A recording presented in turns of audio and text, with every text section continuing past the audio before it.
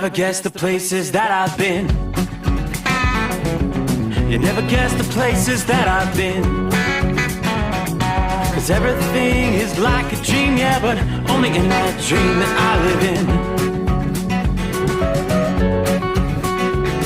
I'm never gonna let the day begin. Never gonna let the day begin. 'Cause everything is like a dream, yeah, but only in that dream that I live in. Oh, don't wake me up before you go, and I'll just make this bed my home. Oh, darling, please just let me sleep. Give me my dreams.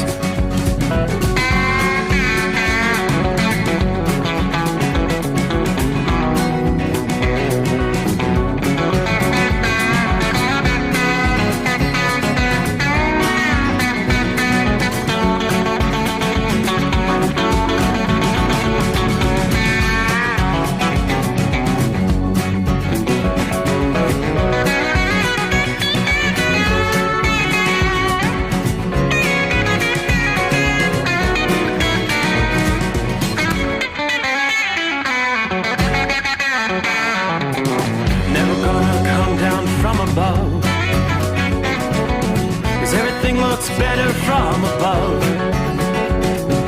Nothing's ever as it seems, yeah, except in that world that I dream of. Never gonna lose the ones I love.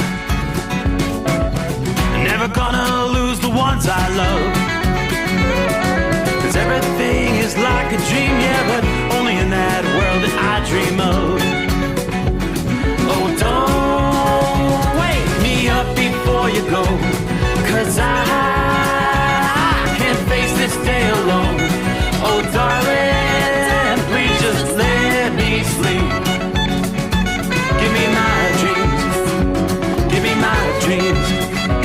Give me my dreams.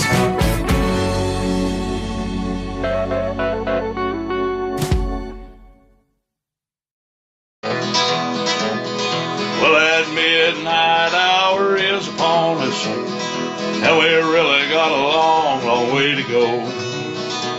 How will we stay awake? Well, thanks to Chris, for goodness sake. We got Steve Sommers on the radio. Got that hot shot secret and the diesel. You know it really makes this Detroit come to life.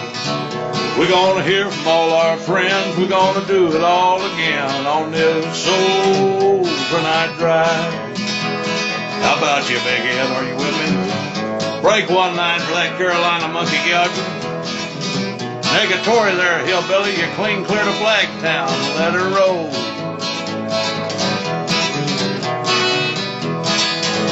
Well, we all tune in to catch the weather, whether rain or sleet or even snow. And it don't matter if you're in New York or Dallas, you'll catch it all on the Steve Sommers Show. We got that hot shot secret and the diesel. You know it really makes that Detroit come to life. We're gonna hear from all our friends. We're gonna do it all again on this overnight drive. Yeah, we're gonna hear from all our friends. We're gonna do it all again on this overnight drive.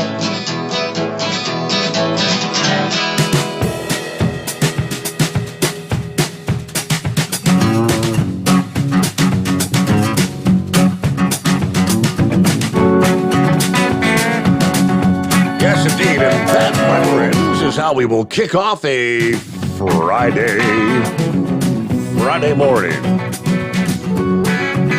Yeah, it's underway here in the Eastern Time Zone. We'll work our way into 11th day of February for 2022. From the East Coast to the West Coast, good to have you aboard. OvernightDriveRadio.com. GNCRadio.live. Hey, the options are growing.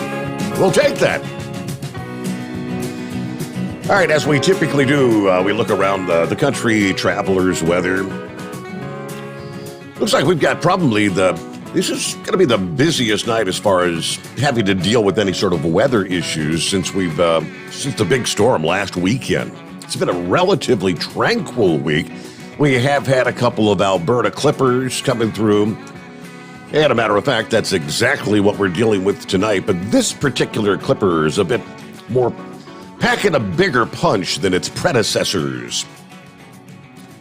Yeah, this particular clipper began pushing across Minnesota this past afternoon.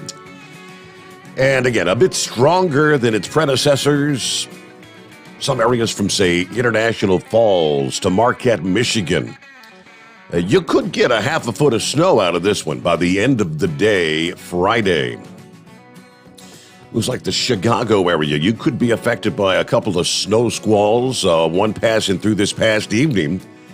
Maybe another coming through Friday afternoon.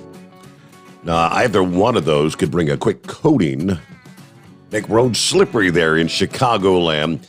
Not only will this clipper have a bit more snow, but much colder air will be plunging in behind it, and that cold will be accompanied by some gusty winds. So again, mercury is going to fall to shiver-worthy levels, gusty winds making it feel even colder as the temperatures drop with this storm. Yet another clipper may follow by the end of the weekend into early next week. This path of a bit less uncertain at this time. Yet next clipper could dive as far south as maybe Illinois, Indiana, and Ohio before falling apart by the time it reaches the Appalachians. So as I look at the current radar scene, you can see it's a pretty potent clipper. The heavier snows have now exited Minnesota. You've seen some pretty decent snow pushing through parts of Wisconsin, now crossing the lake, heading into western portions of Michigan. Snow falling down into northern portions of Illinois. You get back to right about the Illinois-Iowa line. It's rain, and we've got rain pretty much locked in through the southern two-thirds of Iowa, back into the northern half of Nebraska. Still rain up into central portions of South Dakota. Then there is some colder air in place back up to the northwestern corner of South Dakota, back through southeast, from southeast to northwest through the heart of Montana there. Some snow squalls. The only areas that are really looking at decent accumulations is the zone from especially northern Minnesota, northern Wisconsin, into the northwestern corner of Michigan. Enough snow to prompt winter weather advisories. Now, with the winds, we were talking about the winds coming in following the backside of the storm. It is going to be producing blizzard conditions through parts of North Dakota and on over into Minnesota. We have blizzard warnings in effect until 9 a.m. Central Time Friday morning. Additional snowfall, maybe up to an inch, but winds gusting to 50 miles per hour. So a lot of blowing and drifting, northwest Minnesota, northeast and southeastern portions of North Dakota. Plan on, obviously, slippery road conditions. Widespread blowing snow could significantly reduce visibility. Hazardous conditions could impact even the morning commute. Gusty winds could bring down some tree branches. Dangerously cold wind chills. How about wind chills 35 below zero? Yeah, that's cold enough to cause frostbite on exposed skin in as little as 10 minutes' time. So again, you're going to have to bundle up. Yeah, one other advisory, let's see, this includes areas like Fargo, North Dakota, Breckenridge, Moorhead. Again, blizzard warnings until 9 a.m. Friday morning. In Minnesota, Wilkin and Clay counties. In North Dakota, Cass and Richland counties. Wind chills there could be 20 below zero. Winds gusting to, say, 45 miles per hour. So those are the blizzard warnings in place for that portion of the country. A much broader area, as I said, winter weather advisories through northern portions of Minnesota, Wisconsin, the entire UP of Michigan, on over into northwestern lower Michigan. Don't think the accumulating snow is going to be quite as much. Let's see. Here's what they're saying. Snow and lake effect snow Accumulations 1 to 4 inches tonight, then additional. The lake effect snows as the winds move into the region. Lake effect snow amounts 4 to 9 inches Friday morning through late Friday night. So expect an inch or less of additional snow in southern Marquette County. Winds, though, gusting to 35 miles per hour, blowing and drifting snow. So that's got your winter weather advisories. Moving on down to the Weather Service office there in Marquette. Yes, snow and the lake effect snows accumulating 2 to 5 inches tonight, then additional lake effect snows 3 to 7 inches Friday morning through late Friday night. When those lake effect bands kick in, you'll probably see some of these areas bumping up from winter weather advisories to winter storm warnings with the heavier accumulations there. Meanwhile, looks like a major shift in the weather pattern for the eastern USA will usher in some above normal temperatures next week. The heat's going to begin easing up along the west coast with some much needed moisture. However, the pattern transition will not come without consequences. A big storm will be taking shape in the nation's midsection once again. Along that stark temperature contrast, we're going to see the battle of the air masses once again. Some places may get snow, others may face an outbreak of severe weather. Now, we've seen over the past 4 to 6 weeks a southern dip in the jet stream across the east, with that northward bulge out west being kind of dominant. That's allowed the periodic cold and stormy conditions in the eastern USA to be mainly dry, but warm conditions out west, areas west of the Rockies. That is going to change next week, they tell us. The jet stream pattern that will persist probably into this weekend is going to do a 180-degree flip. A northward bulge will set up in the east with a southward dip developing in the west next week. Now, even though many portions of the southern and eastern states have experienced some mild days, 30s, 40s, and 50s for highs, the warm surge slated for the latter half of next week may add another 10 to 20 degrees to those highs. And we're going to be talking temperatures reaching the 50s, 60s, and maybe even some 70s next Thursday and Friday. We're looking a full week ahead. In much of the Northeast, we're going to be looking at some of the highest temperatures probably since December. Average normal highs this time of year, 57 for Atlanta, 47 for D.C., 41 in New York City, upper 30s in Boston. Meanwhile, record-challenging warmth west of the Rockies from this week. That's going to be swapped with more typical highs ranging from the 30s in the mountains to the 60s and lower 70s in the coastal southern portions of California. Portions of the Southwest may experience some of the lowest temperatures you've seen since December by late next week. Again, a complete flip-flop for the east and the western reaches of the country. Now, that dip in temperatures will be accompanied by some rain and even some light to moderate snow from the Cascades in the northwest to the Sierra Nevada in California, then eastward into the central and southern Rockies. This new jet stream configuration kind of paves the way for that major storm to develop over the southern plains and the Rockies. Then it's going to ride northeast over the central states to the Great Lakes region during the middle and latter portions of next week. As this storm takes shape east of the Rockies, it's going to begin pooling in moisture from the Gulf of Mexico. That's going to help fuel precipitation that will fall in different forms again. On the cold northwestern side, we'll see a band of moderate to heavy snow. Difficult travel conditions will extend from maybe as far south as the Texas-Oklahoma panhandle regions, stretching up northeastern to portions of Wisconsin and Michigan, maybe just north and west of Chicago. Yeah, so we could be talking slippery travel over some of our major interstates once again. And this storm is another that could impact shipping interest. We've had plenty of disruptions in that already in recent weeks. Then, since the air is likely to be warm at the onset of the storm compared to that cross-country storm we saw last week, we will be talking rain rather than snow and ice from much of the southern plains, the middle Mississippi and Tennessee valleys.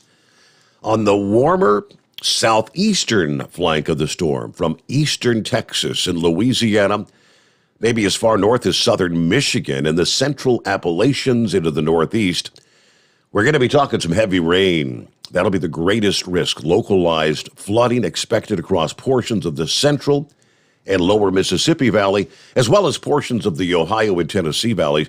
Thunderstorms that develop in parts of the south central states could very well become severe, with the potential for tornadoes to touch down with this at this early stage. They tell us there's a moderate risk of severe thunderstorms erupting from portions of central Texas to central and eastern Oregon next week. In the latter half of the week, that threat will probably shift and expand eastward next Friday across the lower Mississippi Valley.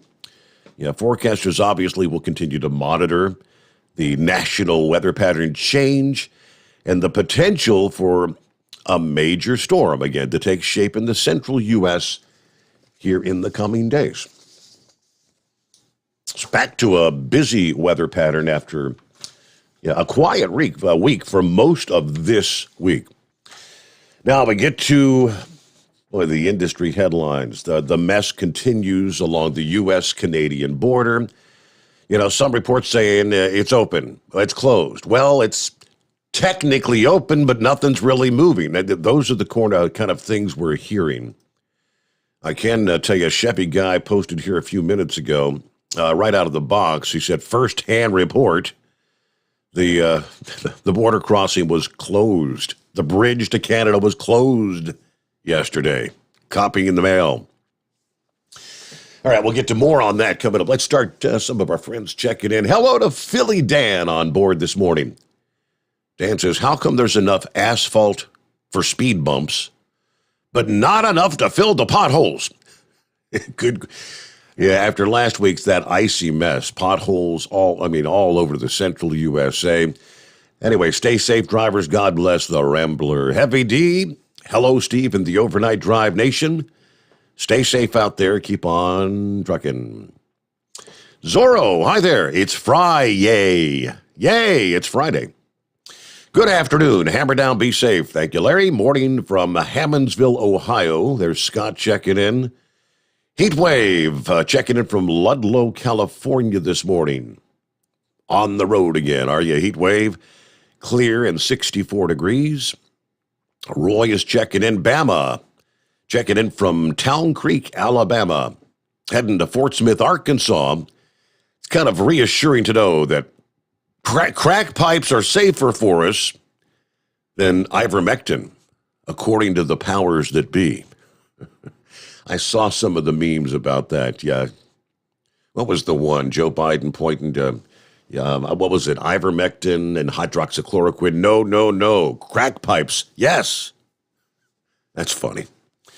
Anyway, there's Chevy guys. First-hand report, bridge to Canada was closed yesterday. Lauren Weiss, two-time world champion bull hauler. Morning, Steve, 45 in Sioux City, Iowa.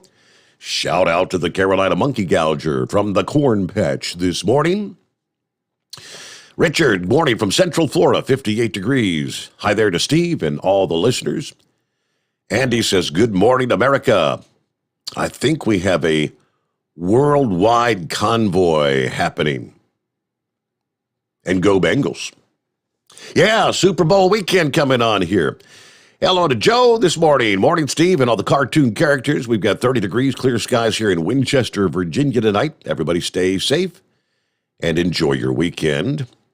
There's James. Morning, Steve, in Bakersfield, California. Headed toward Houston, Texas tonight. Miguel checking in. Happy Friday, everyone. Can't wait for today's episode. 58 degrees in Davenport, Florida at this hour. Hello to Crazy Ray, West Michigan checking in for the best 5 hours in radio. where we've got 26 degrees right now, and happy Friday. Top of the morning, Santa Claus, 52 degrees. He's here at March Air Force Base. Say hello to Kyle, if you will, for me, and ask him if he's going to be out at Sacramento Raceway again this year. Yeah, we'll get to that coming up here. I know he's actually working on kind of finalizing the schedule, the plans for racing action coming up in the 2022 season. David checks in this morning. Good to have you with us. Miss Millie, morning, Steve, and all the crew. I survived Ice-Mageddon. We've got 33 degrees here in Foster, Kentucky. God bless the truck drivers out there. Everybody be safe. Prayers for Pappy's and Knucklebuster's daughters, the ill, those that are ill. Cap and Ron checking in Friday, one day closer to Monday. Thanks for the reminder, Ron. You're always so encouraging. Hello to Dale. Morning, Steve. The missus and I are in Rapid City, South Dakota, driving through sleet and snow, working our way to Michigan for Monday. Everyone out there, have safe travels.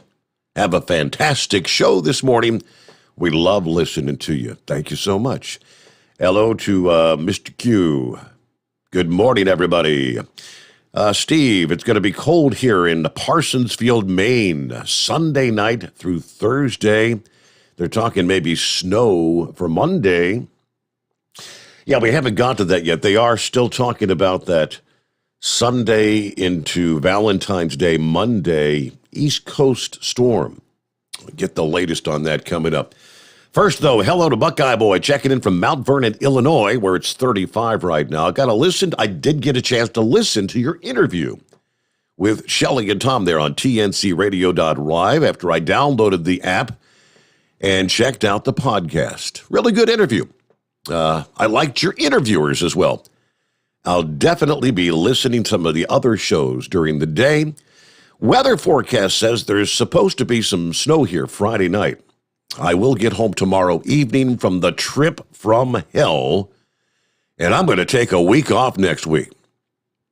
And then maybe leave for Birch Run, Michigan, which is the last stop on the show tour for this particular customer.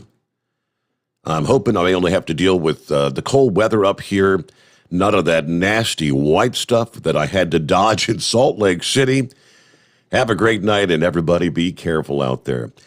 Yeah, the trip from hell, that was a very costly trip as well. The repair job that ended up socking him for like $6,000.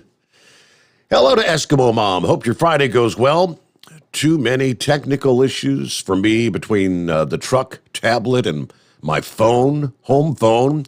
I'll just say I'm ready for the weekend. We've got 36 degrees here in Westchester, Ohio this morning, though. Morning, Steve, from Brownsville, Tennessee. A tip of the hat to Justin, my boy. Yeah, my boy Steve, thanks again for all you do. This is the Mississippi Droopy. Proud to be back driving again. Mississippi Droopy, giddy up and go. It's on the road again, right? And we'll get to some of our other listening friends coming up here. Yeah, Kyle slated to be joining us, kind of filling in the shoes of Chris Gabrelchik this morning, so we can talk all things Hot Shot Secret and so much more. Welcome in to a Friday edition of the Steve Sommers Overnight Drive. Hour number 844-844-3388, live from the Hot Shot Secret Studios. You're listening to the Overnight Drive with Steve Sommers. After a long winter road trip, there's nothing like coming home to a warm, comfortable home. Hi, I'm Steve with USA Insulation. We appreciate our truckers and the long hours you're putting in to serve us all. Without you, we wouldn't even get the materials to insulate. So we want you to feel like a king when you get back. We put our foam in your walls. It's like putting a coat around your entire home. Keeps the cold air out and the warm air in. And with the rising energy costs, that's going to save you a bundle. We're getting homes ready for winter right now, and we have $1,000 of savings for everyone. But because we love our truckers, we're going to give you an additional $250 discount just for mentioning this show. So give us a call, 1-800-USA-FOAM. That's 1-800-USA-FOAM. or usainsulation.net. We're going to give you an additional $250 discount for mentioning the show. 1-800-USA-FOAM or usainsulation.net. USA Insulation. At Hotshot Secret, we share the science behind common diesel problems. For example, Diesel fuel cetane levels. the cetane rating in diesel fuel is 42 to 45. Most diesel engines operate more efficiently with a cetane rating of 48 to 50. One treatment of Hotshot Secret Diesel Extreme will raise your cetane 7 points, increase fuel economy, and improve cold starts. Hot Shot Secret Diesel Extreme is available nationwide at truck stops, fine farm and auto stores, and online at hotshotsecret.com. Hot Shot Secret. Powered by science. My daughter Brinley is here at St. Jude. Coming here was literally life or death, and it was so scary. But St. Jude is fighting for one goal, like this one mission, life. And that gave us hope. We haven't received a single bill from St. Jude, so I really can just focus on what's best for Brinley. Finding cures, saving children. Learn more at stjude.org. And now, back to the Steve Sommers Overnight Drive. Live from the Hot Shot Secret Studios.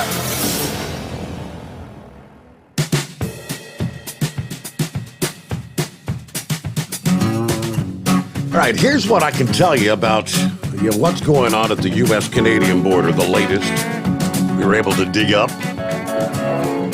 Yeah, starting with, of course, as we know, the protesters flocking to the Ambassador Bridge, connecting Detroit and Windsor earlier this week. So it was temporarily closed. Now they're saying the bridge has since been technically reopened. But those in the know say it really isn't. Officials say accessibility is limited from Canada into the U.S., with protesters still in the area. Drivers looking to enter the U.S. from Canada via the Ambassador Bridge still experiencing major delays, according to the Fox Detroit affiliate. Windsor's mayor, Drew Dilkin, says the technically open bridge really isn't open. This is getting really tiring, he says.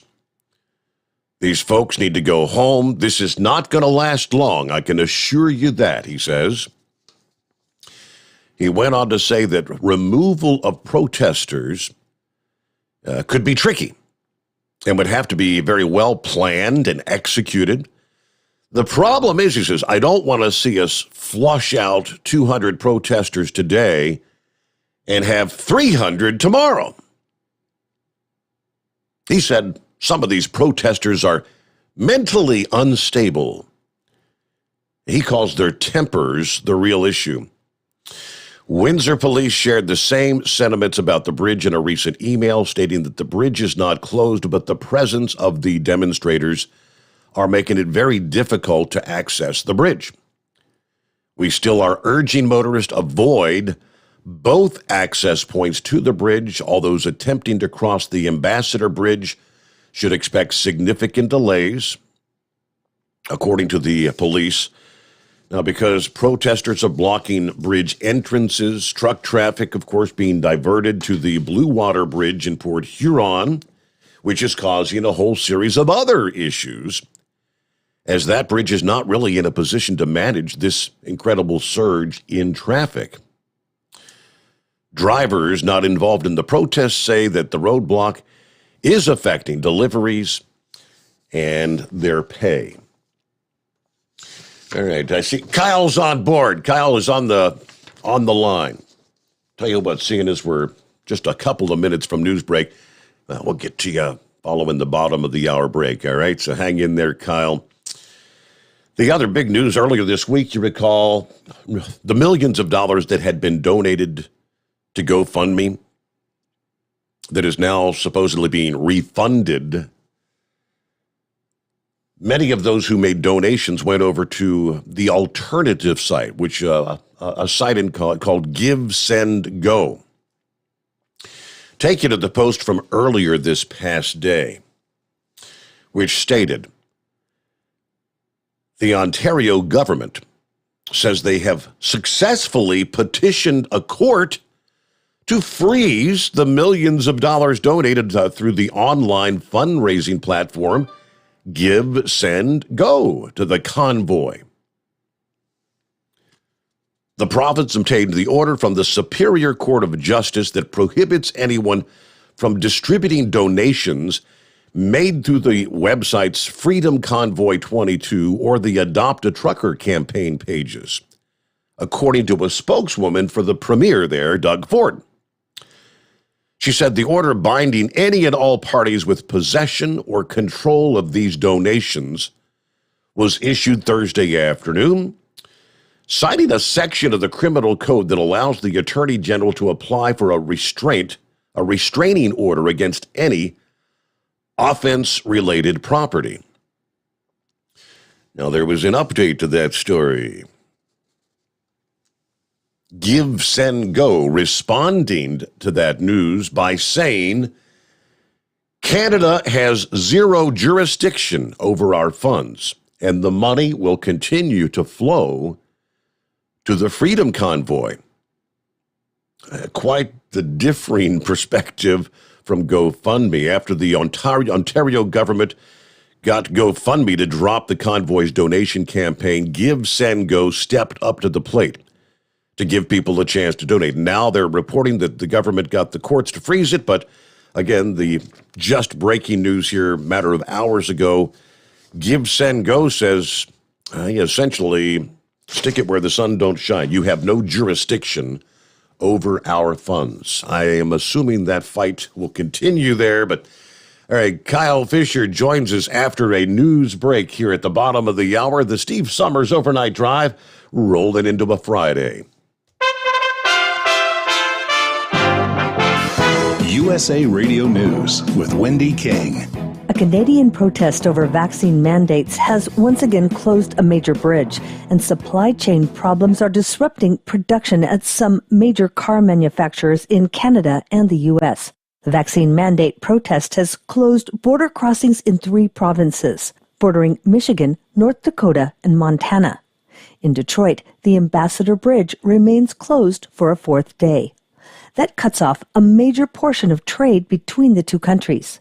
Michigan's Governor Gretchen Whitmer demanded the Canadian government open the bridge back up. They got to clear the path so that commerce can flow, or a lot of people are going to be unemployed. GM, Ford, and Toyota are just a few of the automakers that are forced to slow production at several plants due to a lack of parts from the logjam. This is USA Radio News.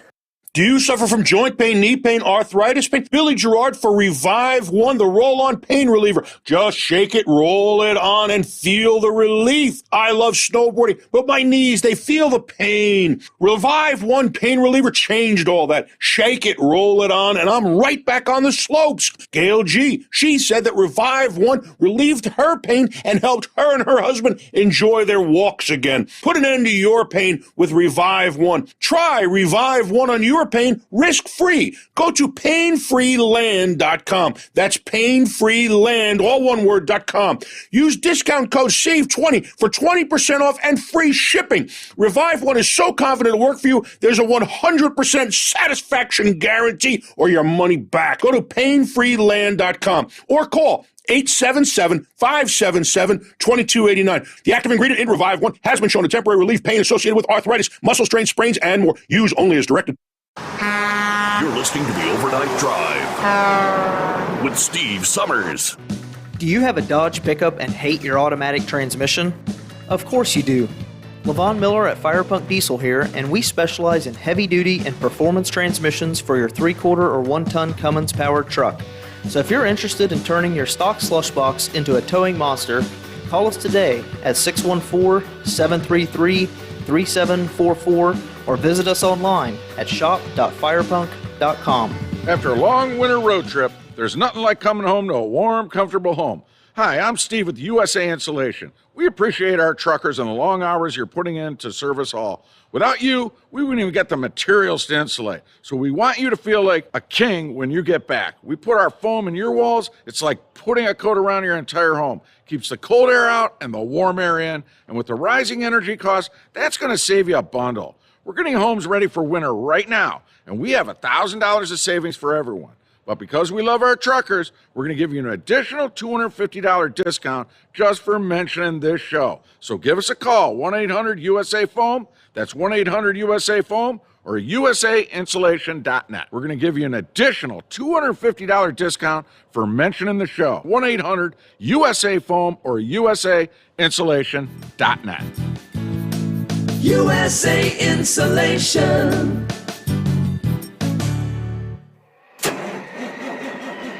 It's coming. Crisp fall mornings turn bitter cold. You climb into your diesel and it feels like you're sitting on an ice cube. Imagine how your engine feels after a frosty night. Freezing temperatures impact your diesel's fluids, especially fuel. As the temperatures drop, water that is emulsified within your fuel is released, adding more water into your system. Frozen water in your fuel lines, filter, or bowl will simply slow the flow, or worse, stop the flow of fuel in your system. No fuel flow, no start. Get prepared now for the cold that is coming. Hot Shot Secret Diesel Winter Anti-Gel is a premium fuel additive that lowers your fuel's pour point to minus 65 degrees. If it's that cold out, you shouldn't be on the road. You ought to be at home in front of the fireplace. Hot Shot Secret Diesel Winter Anti-Gel Premium Fuel Additive. Available now online at hotshotsecret.com. Hot Shot Secret.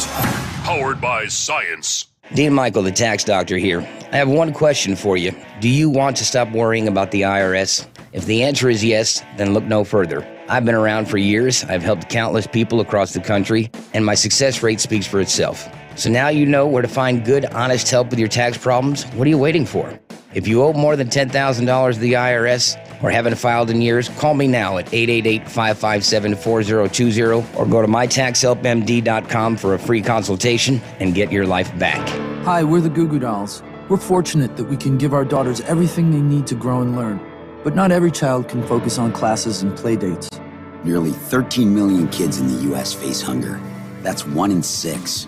School lunch might be their only meal each day, and it's heartbreaking to imagine any child going to bed hungry. We're dreaming of a perfect day when kids can smile, play, and just be kids without worrying about where their next meal will come from.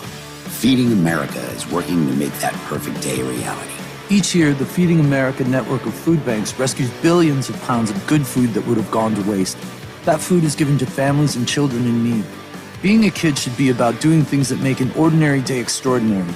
Learning to play an instrument, building a sandcastle, hosting tea parties. Hunger should never be an obstacle to growing up. You can help end childhood hunger in your community by visiting feedingamerica.org. Brought to you by Feeding America and the Ad Council. Keep the bugs off your glass and the smokies off your ass. This is the Overnight Drive with Steve Sommers.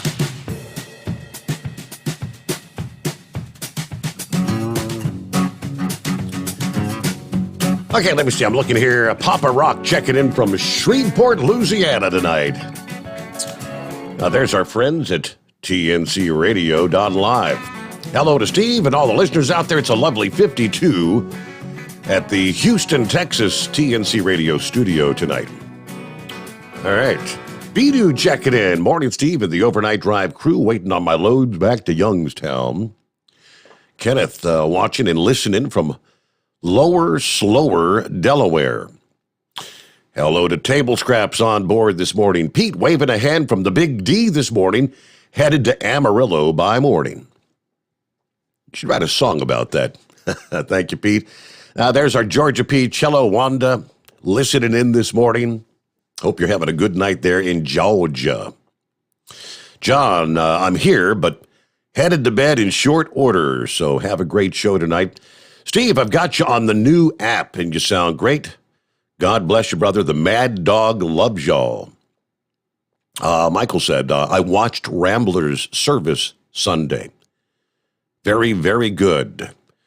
Michael, I'm sure the Rambler appreciates that. Thank you so much. Hello from Cape San Blas, Florida. That's Larry, 52 degrees, no ice.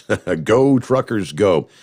Carolina Monkey Gouger in the house. 3-time champion Meat Holler. Shout out to the Malibu Lauren Weiss. Very good. Kim, good morning. Overnight crew. Silly question, But while the intro songs are playing, does anybody else feel all giddy like a kid waiting for their favorite cartoon to come on? Or is it just me? All I know, Kim, is that puts a smile on my face. That's a compliment. Looper, morning, everybody. Hope you have a great weekend. Thanks for the great show, Steve. There's Jimmy Jammer checking in right now, 33 in Evansville, Indiana. Making my way to Monee, Illinois. Have a great morning. There's Shadow Artist checking in Brooksville, 33 degrees, clear skies. Oh, there's the Rambler. Speak of the better not say that. Speak of the devil. What? Well, praise God. Hello, everybody. The Rambler, and I'm honored to be out here with you all tonight.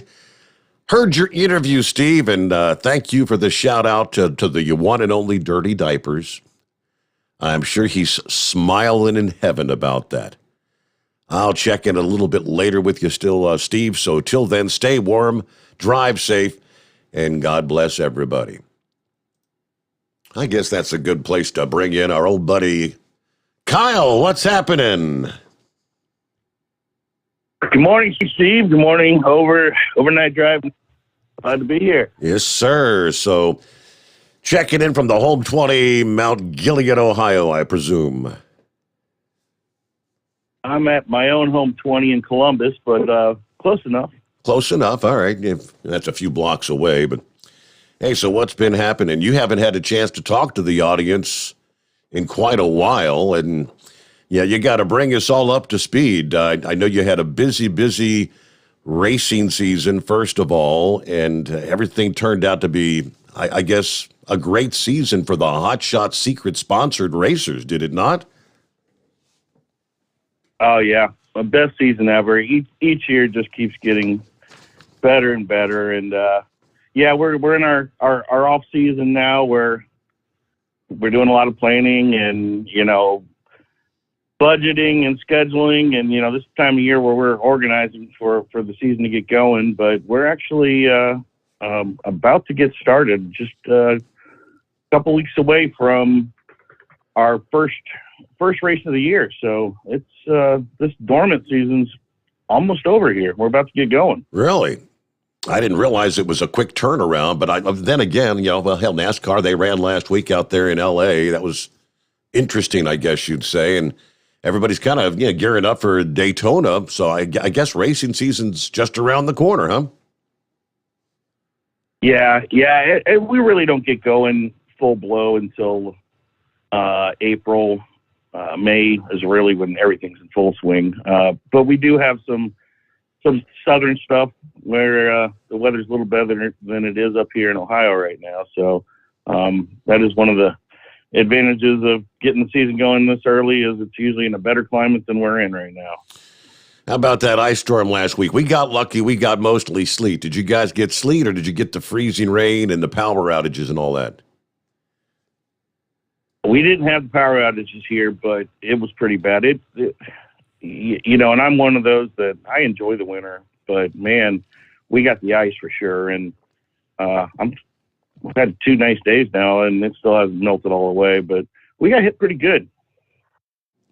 Same here. I mean, we've had a little melting every day, and then when sun goes down, everything freezes back up solid again, and it's been pretty slick out there. And once the sleet came down, I guess if you didn't get it off immediately, it just all compacted and froze solid as a rock, and it's hard as to try to get a shovel under it. Yeah, that's what I'm dealing with in my neighborhood for sure. Well, for listening friends who may not be familiar with Kyle Fisher, maybe give him a little breakdown. You're kind of filling in the shoes for Chris Gabrelchik this morning, but yeah, Kyle, you know the products, the Hot Shot Secret, the ins, the outs, the pros, the cons, pretty much nearly as well as Chris Gabrelchik does, correct?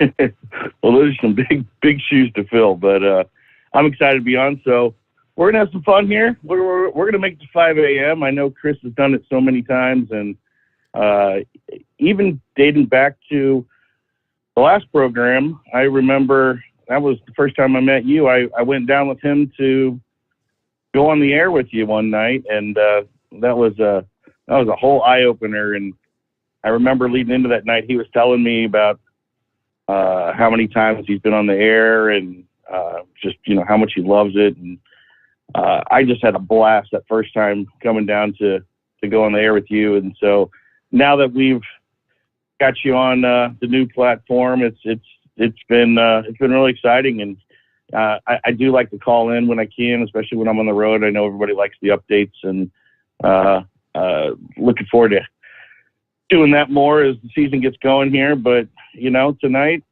I'm going to be my best Chris Gabrelchek I can be. But give you a little background. Again, my name is Kyle Fisher. I'm the Director of Branding and Promotions with Hot Shot Secret. I've been working at LSI since 2017. Yeah, 2017 I started. So I've been one of the fortunate ones that remembers when we were a lot smaller. And man, have we grown since then. And it's just been a fun ride. I started off with the company as the Director of Marketing, and I spent a couple of years in the marketing department. And then I moved over to the sales side. I was Director of Sales for a couple of years after that, leading into about last year. So it'll be about my second year in my current position as the Director of Branding and Promotions, which now I'm kind of somewhere in the middle of sales and marketing there. I kind of help both sides out, and I do a lot of interviews like this for the company, a lot of our videos. A lot of you may have seen me on the Facebook Live a lot that we do at Hot Shot Secret, which we're starting up again, which actually is going to be live today. We're going to be on our Facebook Live. And I also do a lot of our events, our sponsorships with our sponsored drivers, all of our motorsports programs, and pretty much anything I can do to support all of our sales channels and really try to help educate people on Hot Shot Secret and what we bring to the table. So I am not a tribologist. I like to say that I think one of the things I bring to the company is that I'm pretty darn good at unnerding the nerds, is what we like to say. So I'm not a tribologist. I play one on TV and radio sometimes, but I'm really good at trying to break down some of the difficult stuff that lives in Chris's mind. And I know all the listeners out there know how smart he is. And but at the same time, I'm on the ground floor day to day, in the products and everything. So I'm pretty up to speed on just about everything Hot Shots related. So I'll be happy to take calls tonight and questions, and looking forward to updating everybody on what's going on in the Hot Shots world and some of the cool plans we got coming for 22. Speaking of the Hot Shot Secret Facebook Live program, which took a little respite for the holidays and everything, it's, first of all, Dan just said, Kyle's a very busy man, but one hell of a great guy. Takes care of all his people. So I guess Dan knows you.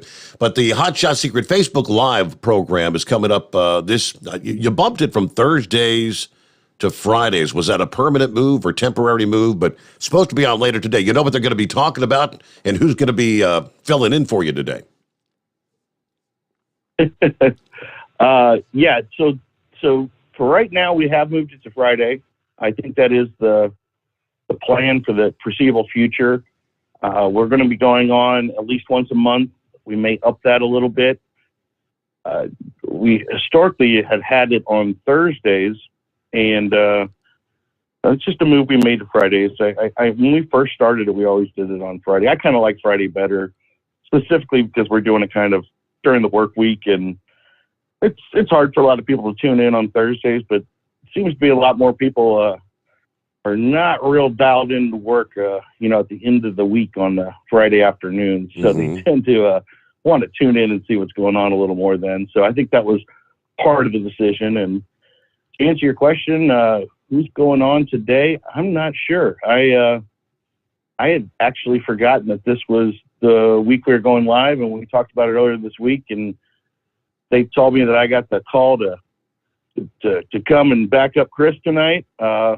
I took the opportunity, and I'm sure we'll probably, my guess would be Eric and Josh will be on today, but we'll see. I'm sure they'll have a post up later today, but right. I'm not going to make it in for that one. I know I'm a little different than Chris. Come on. Work all night, work all day. Just go nonstop. Do a 24-hour gig.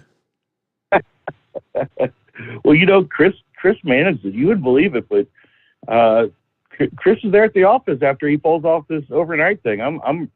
It always amazed me. And now I was kind of giving it to him a little bit because he's got the capability of getting a cat nap before he goes on air, and then grabbing a couple of these really on the backside before he comes into work. And I just can't do that. I'm someone that usually goes to bed at midnight at best. I usually watch the kickoff to your show every night, and so I said, nah, I haven't been to sleep since yesterday morning before work, and I'm going to ride it out. Oh boy, hope you got some coffee or a 5-hour energy or something. All right, so meanwhile, I'm ready. Typically the Hot Shot Secret Live program, by the way, if you're not familiar, that is on the Hot Shot Secrets Facebook or Hot Shot Secret YouTube page. They begin, I believe, at 3 o'clock in the afternoon Eastern time. Is that correct, Kyle?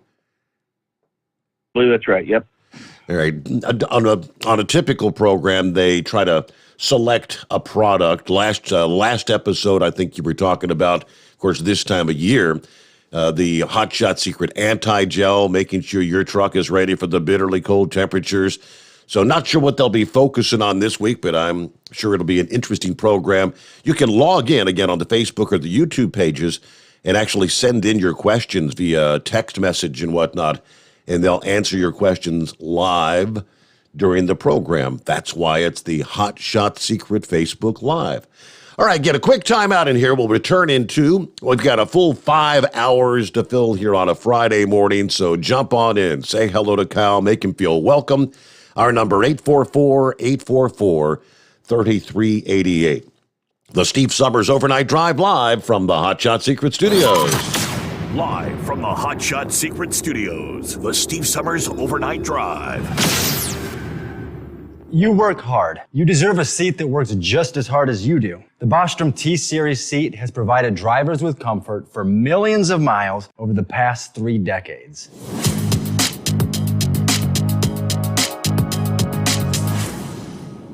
Each seat is built right here in the USA and has 4-position front cushion tilt and higher low-profile air suspension with Isolate. It's also equipped with many standard and optional comfort features, such as high and mid backrests, 9.4-inch 4-aft slide adjustment, adjustable armrests, and manual or dual air lumbar support systems to keep you comfortable throughout your ride. Build your T-Series seat today at BostromSeating.com and ensure your ultimate comfort for wherever the road takes you. Bostrom Seating, the ultimate comfort for the open road. After a long winter road trip, there's nothing like coming home to a warm, comfortable home. Hi, I'm Steve with USA Insulation. When we put our foam in your walls, it's like putting a coat around your entire home. It keeps the cold air out and the warm air in. We're getting homes ready right now for winter, and we have $1,000 savings for everyone. But because we love our truckers, we're going to give you an additional $250 discount for mentioning the show. 1-800-USA-FOAM or USAinsulation.net. My mother was always very active and independent, and she was familiar with her neighborhood. But one day, she stopped at the stop sign for much longer than usual. She wasn't even really sure where she was at. It's important for you to talk to someone about it. I felt so much better after my son told me, Mom, we'll figure it out. When something feels different, it could be Alzheimer's. Now is the time to talk. Visit alz.org/ourstories to learn more. A message from the Alzheimer's Association and the Ad Council. Because Channel 19's a little congested. Call Steve now at 844-844-3388. The Overnight Drive.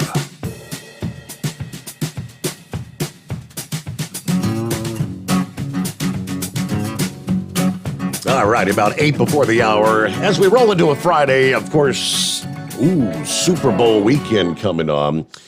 But yeah, one thing I do want to mention before we kind of get into other subjects and whatnot, as far as Kyle Fisher is concerned, for Ken or Dan, who said, Kyle's a very busy man. Yeah, Kyle wears a whole bunch of different hats there at LSI Chemical.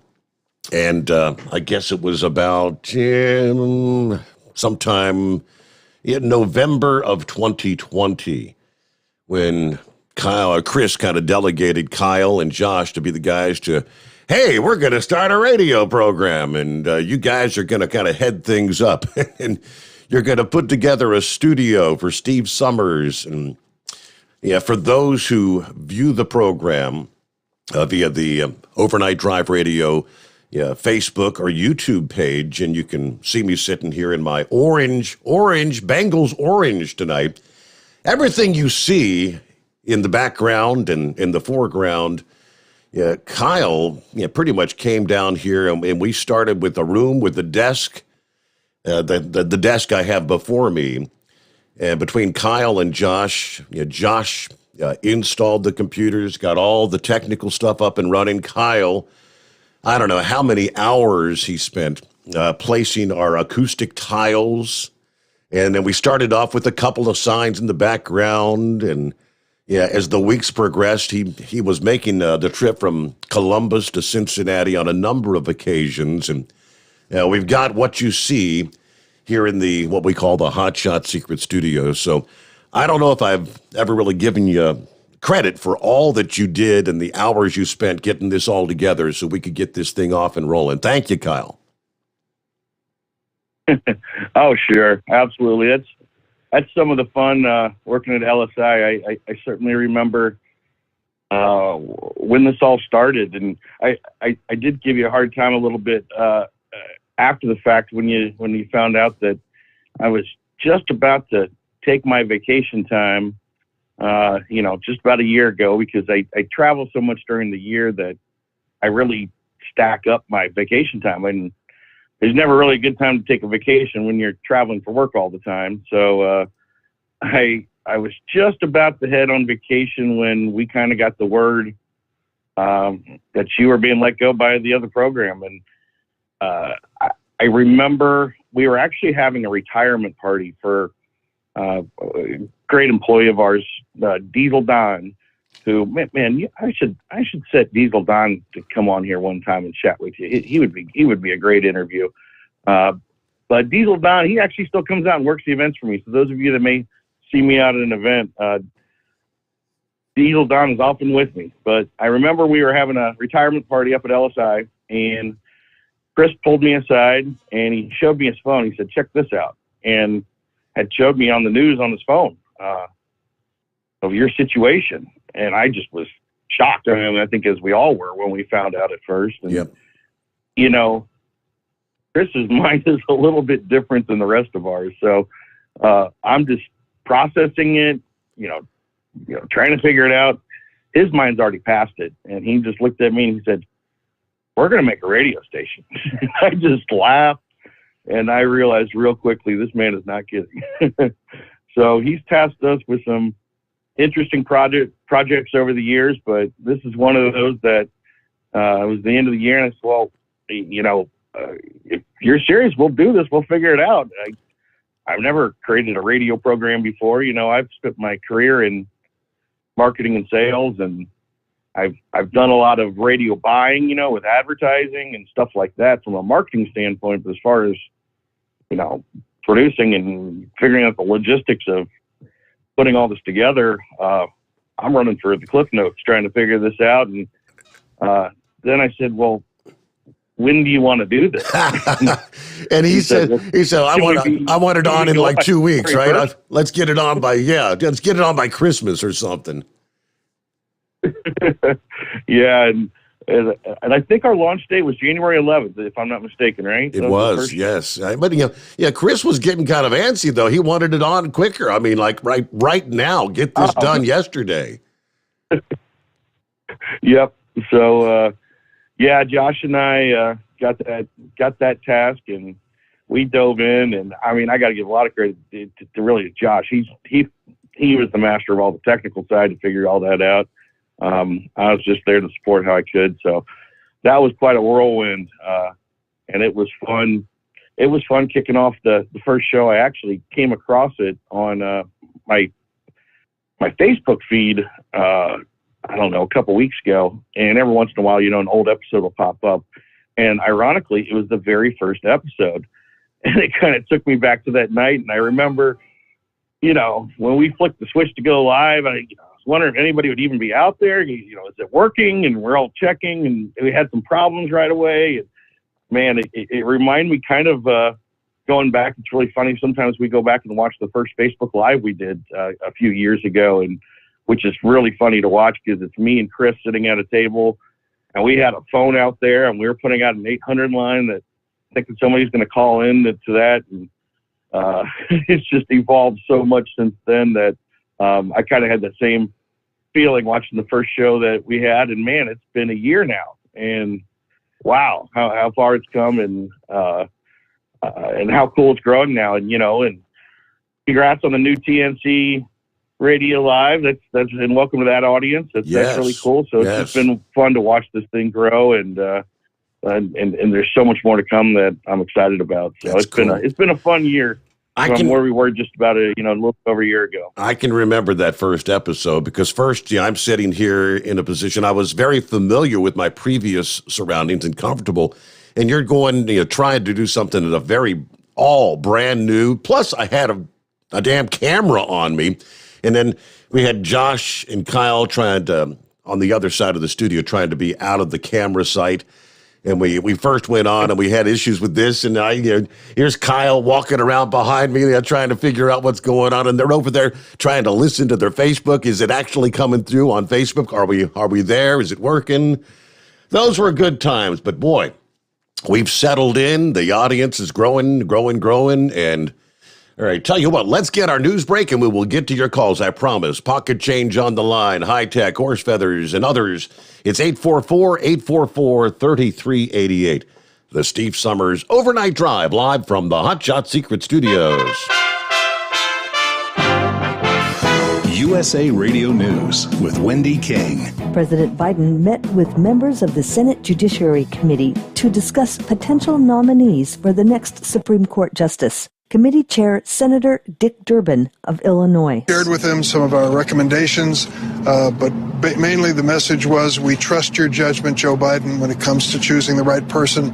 We're going to work as hard as we can to make sure that selection is chosen officially by the Senate as quickly as possible. President Biden has said he wants to nominate a black woman to the high court. Much earlier in the day, the president was in Virginia. He spoke about his Build Back Better plan. It makes sense just to pay a little more in taxes at the top end in order to afford this economic growth we're creating. The president said his legislation would hold drug companies accountable for sky-high prices on prescription medications. This is USA Radio News. Do you suffer from joint pain, knee pain, arthritis pain? Billy Gerard for Revive One, the roll-on pain reliever. Just shake it, roll it on, and feel the relief. I love snowboarding, but my knees, they feel the pain. Revive One pain reliever changed all that. Shake it, roll it on, and I'm right back on the slopes. Gail G., she said that Revive One relieved her pain and helped her and her husband enjoy their walks again. Put an end to your pain with Revive One. Try Revive One on your pain risk-free. Go to painfreeland.com. That's painfreeland, all one word.com. Use discount code SAVE20 for 20% off and free shipping. Revive One is so confident it'll work for you, there's a 100% satisfaction guarantee or your money back. Go to painfreeland.com or call 877-577-2289. The active ingredient in Revive One has been shown to temporary relief pain associated with arthritis, muscle strains, sprains, and more. Use only as directed. We finally have some answers as to the mystery of what killed Bob Saget. New information is out on the death of Full House star Bob Saget. His family confirms he had a brain bleed after accidentally hitting the back of his head.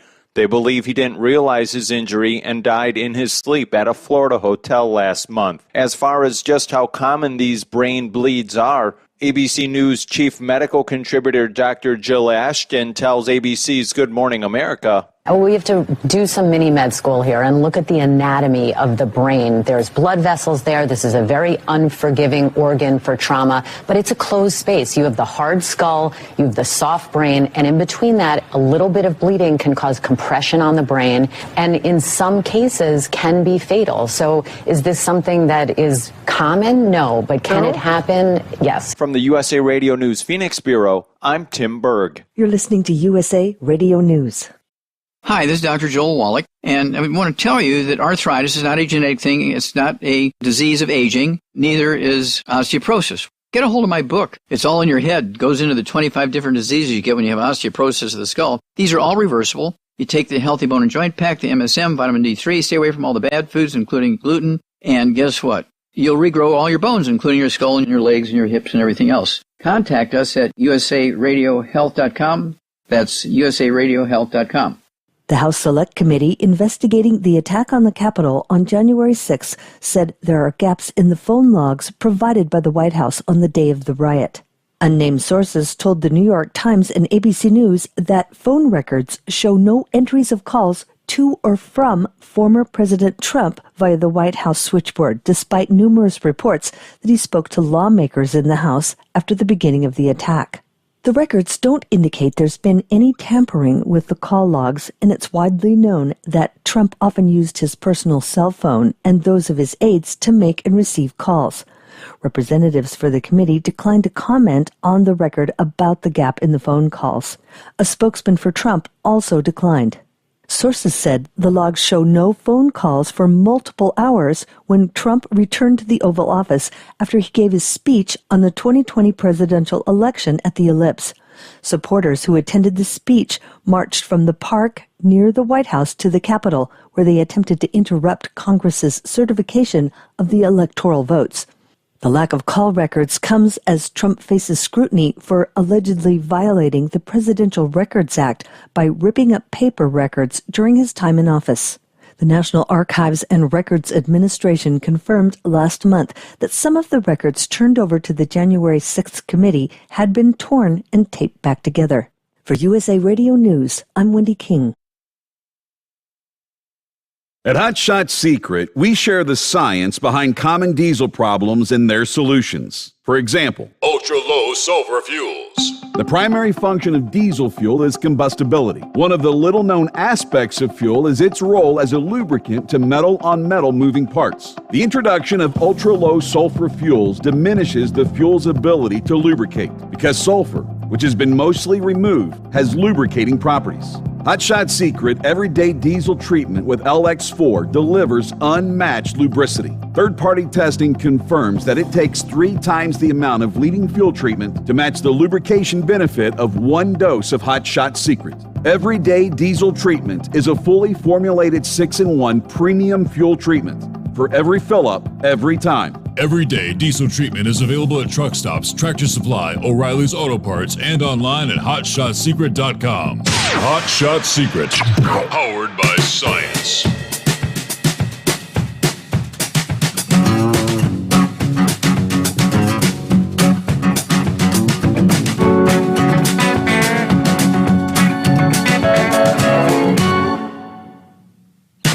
All right, back at it here on a Friday. 11th day of February already. It's a short month as well. Don't forget, 28 days. All right, quick, like I did mention, possibility of a storm impacting this one's going to be a real coastal storm coming up later in the weekend. Sunday into Monday is the time frame they're looking at. Chances are increasing, they tell us, that that's going to develop along the East Coast, and it will bring some accumulating snow to areas from the mid-Atlantic up into New England. It's not going to be a blockbuster storm in terms of snow, but it may bring some travel issues. We have seen well above normal temperatures in recent days, and that's going to continue through Saturday. So it may be hard for some to believe that you're telling me snow's going to be in the forecast, but temperatures are going to tumble significantly by the second half of the weekend, and that's going to set the stage for several inches of snow. Again, not a major snowstorm, but there could be enough to make for slippery travel Sunday from Washington, D.C. to Baltimore and Richmond, Virginia, as people may be heading out, going over to friends' houses to watch the big game later Sunday evening. Super Bowl Sunday, by the way, coming on. Temperatures today, Friday, Saturday, is going to be in the upper 50s to close to 60 in D.C. and Baltimore. So the ground temperatures are really warming up. Yeah, the warmth preceding any snow will be even more impressive in Richmond, Virginia. You would normally be in the low 50s this time of year. You're going to be in the 60s through Saturday. Even though the forecast high of 67 for Saturday is well above normal, it will not be a record high. Believe it or not, record high, 75 degrees. But that will definitely limit accumulations when the snow first begins to fall. It'll take some time to cool the ground. It's possible some rain may mix in with the snow, and that's especially true when the precipitation falls lightly. Right now, forecasters are anticipating generally 1 to 3 inches from West Virginia, the West Virginia, North Carolina mountains, I should say, northeastward through much of Virginia, Maryland, Delaware, on up into central and southern New Jersey, Long Island, New York, on up into southeastern New England. And the heaviest accumulations are going to be on the non-paved surfaces, especially in the cities. Now, there's going to be a pocket, a zone of maybe 3 to 6 inches of snow in parts of Virginia. Could see storm max totals approaching 10 inches in central portions of the state. Now, that's a pretty decent storm, according to 1 inch of snow from the central Appalachians to the northern areas of the mid-Atlantic and along the Virginia border of North Carolina when you get away from the mountains. Regardless of how far north and west any snow falls, the entire eastern portions of the country will be turning colder for the latter half of the weekend into Valentine's Day Monday. That quick change to those colder conditions after the storm. Obviously, untreated, wet, slushy areas are going to freeze up. So come early next week, we will have to watch for slippery bridges, overpasses there in the Northeast. I promised we'd get to our colors this morning. Let's do that as Kyle Fisher joins us on a Friday. Pocket change. Hi there. Good morning, Steve. Hey, I'm smiling. This has caught my name correctly 2 times I've called in. So How about that? I must be getting my radio voice. So. But y'all was talking about the first episodes and all. It was when I found you on YouTube. It was like, you said you was going to land on your feet, and by George, you did. So it was good to see you on YouTube when we first got the chance, to pick you up. Sure. But, that was a good thing about your show. Is you bringing guests on that, that actually have their hands in the product, and I used to like it when you'd have them on, with the seats or,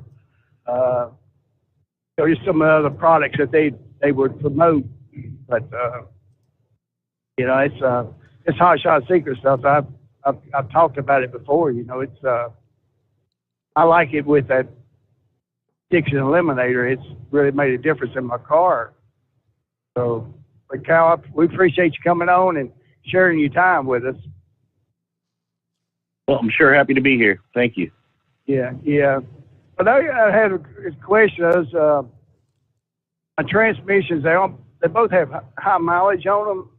And the question is, how do you put your product in there, and then once you complete the steps, will it allow you to do oil changes or the transmission fluid changes?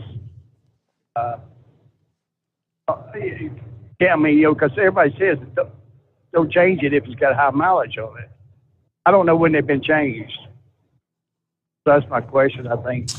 So that's the shift restore, I believe they call it. I guess explain to people the Shift Restore, what it does and how that's, and what your recommendation is. If you've got high miles, he has no idea when the fluid on this vehicle was last changed. What do you think?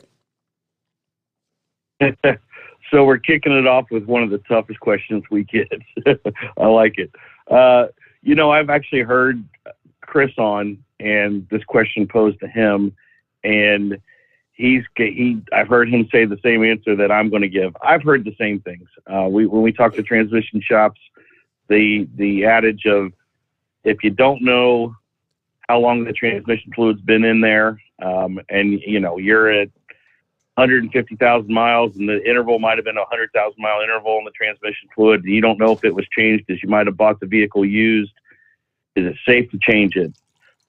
I've heard both sides of that, and from the educated transmission people I know, there's some truth to that. So the great thing about our Shift Restore product is that it's definitely safe to add to that transmission fluid. Now, me personally, and what I've gotten advised by our R&D is, if you are looking at an application where you're past that point where you've gone far past that interval, and you're nervous about changing out that trans fluid, anyway, you're just going to ride it out, our Shift Restore is an absolutely great product to use in that scenario, to add to that old transmission fluid that you have in there.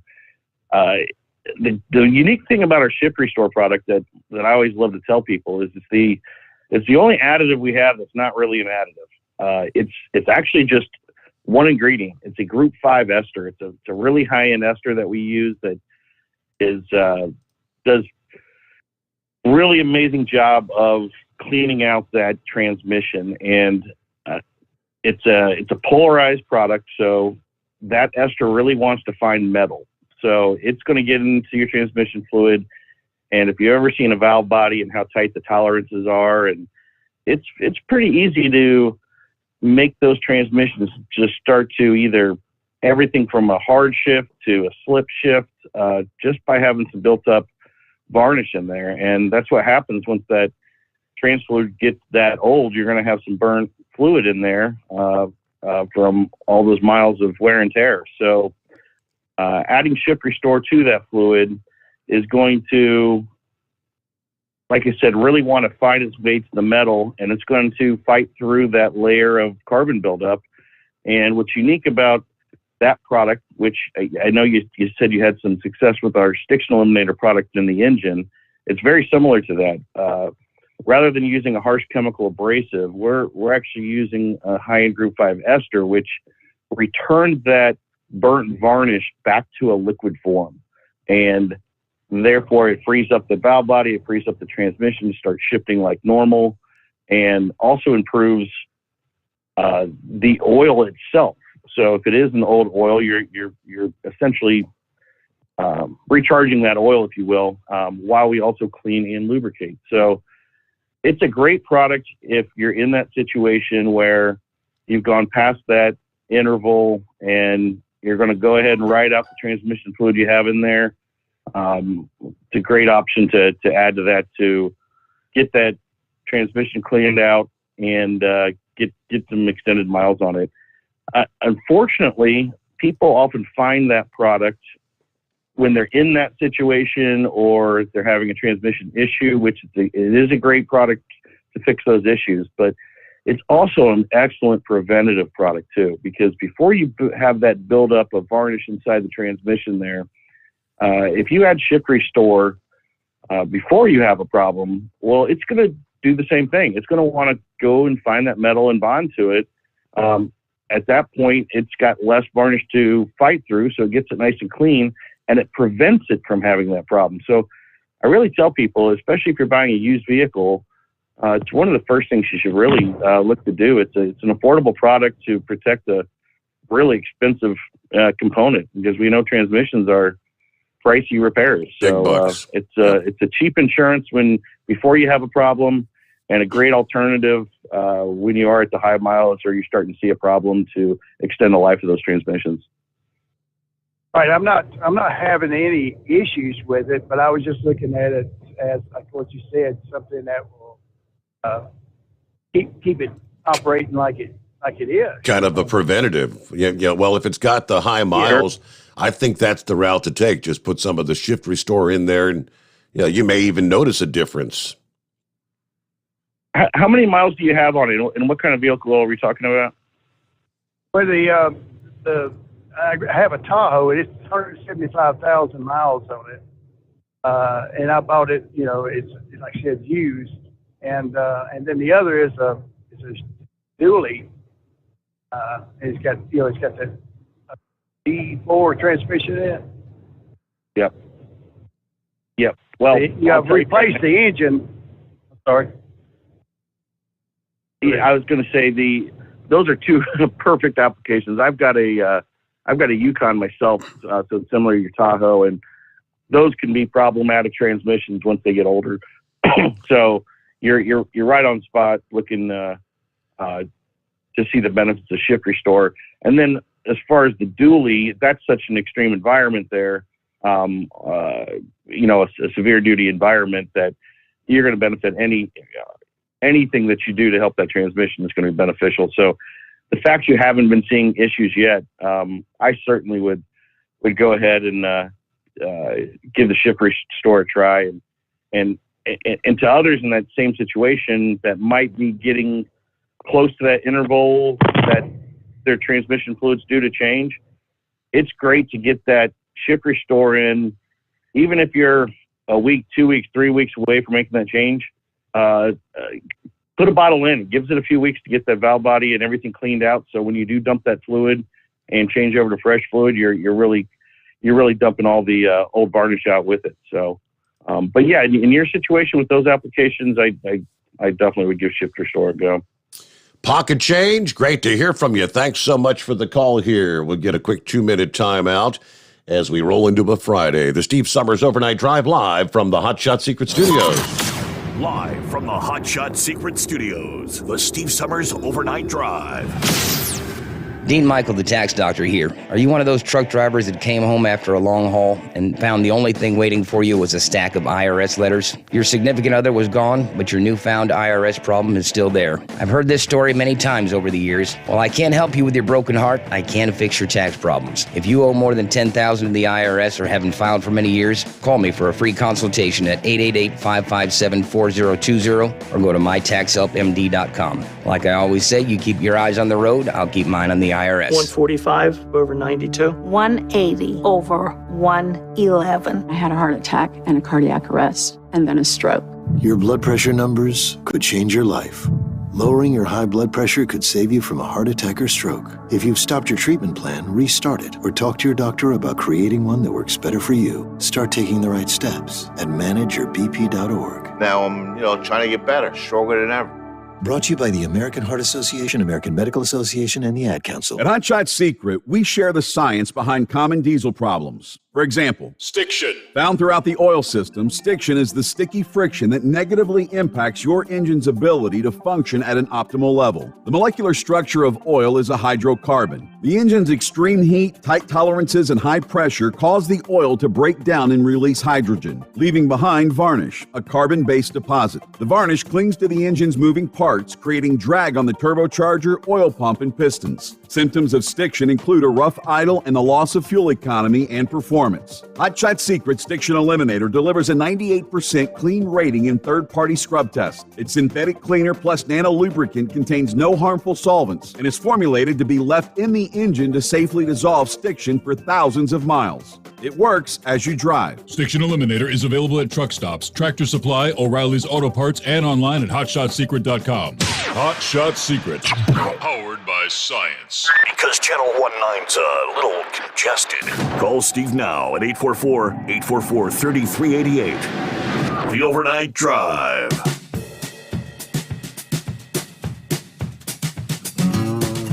Okay, right back at it here. Back to the phones we go, and I believe if the screen got it correct, Roger, would that be... Morning, Roger. Good morning, Steve. How you doing? Happy Friday. What's happening? Over there? Yes, sir.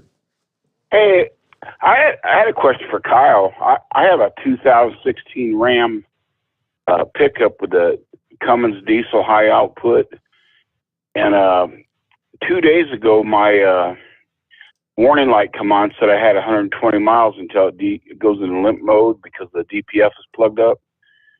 Well, I went to O'Reilly's and bought a bunch of the Diesel Extreme. I had like a quarter of a tank, which is probably 8 gallons, 7-8 gallons. I put like 6 or 8 ounces of that in there, and I drove for 2 days, and now the lights went out. But I called the Dodge dealer back, and they told me, well, you just got a temporary fix going there. You still need to get it in here. But what's he got to say about that? Interesting, Roger. You said it was a 2016 Ram? Yes. Yeah. So you should have on the dash, you should have, I've got a 20 Ram, and I know we got a similar cluster that shows how much your DPF is clogged up, how much remaining life's on it. The regeneration cycle should be cleaning all that out. If you're getting to an issue where the regens aren't cleaning out the particulate in the DPF filter, then there could be potentially a problem with that emission system, and it may require a dealer visit, unfortunately. Yeah. That's the problem with these DPF filters. They just, to reference Kriskin, I've heard him talk about they often cause more problems than they do good, and they're challenging systems. One thing that we recommend is to run a fuel additive, and that's going to prevent, it's going to cut down on your regens because it's going to cut down on the particulate you're adding to the filter. And basically all we're doing is bringing the cetane level up of the diesel fuel, because as we know, we have really poor diesel fuel in this country, and they're really weakened by on the cetane levels. I know California has a pretty high requirement. I think they're 50 cetane out there, but normally around the rest of the country, we do a lot of fuel testing nationwide, and I believe it's a 40 cetane minimum, and we've seen it below that. Normally it's pretty darn close to that. So the fuel jobbers are putting just enough in to make the claim and meet government regulations. By bringing that cetane level up, using our Diesel Extreme, which is our periodic cleaner. We recommend that every 6,000 miles or so. But more so using our everyday diesel treatment, that actually brings the cetane up in every single tank in between. And you're going to see anywhere from a 4 to 7 point increase on the cetane. And that's making the fuel burn more efficiently and more fully. And all the particulate that DPF is basically spent fuel. It's fuel you're not using to get the truck down the road, so you're losing MPGs because of it, and you're throwing that extra fuel burn off into that filter, so you're making it work harder. So to the point where you're already having an issue where it's not regenning properly to fully clean out that DPF, you may be past the point of fixing it with an additive solution, more on the preventative side. Now, one advice that I can try to give you outside of my lubrication expertise is to look into manually regenning the truck. I don't know the process of that on a 2016, but there is a way to force a regen, and that's probably going to if you've got an issue or not with the regeneration process, because if you force that regen, it should clean all that out, and then on your dash you should see that DPF's cleaned out. So if you can force it and it's not finishing, you got an issue, unfortunately. Yeah, the dealer told me you got to have a laptop and you got to have a program to do it, and they want $100 diagnosis, and then they want like $250 to regen it, force it. But I guess my problem is, they said, because I drive it for a car, I don't get on the highway for like long periods of time, and just running 5 miles down to Walmart a couple times a week's bad on the truck, I guess. Yeah, because the vehicle really wants to when that regen process takes place, it can generate, I forget exactly what, I think it's over 1,000 degrees. So they get extremely hot to burn out all that particulate. And to protect the vehicle, it really likes to be on the highway cruising at 65 when it does it. So if you only use the vehicle to run back and forth, and that is very possible that you just haven't given the vehicle the opportunity to put itself in a regen cycle. So I don't know if you got a trip planned soon, or if you're looking for a nice Sunday cruise, but it might be worthwhile to go put it on cruise control on an interstate for a good half hour and see if that regen cycle kicks in and cleans it out. Short of that, I don't know legally how far I could go, because I know they really want to take it to a dealer to regen, but I'm sure that if you do some YouTube searches, you can find a way to manually get that to regen without paying somebody to do it. Yeah, I was kicking around the idea of deleting it, but I was kind of worried about that, but I may end up doing that anyway.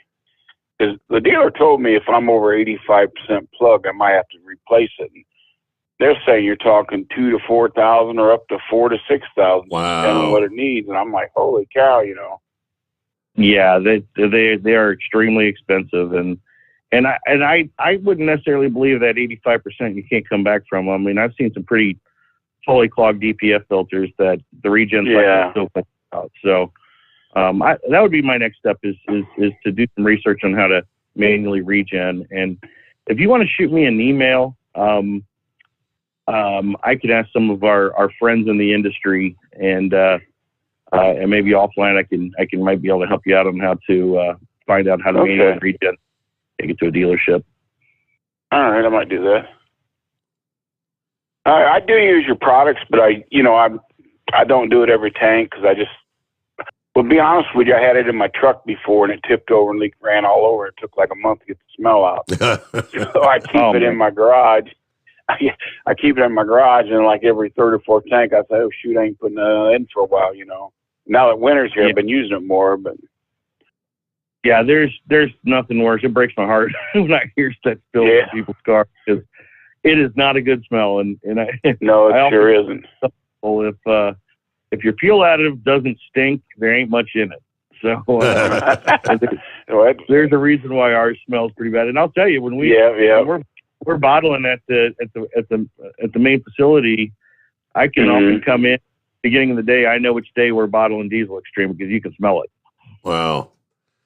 All right. Well, hopefully that'll help you out there, and maybe next time we have Chris or Kyle on with us, you can tell us the outcome. But right there, let's get our bottom of the hour news break. Much more to come. I'm looking down the line here. I don't know. I see a Matt Rice. Is that a name you recognize? Is that a racing guy? There's a Nick Morris. Some names I'm not real familiar with. Yeah, these are some racing friends. All right. We'll talk more about that just ahead. The Steve Sommers Overnight Drive, live from the Hot Shot Secret Studios. USA Radio News with Wendy King. President Biden says he's narrowing his list of Supreme Court nominees. He said on NBC he's not trying to pick someone who's polarizing. I think whomever I think will get a vote from the Republican side for the following reason. I'm not looking to make an ideological choice. He says he's narrowed it to 4 people. His final choice will be an African-American woman, which will be announced later this month. In Canada's capital, protesters show no sign of ending their fight against the COVID mandates. Ottawa Police Chief Peter Slowly says officers are trying to end it. There have been over 1,700 tickets issued. There have been a total of 25 arrests to date, including criminal charges for mischief and menacing behavior. Production at GM, Ford, and Toyota has been scaled back due to the blockades. This is USA Radio News. You know, I've told y'all how much my feet hurt from time to time, and I've also told you how much I enjoy getting to work, because right here under my desk I have a pair of my slippers. Mike Lindell's new invention with patented fill, the My Pillow fill that, he works in the pillow so well, comfort memory foam, patented impact gel, and it has an indoor-outdoor sole for all-day use. Right now, They are on sale. If you go to mypillow.com, click on the radio listener square, you will see My Pillow slippers at 50% off, but only for a limited time. Plus, you'll get Mike's softcover book, What Are the Odds? From Crack Addict to CEO. Go to mypillow.com, click on the radio listener square, use my promo code USA, or call 1-800-951-8175. Use my promo code USA. Savings on overstock items, too, at mypillow.com. You're listening to the Overnight Drive with Steve Sommers. The Hotshot Secret Facebook page gets a lot of robust Q&A about diesel problems and their solutions. We listen to our customers. Here are their words straight from their mouths about Hotshot Secret everyday diesel treatment. Our fans call it EDT. I'm John Sharp, a.k.a. Jay Sharp from Newburgh, Pennsylvania. Using EDT, my local fuel mileage went to average of 22 to 23, and my highway MPG went to 26 to 28. Hi, I'm Danny. I'm from Arizona. I drive a 02 Ford Excursion. I use EDT at every fill-up, and my mileage went from 12.5 miles to gallon to 14 miles per gallon. I highly recommend it. Everyday Diesel Treatment delivers a 6-in-1 premium fuel treatment for every fill-up, every time. Everyday Diesel Treatment is available at truck stops, Tractor Supply, O'Reilly's Auto Parts, and online at HotShotSecret.com. Hot Shot Secret, powered by science. How do you sleep on the road? After downtime, do you wake up well-rested and invigorated, or tired, achy, and sore? Well, if it's the latter, you're not sleeping on the Big Rig Mattress. The Big Rig Mattress is a hybrid with an individually pocketed spring core that's engineered to deliver the best restorative sleep for your time on the road. Learn more about the Big Rig Mattress at thebigrigmattress.com or call 877-736-4233. The Big Rig Mattress, 100% made in the USA since 2009. You work hard. You deserve a seat that works just as hard as you do. The Bostrom T-Series seat has provided drivers with comfort for millions of miles over the past 3 decades.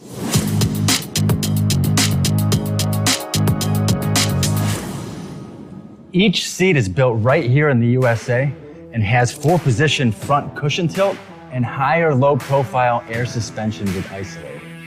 It's also equipped with many standard and optional comfort features, such as high and mid backrests, 9.4-inch fore-aft slide adjustment, adjustable armrests, and manual or dual air lumbar support system to keep you comfortable throughout your ride. Build your T-Series seat today at BostromSeating.com and ensure your ultimate comfort for wherever the road takes you. Bostrom Seating, the ultimate comfort for the open road. At Turbo 3000, our founder Andy Matouche firmly believed you should challenge yourself. Put the most money back in your pocket, where it belongs. Four Wheeler magazine took our challenge, and they wrote it did exactly what we said it would do. As fuel prices keep going up, get your Turbo 3000 from manufacturer direct. Call us at 888-311-9993. Always free shipping in the USA, and for a limited time, save $45 off total purchase using coupon code STEVESAVES at turbo3000.com. To some people, the sound of a baby babbling doesn't mean much. But that's not necessarily true. By 6 months, they're combining vowels and consonants. By 9 months, they're trying out different kinds of sounds.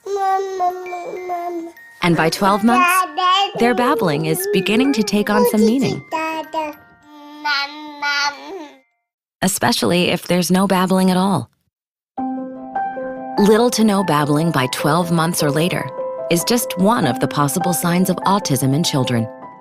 Early screening and intervention can make a lifetime of difference and unlock a world of possibilities. Take the first step at autismspeaks.org. A public service announcement brought to you by Autism Speaks and the Ad Council.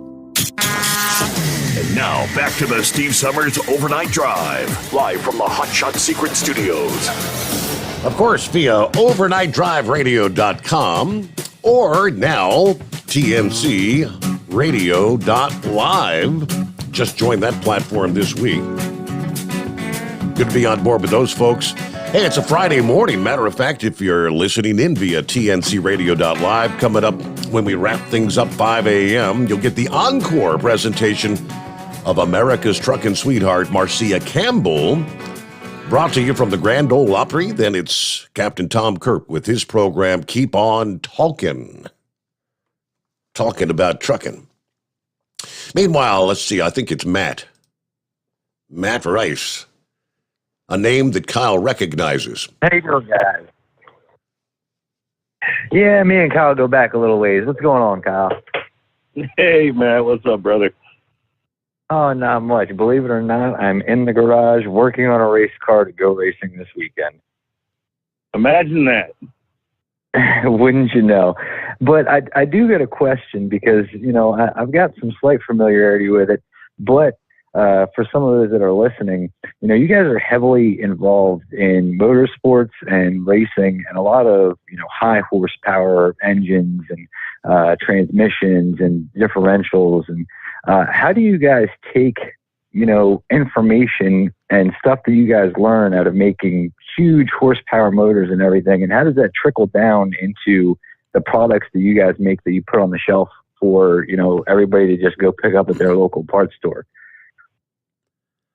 Good question. And really, you kind of said it inside your question there. We do a lot of our testing at extreme levels, and that's been one of the great benefits with a lot of our motorsports partnerships is that, let's look at our diesel drag racing that we do. 98% of our customer base that are buying our products are not buying it for a diesel drag racing truck. However, these are still 6.7 Cummins. They're still, Duramax. We're talking about the same engine platform, just been modified to extreme limits. And when we test our products and with these new racing partners that we've added over the years, it's really been a proving grounds to take our products to extreme limits. So we know if our FR3 can reduce the wear by doing oil analysis and seeing the 42% reduction in wear on a 3,200 horsepower 6.7 base Cummins engine, well, then your everyday driver version of that's 600 horsepower version is going to be well protected. And that's really been one of the greatest benefits of our motorsports partnerships. Obviously, people look at that as a branding opportunity to get our name out there, and everyone likes to see the Hot Shots Fire Punk S10 with wrapped in a big Hot Shots wrap going down the track, breaking world records. But it's really, we've always approached our motorsports relationships a little differently, and we don't have the big budgets of some of these lubricant companies that have NFL stadiums named after them. But the benefit is we also aren't the type of company that's going to cut a sponsorship check and send somebody a tote of oil and check on them at the end of the season to see how it went. We actually work really intimately with our racing partners, and we're so fortunate to be able to have the teams that we work with. And it's been that R&D and testing aspect of the relationship that's really been the return on our motorsports investment, and that allows us to formulate and test at extreme levels. So the everyday guy knows he's got a product that's been taken to the extreme limits, and it holds up. It's wild because I look and I see, I've been to some of these races. I'm a racer myself, and just some of the products, like the example of Gasoline Extreme. I use that in my race car, and it's the same thing that people are putting in their gas tank, just everyday drivers and stuff. So it's amazing to see those two worlds collide. Is there anything, do you have maybe a favorite moment, or is there anything that you guys learned that was just exponential through dealing with motorsports? Were there any aha moments or any kind of cool stories like that? You talking product development wise? Yeah, as far as products, yeah. Well, yeah, one of the big things, especially recently in the diesel world, has been the issue with the CP4 fuel pump that Bosch makes. Virtually every one of the diesel platforms uses the same fuel pump, and they used to have a CP3. It was a great fuel pump. There's nothing wrong with it. And then Bosch came out with a replacement. It was the CP4 pump, the new version, and it's been nothing but problems. And we actually really were tuned into it at a race that we were at. It was one of our outlaw diesel races quite a few years back now. And we had our vendor booth out there set up alongside the track, talking to fans and customers and supporting our drivers out there. And there was a couple trucks going down the track that as they were coming down the top end where our vendor booth was, we could hear their injectors just popping. And it didn't sound good. And we had some guys that weren't even sponsored by us that were out there racing that came by our booth, and we started, investigating the problem. We took it into the lab, and it was very common to see that there was failures with these new CP4 pumps. Now that's happening today, right now, on all the daily drivers out there with these CP4 pumps. And there's a little bit of no rhyme or reason of when it can happen. Sometimes they fail in 10,000 miles. Sometimes they fail in 100,000 miles. But what the motorsports platform does is it almost makes those problems surface, because you're really putting high loads on these vehicles. And so it's going to find the weak point of that fuel system or the engine components. And so when we started seeing it show its ugly face on the racing side, it allows us to really study it. And that's where our LX4 product came from, which is one of our fuel additives. It's a lubricity only product. So it's just kind of a one-trick pony. It's just a lubricity additive. Now we add that same additive to our EDT. So if you're using our EDT, which is an all-in-one product, it's in there. But the main goal there is to bring the lubricity up in the fuel to protect that CP4 pump, which, to make a long story short, was designed for European fuel standards to have a lot more lubricity in them. So to protect them from failing, the solution is to bring the lubricity of the fuel level up. So that started at the track. It allowed us to research the issue and develop a solution to it that we now have on the shelf to protect all the people out there with CP4s. So you would say like it gave you guys a heads up and an early insight as to something that was going to come in the future. Exactly. And the other thing of putting them under extreme loads helped us, because it's one of those things where it's a very tough thing to study and research because it's so sporadic. Matt, you know more than anybody. When you have a problem and as soon as you go to fix it, it's gone. And then it's not really gone. It's just hiding right now. And that's kind of how the fuel pump issue is. So they're really hard to study, but under a racing application, it kind of forces them to show their weakness and allows us to be able to test and develop a lot easier. So, yep, exactly. I feel like that comment was personally directed at me and the problems I'm currently facing and trying to sort out. It could be. It could have something. Good. Well, look, I just wanted to say thank you guys for the support. And, it's awesome to see that a company is invested in motorsports and, that there's gain for everybody out there who's listening, even in daily drivers and everything else, that you guys can gain from that industry to catch problems ahead of time or to, formulate new ideas and products. And so I'm really thankful for that. Well, and, we appreciate you, Matt. It's working with guys like you that, like I say, make my job easy. And hey, and while you're on, you want to release some breaking news, or is that not out of? We can. No, we can actually. Tell them who you are, what you do, and with this the series coming and what's going on. All right, am I allowed to curse on this show? No, you're not. So we're gonna have to talk crap. The name of the event, you know what I mean? So my name is Matt Rice. I drag race, and no prep race across the country. I've got a YouTube channel under the name DNR Auto.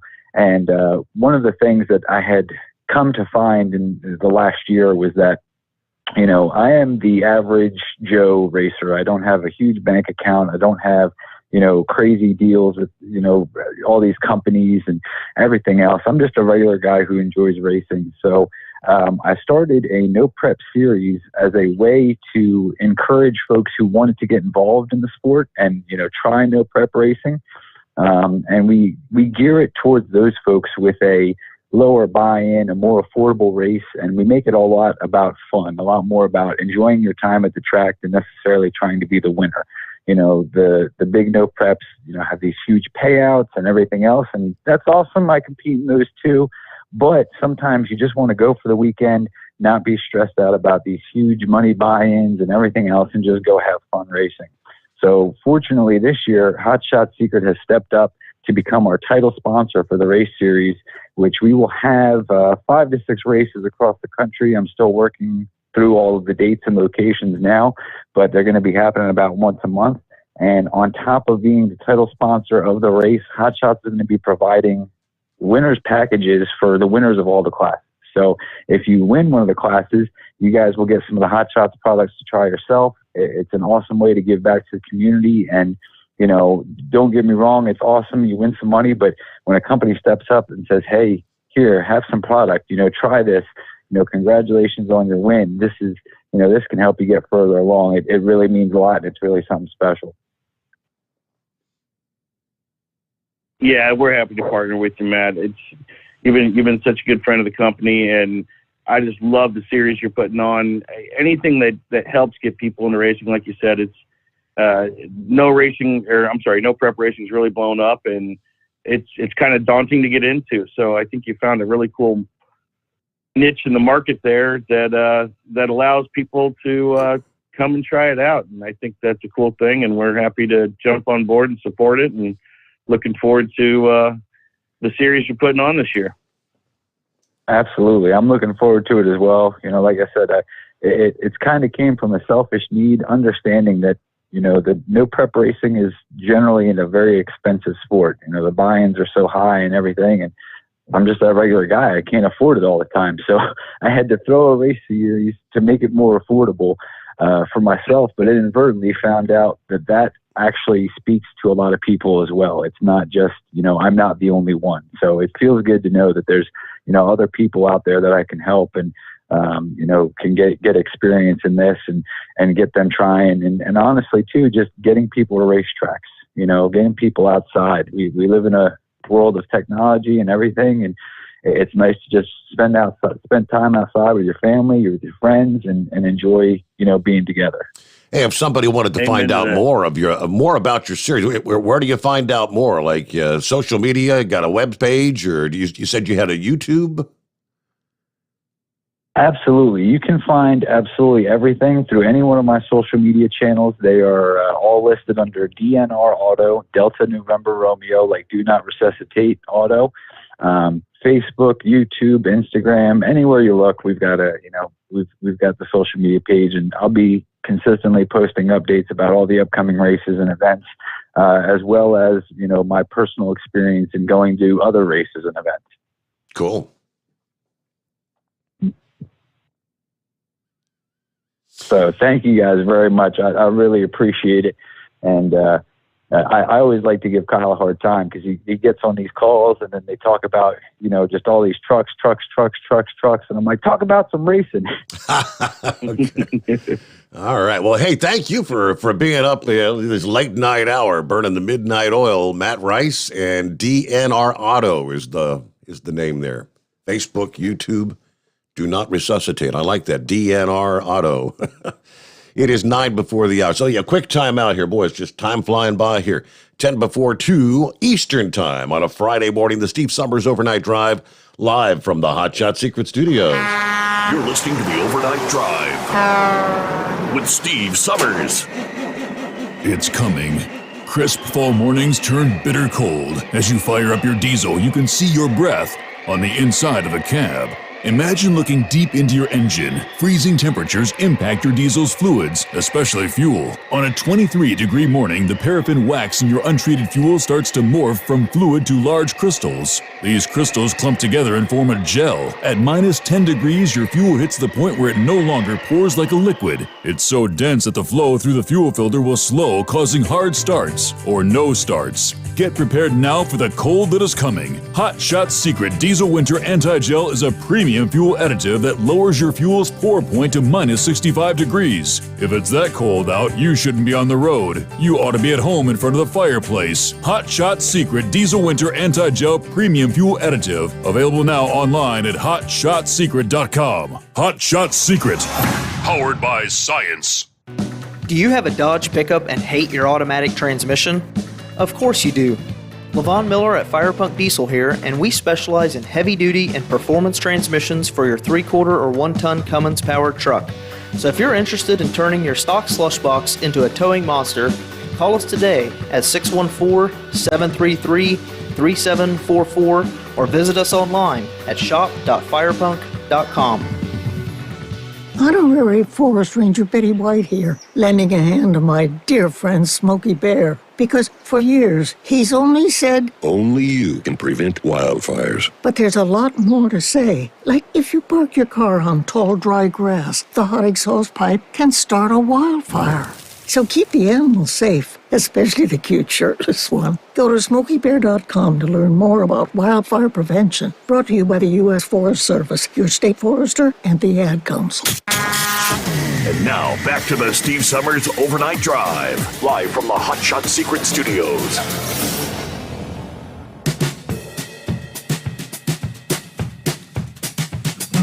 Alrighty, quickly from the email bag, Steve at hotshotsecret.com. Billy the Kid checking in this morning. He says, finally Friday.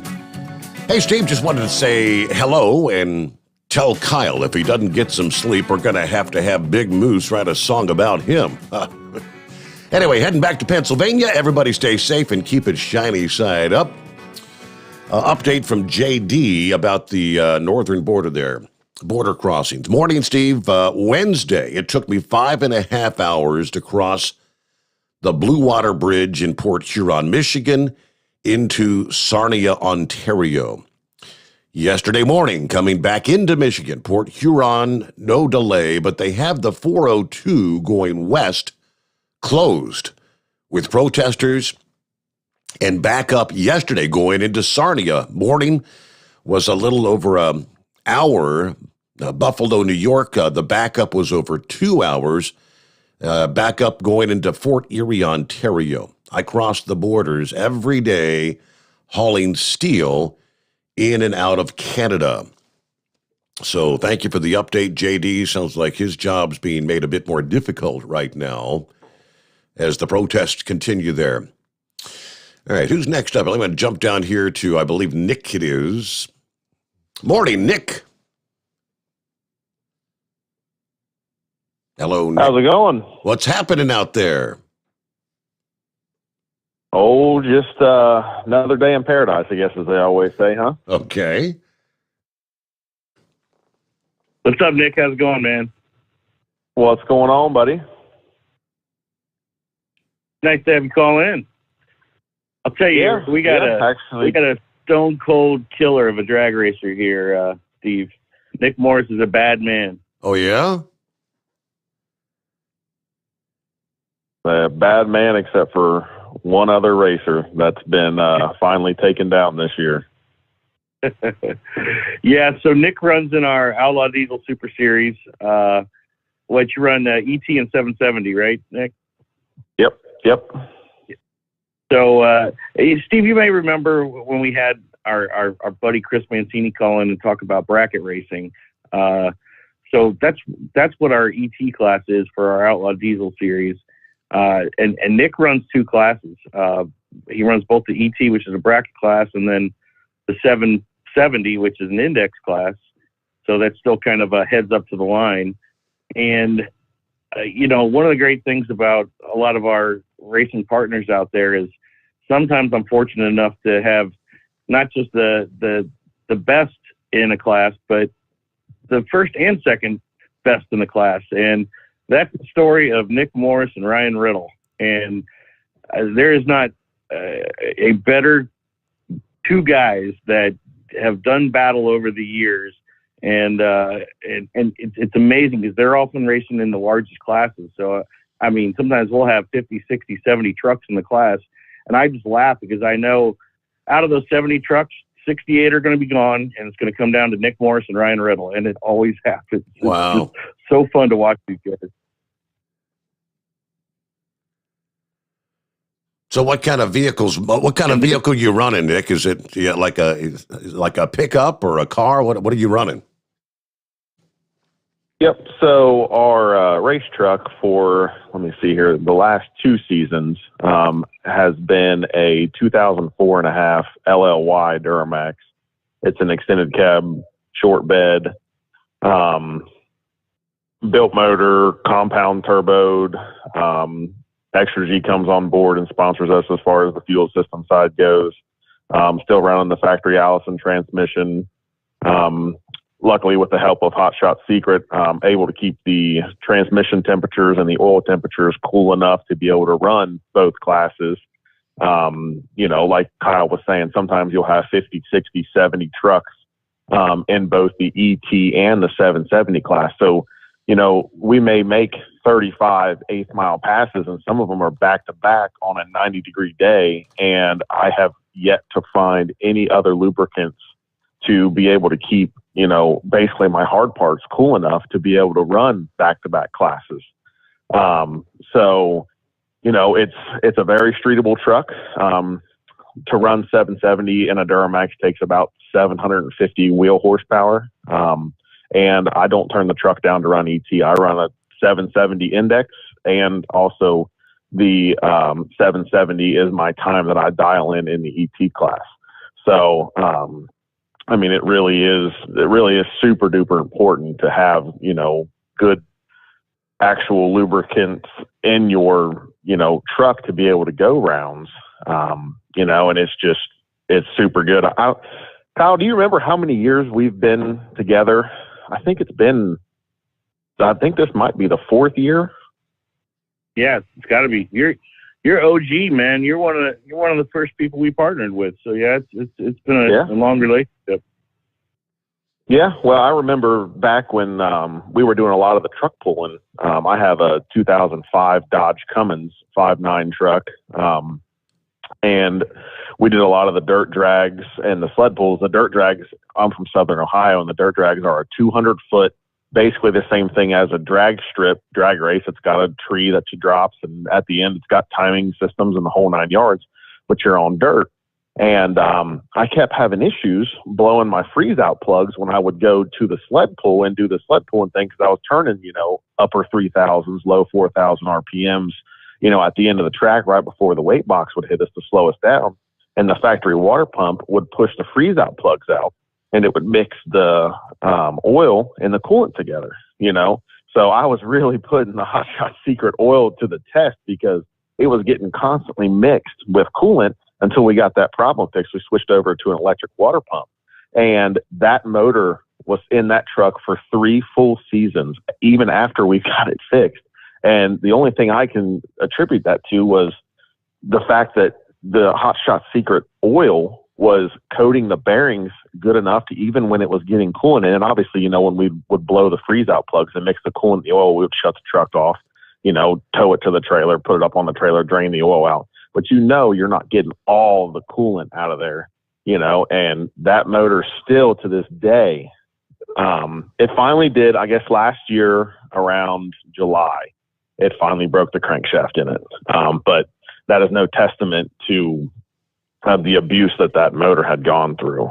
So, it really is amazing to see, like you were just talking with Matt about just pushing these lubricants to the absolute, edge of what they can do. And I can promise you this, I don't think there's any other oil that would hold up to that. Yeah. Hey, well, Nick, if you want to, we're up to the top of the hour. If Nick, if you can hang in there, and Kyle, if you can hang in there, I'm sorry, because we're at like 2 after already. we can come back and finish up with Nick. I know High Tech's online. He said he's got some bad news about the crypto trucker coin. Uh-oh. Gary, I think, is going to give us an update on his race car. I don't know if you've even ever talked to Gary. I told Gary last time we had a conversation to give Kyle a call. We'll find out if he's done that. I'm not sure. Meanwhile, it is 844-844-3388, the Steve Sommers Overnight Drive, live from the Hot Shot Secret Studios. USA Radio News with Wendy King. President Biden met with members of the Senate Judiciary Committee to discuss potential nominees for the next Supreme Court justice. Committee Chair Senator Dick Durbin of Illinois shared with them some of our recommendations, but mainly the message was, we trust your judgment, Joe Biden, when it comes to choosing the right person. We're going to work as hard as we can to make sure that selection is chosen officially by the Senate as quickly as possible. President Biden has said he wants to nominate a black woman to the high court. Much earlier in the day, the president was in Virginia.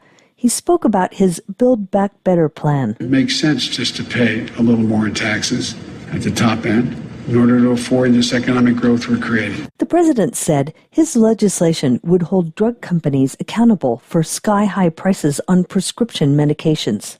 This is USA Radio News. You know, I've told y'all how much my feet hurt from time to time, and I've also told you how much I enjoy getting to work because right here under my desk I have a pair of my slippers. Mike Lindell's new invention with patented fill, the My Pillow fill that, he works in the pillow so well, comfort memory foam, patented impact gel, and it has an indoor-outdoor sole for all-day use. Right now, they are on sale. If you go to mypillow.com, click on the radio listener square, you will see My Pillow slippers at 50% off, but only for a limited time. Plus, you'll get Mike's softcover book, What Are the Odds? From Crack Addict to CEO. Go to mypillow.com, click on the radio listener square, use my promo code USA, or call 1-800-951-8175. Use my promo code USA.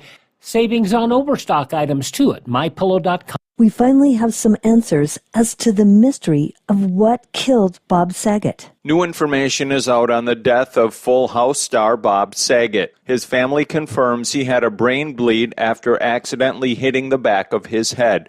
They believe he didn't realize his injury and died in his sleep at a Florida hotel last month. As far as just how common these brain bleeds are, ABC News chief medical contributor Dr. Jill Ashton tells ABC's Good Morning America, we have to do some mini med school here and look at the anatomy of the brain. There's blood vessels there. This is a very unforgiving organ for trauma, but it's a closed space. You have the hard skull, you have the soft brain, and in between that, a little bit of bleeding can cause compression on the brain, and in some cases can be fatal. So is this something that is common? No, but can it happen? Yes. From the USA Radio News Phoenix Bureau, I'm Tim Berg. You're listening to USA Radio News. Hi, this is Dr. Joel Wallach, and I want to tell you that arthritis is not a genetic thing. It's not a disease of aging. Neither is osteoporosis. Get a hold of my book. It's all in your head. It goes into the 25 different diseases you get when you have osteoporosis of the skull. These are all reversible. You take the Healthy Bone and Joint Pack, the MSM, vitamin D3, stay away from all the bad foods, including gluten, and guess what? You'll regrow all your bones, including your skull and your legs and your hips and everything else. Contact us at usaradiohealth.com. That's usaradiohealth.com. The House Select Committee investigating the attack on the Capitol on January 6 said there are gaps in the phone logs provided by the White House on the day of the riot. Unnamed sources told the New York Times and ABC News that phone records show no entries of calls to or from former President Trump via the White House switchboard, despite numerous reports that he spoke to lawmakers in the House after the beginning of the attack. The records don't indicate there's been any tampering with the call logs, and it's widely known that Trump often used his personal cell phone and those of his aides to make and receive calls. Representatives for the committee declined to comment on the record about the gap in the phone calls. A spokesman for Trump also declined. Sources said the logs show no phone calls for multiple hours when Trump returned to the Oval Office after he gave his speech on the 2020 presidential election at the Ellipse. Supporters who attended the speech marched from the park near the White House to the Capitol, where they attempted to interrupt Congress's certification of the electoral votes. The lack of call records comes as Trump faces scrutiny for allegedly violating the Presidential Records Act by ripping up paper records during his time in office.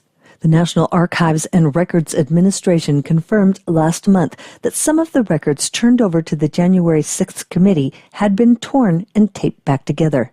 For USA Radio News, I'm Wendy King. At Hot Shot Secret, we share the science behind common diesel problems and their solutions. For example, diesel particulate filter regeneration. The DPF catches particulates left over from combustion. The DPF regeneration cycle cleans the filter with temperatures exceeding 1,000 degrees Fahrenheit. A computer sensor triggers the DPF regen, which is often accompanied by a loss of power and fuel economy. The frequency of DPF regens are in correlation to the cleanliness of the fuel burn. Under heavy operation with the dirty burn, DPF regens can occur multiple times per day. Hot Shot Secret Diesel Extreme Fuel Additive promotes a more complete combustion, creating fewer emissions and therefore fewer DPF regens. Vehicles using Diesel Extreme experience 83% less DPF regens. Hot Shot Secret Diesel Extreme is available nationwide at truck stops, fine farm and auto stores, and online at hotshotsecret.com. Hot Shot Secret, powered by science.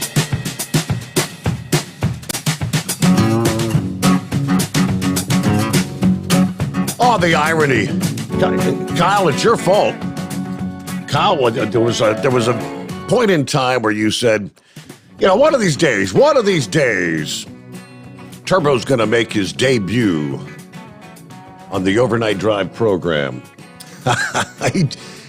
He did it while you were on the program with me. He's never done it before. He just kind of nosed the door open and just said, "Hey, what's going on in here?" He didn't bother me, just kind of walked around the corner, wagged his tail for a minute and said, "Okay, nothing happening in here. I'm out of here." But a couple people noticed. Timothy said, "Nice dog, Steve. Time for a potty break."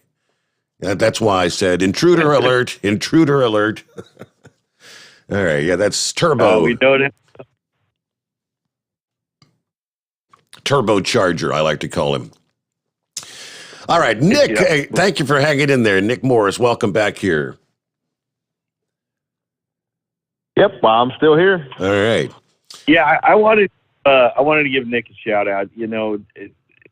He's a perfect example of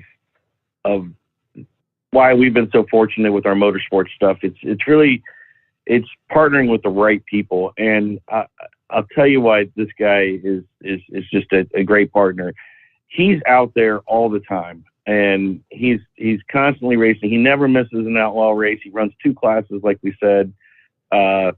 He's been in this eternal battle with Ryan Riddle, battling it out, and I always watch how everyone's trying to get ready for the next race, and we generally have a series race about once a month. But in between, I'll check my social media, and there's Nick out on a Friday night in some county pull, doing a sled pull and taking home the win. And then Saturday night, he's at a different county fair, winning a dirt drag or a sled pull. And then the next week, he's got the truck ready. He's back out on the Outlaw Diesel Series, and he's just the guy that really puts it in and is always out there. And one of the great wins we had this last season was a goal I really had as a team for like Team Hot Shots, was to sweep all the classes of Outlaw Diesel Super Series. There's 7 classes in the series. 4 or 5 years ago when we started, nobody even knew us, and we just grew and grew and grew throughout all the different disciplines, different classes. And this past year, we were really happy that we had every single champion of every single class of the series was a Hot Shot Secret sponsored driver, and one of those was Nick Morris. So he is the defending champion. Actually had Nick out at PRI signing autographs in our booth in December. So he's just the epitome of great people to work with that really help us advance our products. And then more so, it's just a great ambassador for our company. So just really appreciative of having guys like him on board with Team Hot Shots. That's pretty cool. Oftentimes I'll have people, send me emails and whatnot, or maybe on the chat asking, where can we learn more about some of the Hot Shots Secret sponsored racers, and follow them out there where they're going to be one week to the next. I mean, is there one central location you take them to, Kyle, or maybe Nick, you can tell us how the listeners can find out where you're going to be on any given weekend? I think the best way as far as the Outlaw Diesel stuff is to go to outlawdieselsuperseries.com, and you can click right on there and see the events. I can try to give a quick rundown of I guess it would be a modified 2022 schedule. I believe our Florida race has been postponed until 2023, and normally we have a Rudy's Spring down in Julian, North Carolina, and that has been moved to Wagler Motorsports Park. And I believe, Kyle, is that the 28th of April, 28th, 29th of April is our first race? It is, I'm pulling it up right here, April 29th and 30th, yep. Okay, yep. So then from there, we will head to the Ultimate Callout Challenge, which is in Indianapolis, Indiana. And Kyle, do you have the dates pulled up there on all those? Yep, that's June 3rd through June 5th. That'd be our second leg of the series. And then we've got a small gap, I believe, in between that and the Tennessee race, correct? Correct, yeah, that's not till July 29th, 30th. Okay. And that actually works out well for me because that's when a lot of our local fairs are going on. We have pretty much what Kyle was talking about. We've got the sled pulls and the dirt drags in between there. Then from there, we go back out to Wagler Motorsports Park in August sometime. Yep. August 26th, 27th. Yep. And then we finish it up in, down at Rudy's in the fall for our, what do they call that? The Crown of the Champions or something like that. Yeah, our finale there. That's first weekend of October, I believe. Yep.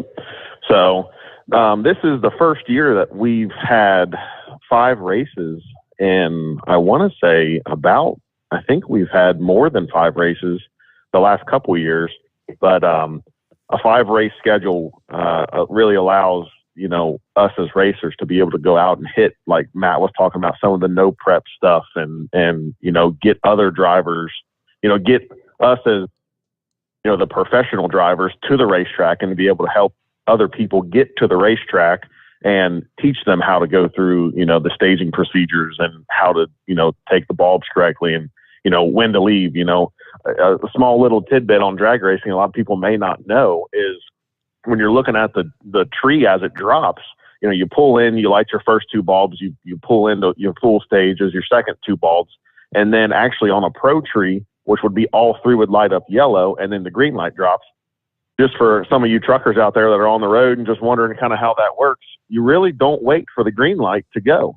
You actually leave on the yellow lights because by the time your brain sees the yellow lights on the tree come on, by the time your brain tells your foot, okay, we're ready to go, we're going to let off the brake, the green light has already come on. So if you wait for green, you've already lost the race because the guy next to you is already, 3/4 of a car length ahead of you. So, it's kind of cool for us to have a little bit of a break in between some of the races to get us, as a professional driver to the racetrack to help other people, kind of get hooked on racing so they can come out and race, their truck in our series. So I do like a 5-race series. It gives us about a month and a half in between some of our races to, like I said, go out and hit a couple different events.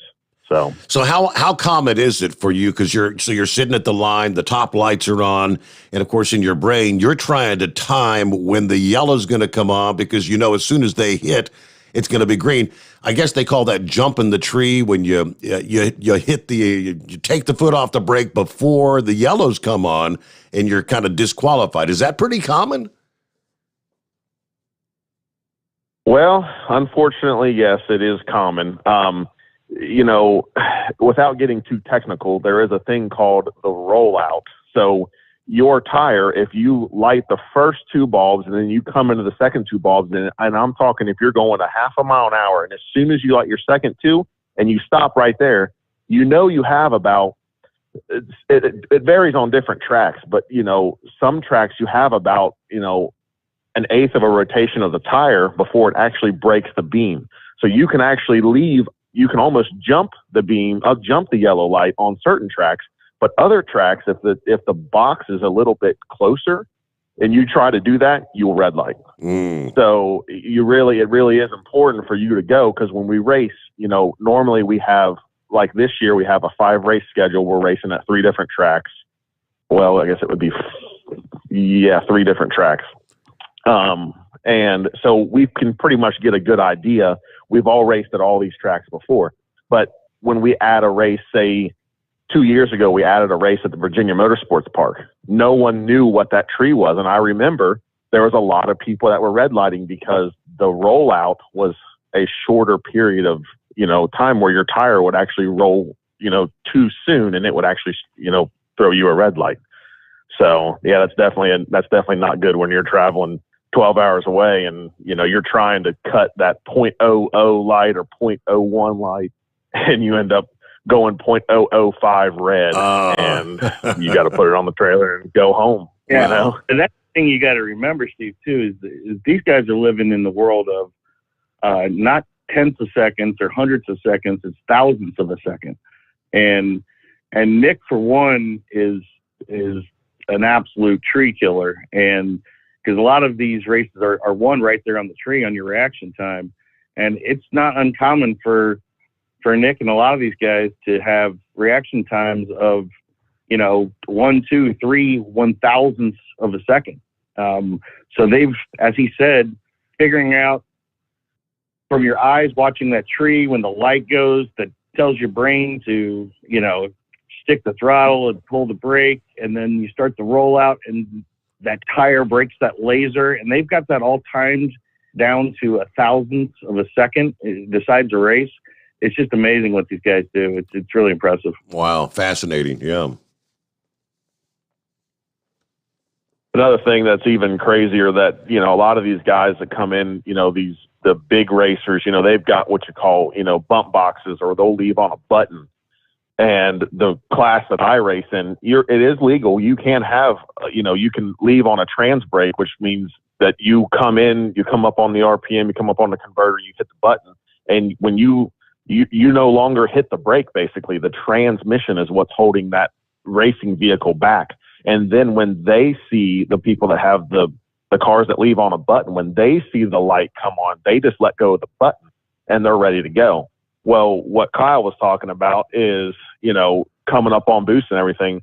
When I race in the class that I race on, I actually foot brake. So I use I race with 2 feet, so for Kyle to talk about us cutting, 0.001 lights or 0.01 lights, I mean, doing that consistently, foot braking, it's taken me a lot of years to be able to, get that down. And it takes just pass after pass after pass, and to really understand the vehicle that you're racing, to be able to get down to those, like Kyle was saying, you start with 70 trucks and you end up with, the final 2, ends up being, Ryan Riddle and I.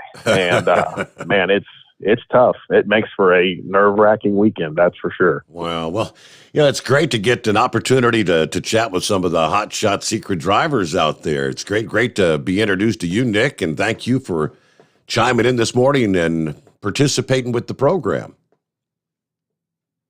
Absolutely. Kyle, I had one quick question for you while I had you on the phone, and I've been meaning to ask you this, and I always have forgotten.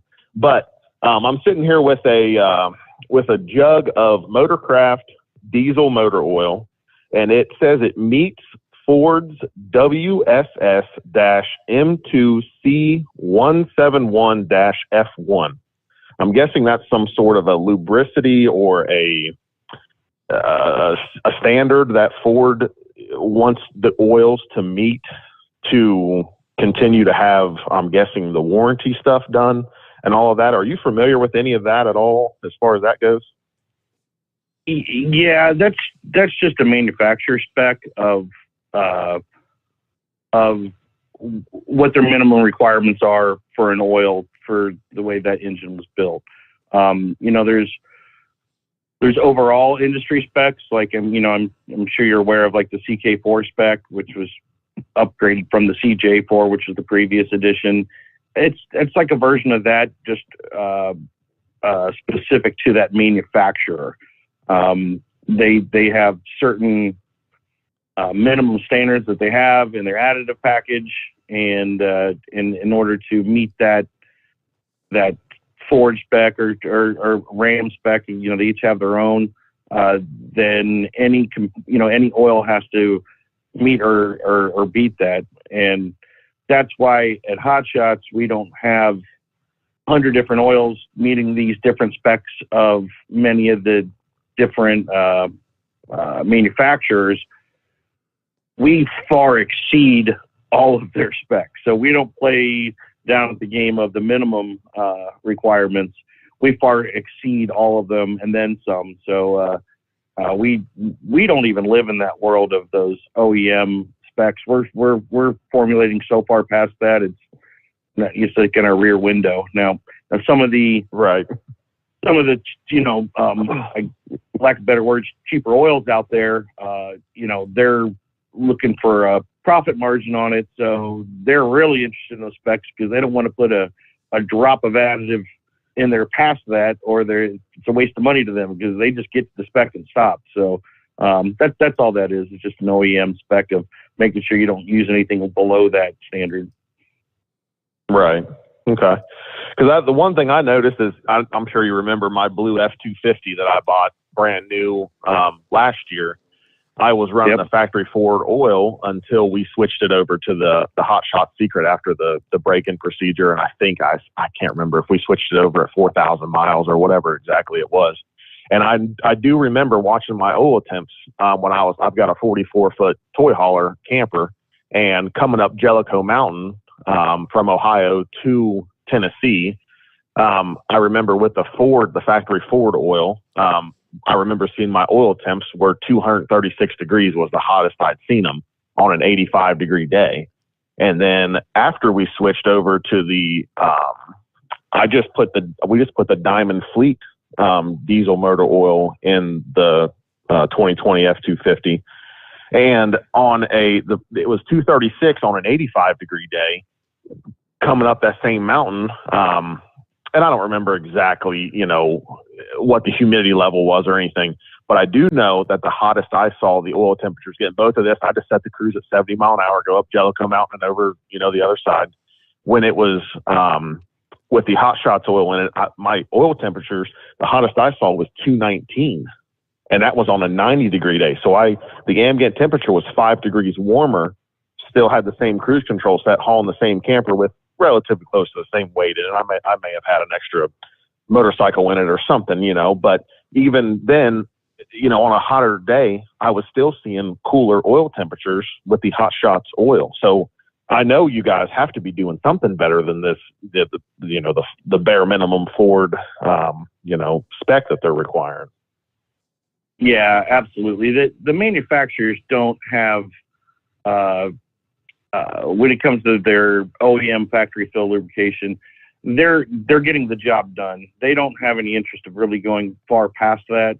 I remember, due to the amount of production they have in these vehicles, when they can save $1 on a vehicle, well, multiply that by how many vehicles they're producing, and it really hits their bottom line good. So they're gonna formulate fluids to get by, and we just live in a different space. We're producing stuff that allows people to really protect their investment. And one perfect example of that is the G56 transmission fluid that we released. It's been about a year or two now we've had it out, and the G56 transmission is a manual transmission that Ram uses, and there's just not that many of them. It's a very small quantity of those G56 transmissions out there. So when Ram brought that transmission to market, they said, you know, the fluid's not working well. The transmission has a problem. It's hard to get it into gear. It crunches. They're hot. They get really hot. And it's because Ram was using their ATF Plus 4, which is the common, you know, Mopar trans fluid for most of their transmissions. And they decided to go to market, and they just said, you know, we're producing so few of these, there's no sense in developing a specific transmission fluid. Even though we just developed this G56 transmission, if they were to develop a fluid for it, well, now they need to have every Ram dealership nationwide keep it in inventory in case a G56 came in for service, and that's just not cost effective for them. It just wouldn't make sense.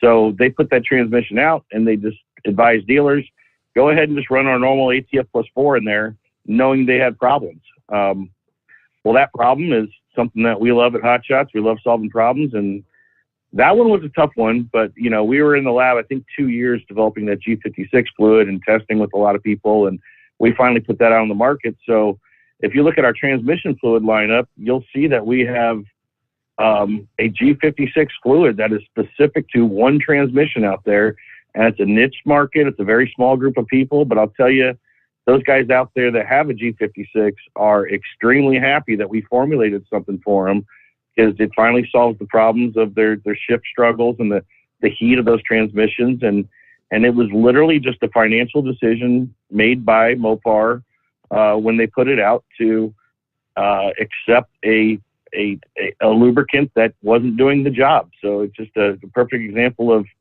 OEM spec versus really putting a quality purpose-designed fluid for that application that's going to protect it. And that's what we're really proud of, the type of products we make at Hot Shots.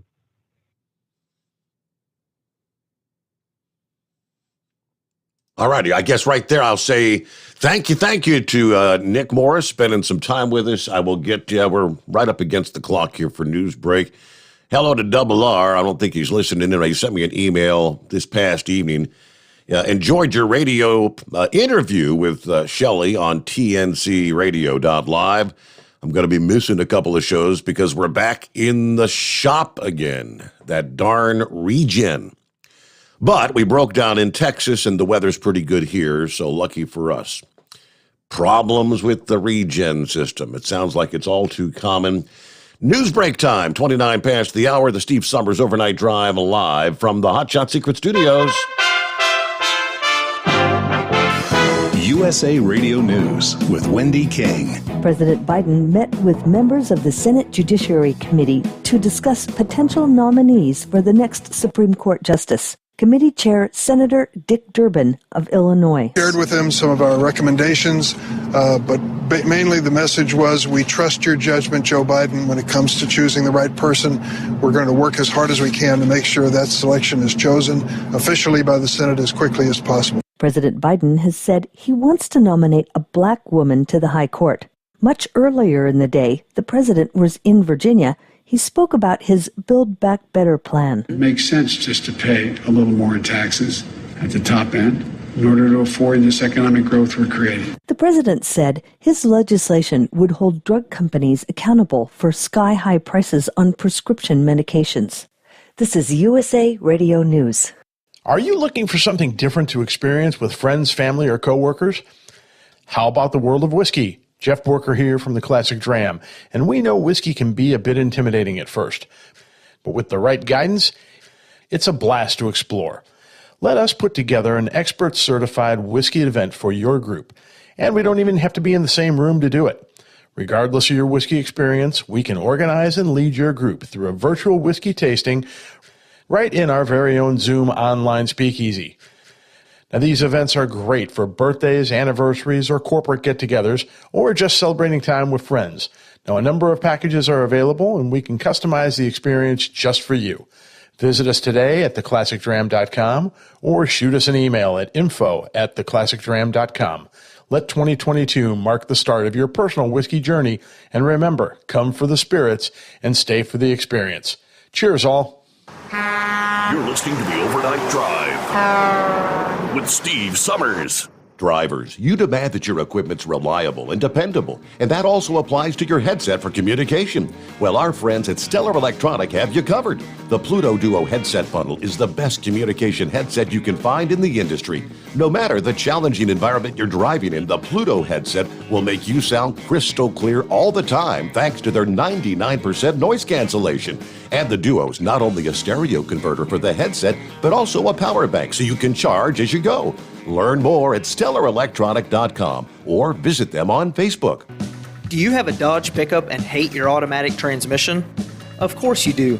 Levon Miller at Firepunk Diesel here, and we specialize in heavy-duty and performance transmissions for your 3/4 or 1-ton Cummins-powered truck. So if you're interested in turning your stock slush box into a towing monster, call us today at 614-733-3744 or visit us online at shop.firepunk.com. It's coming. Crisp fall mornings turn bitter cold. As you fire up your diesel, you can see your breath on the inside of a cab. Imagine looking deep into your engine. Freezing temperatures impact your diesel's fluids, especially fuel. On a 23-degree morning, the paraffin wax in your untreated fuel starts to morph from fluid to large crystals. These crystals clump together and form a gel. At minus 10 degrees, your fuel hits the point where it no longer pours like a liquid. It's so dense that the flow through the fuel filter will slow, causing hard starts or no starts. Get prepared now for the cold that is coming. Hot Shot's Secret Diesel Winter Anti-Gel is a premium fuel additive that lowers your fuel's pour point to minus 65 degrees. If it's that cold out, you shouldn't be on the road. You ought to be at home in front of the fireplace. Hot Shot's Secret Diesel Winter Anti-Gel Premium Fuel Additive. Available now online at HotShotSecret.com. Hot Shot Secret. Powered by science. Attention all truckers, Dean Michael, the tax doctor here. I want to talk to you about those dreaded tax problems. I know you want to keep on trucking and not even think about them. Well, let's face it, they're not going away all on their own. You need professional help. I've been helping truckers put their tax problems in the rearview mirror for years. I can help you too. Call me for a free consultation at 888-632-4506 or go to mytaxhelpmd.com. It's like I always say, keep your eyes on the road, I'll keep mine on the IRS. 888-632-4506. After a long winter road trip, there's nothing like coming home to a warm, comfortable home. Hi, I'm Steve with USA Insulation. When we put our foam in your walls, it's like putting a coat around your entire home. It keeps the cold air out and the warm air in. We're getting homes ready right now for winter, and we have $1,000 savings for everyone. But because we love our truckers, we're going to give you an additional $250 discount for mentioning the show. 1-800-USA-FOAM or USAinsulation.net. Hey, Dad, your prescription will be ready in just a minute. Hey, Dad, your laundry will be ready in just a minute. Dad, your lunch will be ready in just a minute. Hey, honey, why don't you take a minute? When you help care for a loved one, you give them as much time as you can, making sure they're safe and comfortable. But it's just as important that you take some time for yourself. At AARP, we can help with information and useful tips on how you can maintain a healthy life balance, care for your own physical and mental well-being, and manage the challenges of caring for a loved one. Because the better care you take of yourself, the better care you can provide for your loved one. Thanks, Dad. Thank you. You're there for them. We're here for you. Find free care guides to support you and your loved one at aarp.org/caregiving. That's aarp.org/caregiving. A public service announcement brought to you by AARP and the Ad Council. And now, back to the Steve Sommers Overnight Drive, live from the Hot Shot Secret Studios. Okay, back at it here on a Friday morning. TGIF, here comes Super Bowl weekend. Uh-oh. Hello to Norman, checking in from north central Kansas. Out there trucking tonight, headed north to Nebraska. Got a load of scrap. Safe trucking to everyone out there. Gary said Biden couldn't tie his shoes. I might have missed that one. When they have a video of him trying to tie his shoes yesterday and he couldn't get them tied, that wouldn't surprise me. Let me see here. Kyle, I still haven't changed my oil in my 2020. I guess it's a new vehicle, 2020, but it's less than 6,000 miles on it. What do you think? So we're talking an original factory fill oil still there? I guess brand new. I mean, he bought the vehicle new, but it still has less than 6,000 miles, but he hasn't changed the oil. I'm not a 2020. I bought that Subaru here about 9 months ago, and by putting the 700 miles on it last weekend, we just clicked over the 5,000 mile mark on it, but I haven't changed oil yet. You think it's, seeing as it was the new factory oil, is it due for a change? Yeah, and especially for the person who asked that question, if it was a 2020, we're going on a couple of years now, so I definitely would get that oil out of there. We often think of oil intervals, being 6,000, 10,000, 15, 20,000. We've got all sorts of different oil intervals, which I always recommend people to get a oil analysis done. We can help you out, dial in a perfect oil interval for you, so you're getting the full value of your oil that you're investing in, without taking it too far where you're risking damage to the engine or anything from the lubrication breaking down. When it comes to something that's been in there since 2020, even though he's at low miles, as soon as that vehicle was fired up the first time, we started introducing acids into the oil. So even though the mileage is low, those acids have already started working. And oil is always a constant battle of base and acid. And we do have a unique product, our TBN booster, total base number booster, which brings the base level back up to combat those acids. But if the oil's been in there a couple of years, I think it's time to get it out.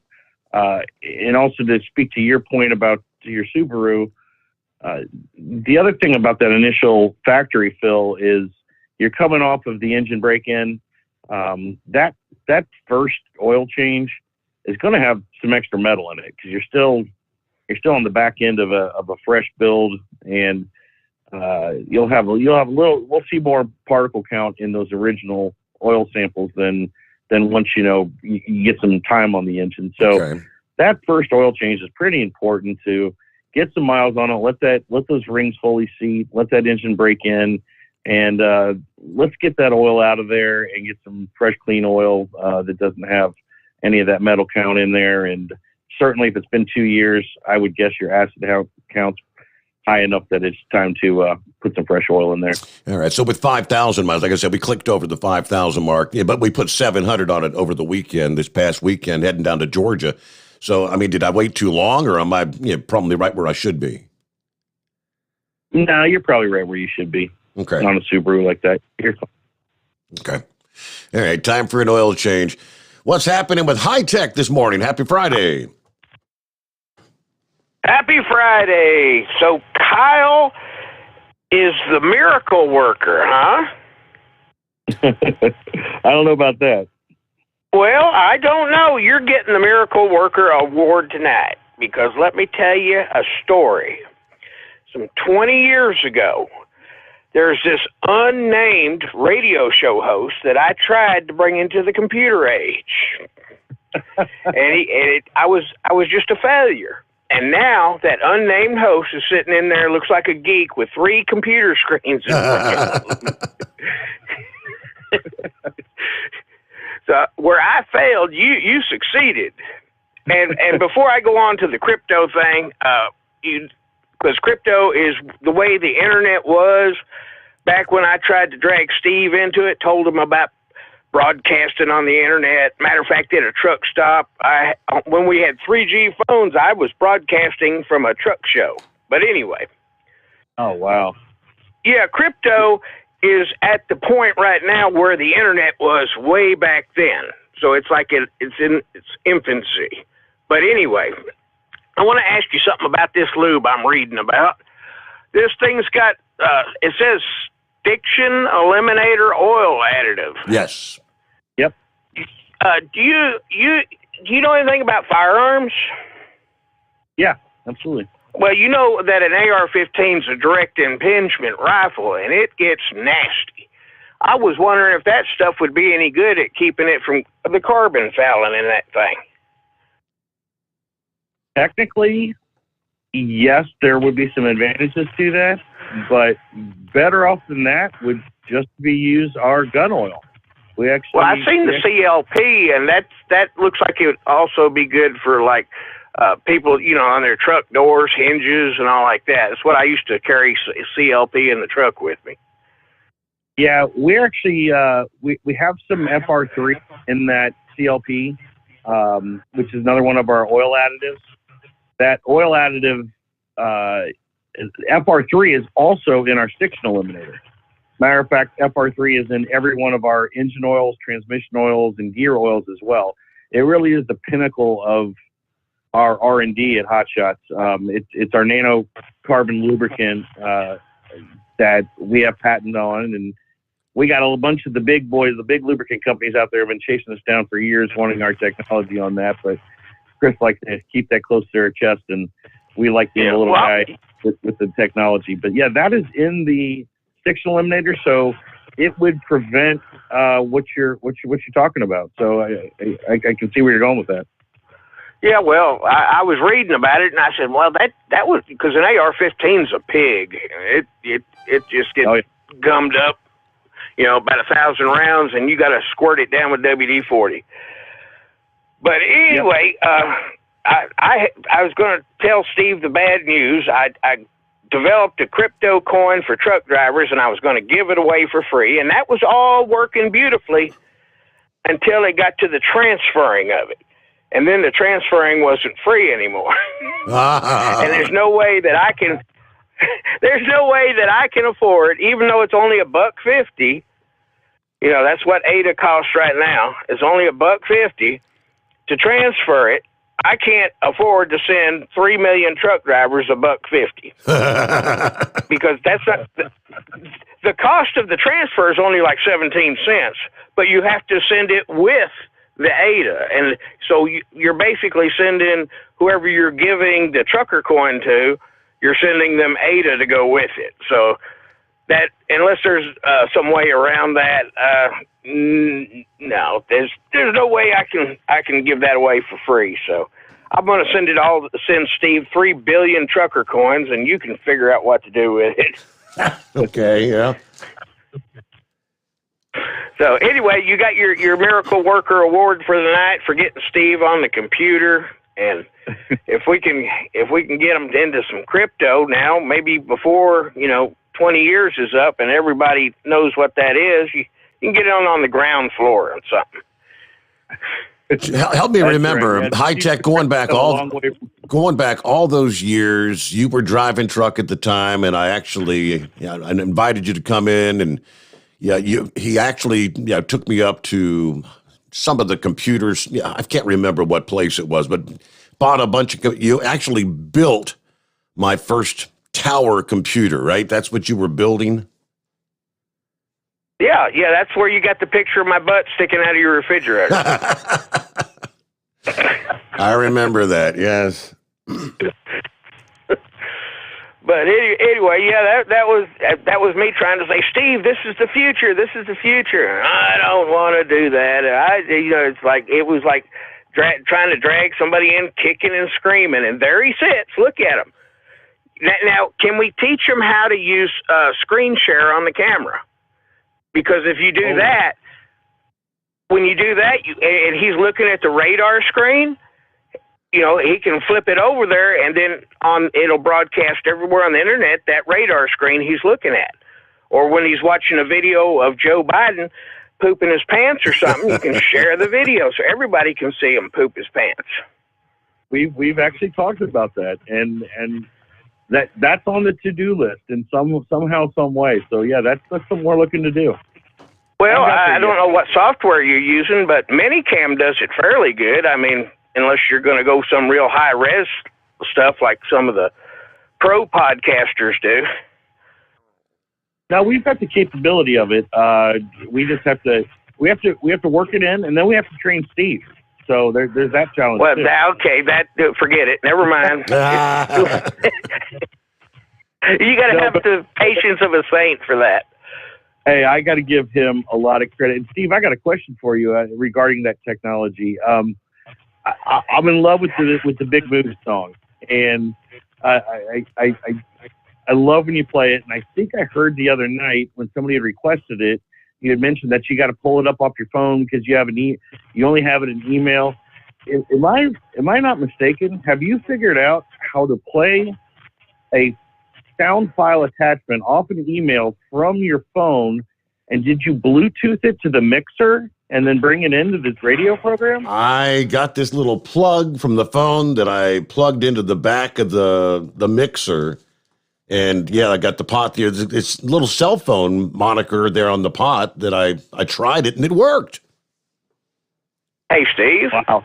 There you Why go. don't you send the attachment? Why don't you send the email attachment to your computer? Yeah, let's take baby steps, high tech. You know, we're too proud that he figured out how to plug that. So, but you know what we need to do? We do need to get that file. I think we need to make that like the seventh inning stretch song or something. You know, maybe going into the final hour, we can kick that off. So we'll throw that on a button on your mixer board, so you don't have to plug your phone in anymore. All right, that would be a plan. The only problem with the mixer thing here, though, is it's about maxed out on memory capacity. Remember, we had to actually pull a few things out of it to load all the spot breaks in. But I don't know. I think Josh was going to be he was going to check into whether he could maybe add additional memory into this thing, and I don't know if he ever made any success with that or not. Yeah, we can solve that problem. That's what we do. We solve problems. All right, let me get down to Gary, patiently waiting. Hello, Gary. Hey, good morning, Steve. How you doing? Doing well. So, Gary, did you ever... Car's ready to... Had you ever given Kyle a call there at Hot Shot Secret? I know you were talking about it. I kind of recommended... I don't know if you've heard Gary, call in from time to time. Gary's a racer, too. He's a drag racer. Now, he's running in a different series. He's not a diesel racer. Tell him what you do, Gary. Yeah, I'm not in the diesel world. I'm in the Pro Mod. It's Full Tilt Pro Mod. Matter of fact, I won 2 series championships this last year with the car we raced. Had a '57 Chevy with a blown alcohol, Noonan-headed Emmy. We run pretty much 390s everywhere we went. Nice. From over 8 different track surfaces. We just had one of them cars you run into every now and then that goes down the racetrack. I mean, it was highly consistent, and we done our part, and we was able to win. Now we have 2 cars. I sold it to a boy in Florida, kept the drive line, and now I got 2 fairly famous cars. I got Scotty Cannon's old Flying Mater Studebaker, and I got the Medicine Man Studebaker, which was the twin to it, the one that Al Billis run it, Joe Baker run it. This one, I think between the 2 of them, there's like 6 or 7 world championships that cars have won. We own both of them now, so we're going to run the Medicine Man car this year. And Scotty Cannon car, it'll come out probably late in the year or first of next year. That's the one I really want to get restored and re-race it. But yeah, we're in a little different world. But and you know what they say? 2 cars is 4 times the work. So good luck with that. Yeah, well, it so happened that I found out the Cannon car was for sale, and it was one of them deals you couldn't pass up. So I bought it with all intentions of doing it and bringing it out and race it this year. Well, then when the boy in Florida bought my car, he bought another drive line out of another car that was there at the shop, the Medicine Man car. So with the money he paid me for my car and the money he paid for the drive line, we was able to buy the Medicine Man car turnkey. We took it apart. He got the motor, and I got the car. So that's how I ended up with the second car. But we've repainted it. It's all ready to go back down south now. Get the motor and the power plant all put back in it. But it should be a fairly easy because the car's already been it's already been in the 360 world. So it should be the tuning window gets a lot smaller when you start that, but I got one of the best tuners in the country. So where are you normally racing?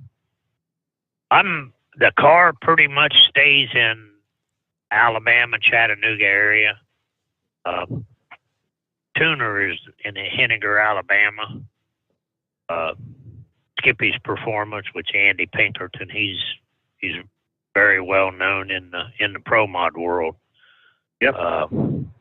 But my stuff will leave here, go down there, and it'll stay down there all year. I just commute back and forth to there, and then leave out and go racing from there.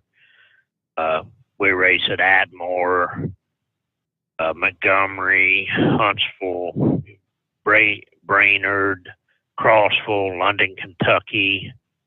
Yes, London, Kentucky's about as close as we come to coming back to Ohio, but I think this year we're gonna hit a couple of races in Edgewater. They're having some pro mod races there, exclusive pro mod. There's seems to be down south.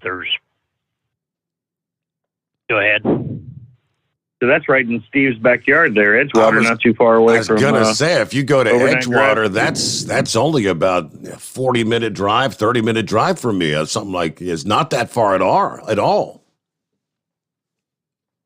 Yeah, we're shooting. They're talking about having, I think, 3 or 4 pretty decent pro mod races there, and like I said, we won those 2 championships, so now I'm going to try and defend those 2 championships.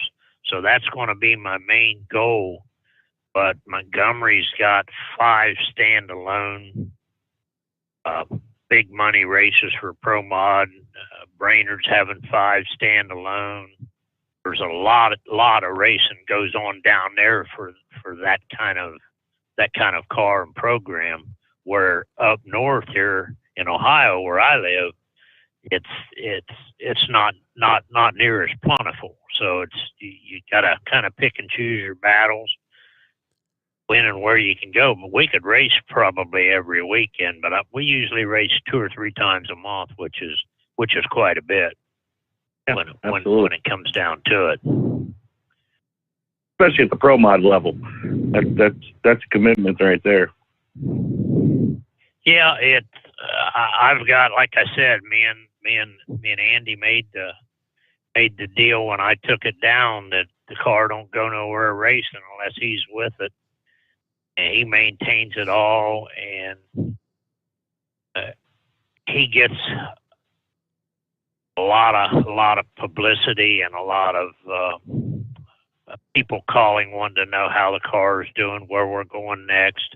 He's getting a lot of customer base from the car, but the car was, like I said, was very successful. We done the math on it. We went 68 passes out of 71 passes under full power, unless I lifted because I didn't want to run it out the back door when I didn't need to. But that's just unheard of when you make that many passes under full power and don't have to abort. I mean, it just don't happen. Yeah, you've got that's those cars you keep, those ones that go straight no matter what you do. And I sold it. Oh no. Yeah. Boy in Florida owns it now, and he took it to his guy. Now this is comical. He took it to his chassis guy.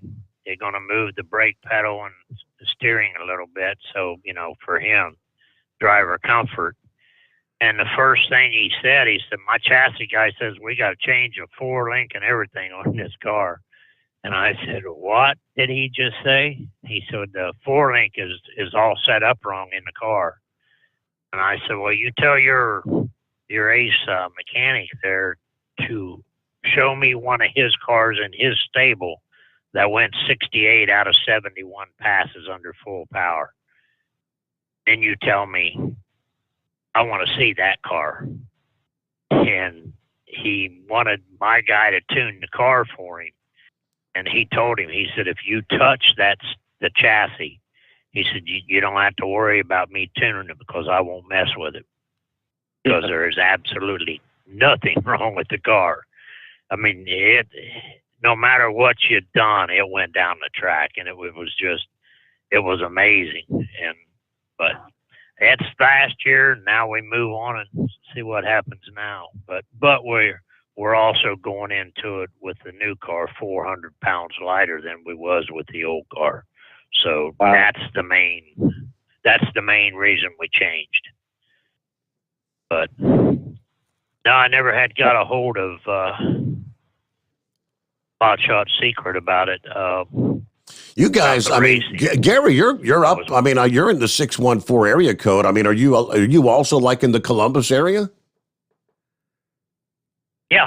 I live just east of Columbus, out by Buckeye Lake. I mean, they're not far from me. Matter of fact, my car was up at a chassis shop up right outside of Sunbury, Ohio, which is real close to where they're at up there. I had some exhaust work and some chassis work done on it. But yeah, I'm right in their back door. You guys gotta meet up sometime. You gotta stop by there and maybe say hello to Chris or Kyle rather. And if Chris is there, meet the boss man and see if there's anything that they can do to maybe get you a little more horsepower, if you know what I mean. Yeah, we'd love to. Yeah. We'd love for you to stop by, and we're definitely venturing more into the gas and alcohol side of things, and specifically with all of our racing fluids. We started in the diesel drag racing just because we have such a reach in the diesel market, so we started there. But this past year, and our plans a lot for this year, are really to branch it out more into all sides of racing. Obviously, when it comes to racing fluids, oils and lubricants are really emissions based. So when we get to the race car level, there's no such thing as gas, diesel, methanol, ethanol, E85. Those engines don't care what kind of fuel they're getting in there when it comes to the oil. So we've got a great product for all those, and I've been adding a lot more of the alcohol and the gas guys to our Hot Shots roster to try to get our name out on the gas side of things. So always looking for new partners on that. Well, I'll definitely reach out to you here in the next week or two. Now that we know what our program's going to be this year, but we actually start our first race is the third week of March in Atmore, Alabama. And then we come up to Montgomery. Then we come back up to Brainerd there at Chattanooga. Yep. But we run a pretty hectic schedule when it finally starts. And you was talking about the action and all of that stuff. There's a full-size Christmas tree in my living room. Does that tell you anything? You get the practice tree clicking away, huh? Yeah, got the rollout. I mean, I can move the rollouts for the different tracks. We've even went as far as to measure the rollouts at the track to see how many inches of rollout there is at each specific track we race on. But you got to take every advantage that you can get when you're talking about hundreds and thousands of a second between you. So, but it was nice talking to you. I don't want to take all the time up, but I will make a note there. I'll get a hold of you here in the next week or two. And good hearing you, and thanks for taking my call, Steve. You got it. Yeah, that's pretty cool. Yeah, he's right up in your back, right up in the backyard there. Yeah, link us up. Let's get together. All right, we hit the midnight hour on the West Coast. Is it time for the Big Moose? Well, it is time for the news update, so let's take care of that. The Steve Sommers Overnight Drive live from the Hot Shot Secret Studios. USA Radio News with Wendy King.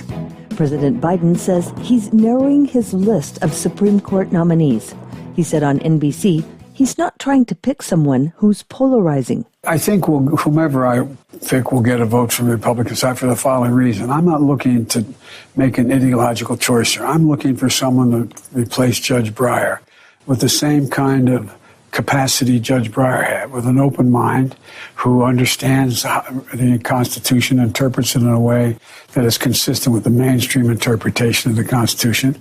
He says he's narrowed it to 4 people. His final choice will be an African-American woman, which will be announced later this month. The Senate has passed a bill barring forced arbitration in workplace sexual harassment cases. The measure passed on a bipartisan voice vote. This is USA Radio News. You know, I've told y'all how much my feet hurt from time to time, and I've also told you how much I enjoy getting to work, because right here under my desk I have a pair of my slippers. Mike Lindell's new invention with patented fill, the My Pillow fill that, he works in the pillow so well, comfort memory foam, patented impact gel, and it has an indoor-outdoor sole for all-day use. Right now, they are on sale. If you go to mypillow.com, click on the radio listener square, you will see My Pillow slippers at 50% off, but only for a limited time. Plus, you'll get Mike's softcover book, What Are the Odds? From Crack Addict to CEO. Go to mypillow.com, click on the radio listener square, use my promo code USA, or call 1-800-951-8175. Use my promo code USA. Savings on overstock items too at mypillow.com. In Canada's capital, protesters show no sign of ending their fight against the COVID mandates. Ottawa Police Chief Peter Slowly says officers are trying to end it. There have been over 1,700 tickets issued. There have been a total of 25 arrests to date, including criminal charges for mischief and menacing behavior. Production at GM, Ford, and Toyota has been scaled back due to the blockades, including the convoy at the Ambassador Bridge, which connects Windsor and Detroit. A big jump in the annual inflation rate is being felt by consumers, as we hear from USA's Lance Pry. A new Labor Department report released Thursday has the American economy inching its way to a recession. The Consumer Price Index rose 7.5% in January from a year ago. That's the worst since February of 1982, when inflation hit 7.6%. From the West Coast to USA Radio News Bureau, I'm Lance Pry. You're listening to USA Radio News. Hi, this is Dr. Joel Wallach, and I want to tell you that arthritis is not a genetic thing. It's not a disease of aging. Neither is osteoporosis. Get a hold of my book. It's all in your head. It goes into the 25 different diseases you get when you have osteoporosis of the skull. These are all reversible. You take the Healthy Bone and Joint Pack, the MSM, vitamin D3, stay away from all the bad foods, including gluten, and guess what? You'll regrow all your bones, including your skull and your legs and your hips and everything else. Contact us at usaradiohealth.com. That's usaradiohealth.com.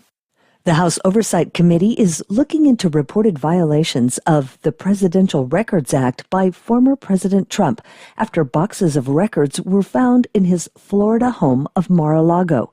Committee Chair Democrat Carolyn Maloney said she was deeply concerned that records were not provided to the National Archives as directed by law. The archives are now asking the Justice Department to investigate the handling of those records. Former President Trump says the boxes contain letters, newspapers, magazines, and other memorabilia that he had hoped to display someday in his presidential library. He said he transferred those records to the archives willingly. The House Select Committee investigating the attack on the Capitol on January 6 said there are gaps in the phone logs provided by the White House on the day of the riot. Unnamed sources told the New York Times and ABC News that phone records show no entries of calls to or from former President Trump via the White House switchboard, despite numerous reports that he spoke to lawmakers in the House after the beginning of the attack. The records don't indicate there's been any tampering with the call logs, and it's widely known that Trump often used his personal cell phone and those of his aides to make and receive calls. Representatives for the committee declined to comment on the record about the gap in the phone calls. A spokesman for Trump also declined. For USA Radio News, I'm Wendy King. It's coming. Crisp fall mornings turn bitter cold. As you fire up your diesel, you can see your breath on the inside of a cab. Imagine looking deep into your engine. Freezing temperatures impact your diesel's fluids, especially fuel. On a 23-degree morning, the paraffin wax in your untreated fuel starts to morph from fluid to large crystals. These crystals clump together and form a gel. At minus 10 degrees, your fuel hits the point where it no longer pours like a liquid. It's so dense that the flow through the fuel filter will slow, causing hard starts or no starts. Get prepared now for the cold that is coming. Hot Shot Secret Diesel Winter Anti-Gel is a premium fuel additive that lowers your fuel's pour point to minus 65 degrees. If it's that cold out, you shouldn't be on the road. You ought to be at home in front of the fireplace. Hot Shot Secret Diesel Winter Anti-Gel Premium Fuel Additive. Available now online at hotshotsecret.com. Hot Shot Secret. Powered by science. Well, that midnight hour is upon us, and we really got a long, long way to go. How will we stay awake? Well, thanks to Chris, for goodness sake. We got Steve Sommers on the radio. Got that hot shot secret and the diesel. You know, it really makes this Detroit come to life. We're gonna hear from all our friends. We're gonna do it all again on this overnight drive. I'm just giddy. How about you, Big Ed? Are you with me? Break one line for that Carolina monkey gouger. Negatory there, hillbilly. You clean clear to Blacktown. Let her roll.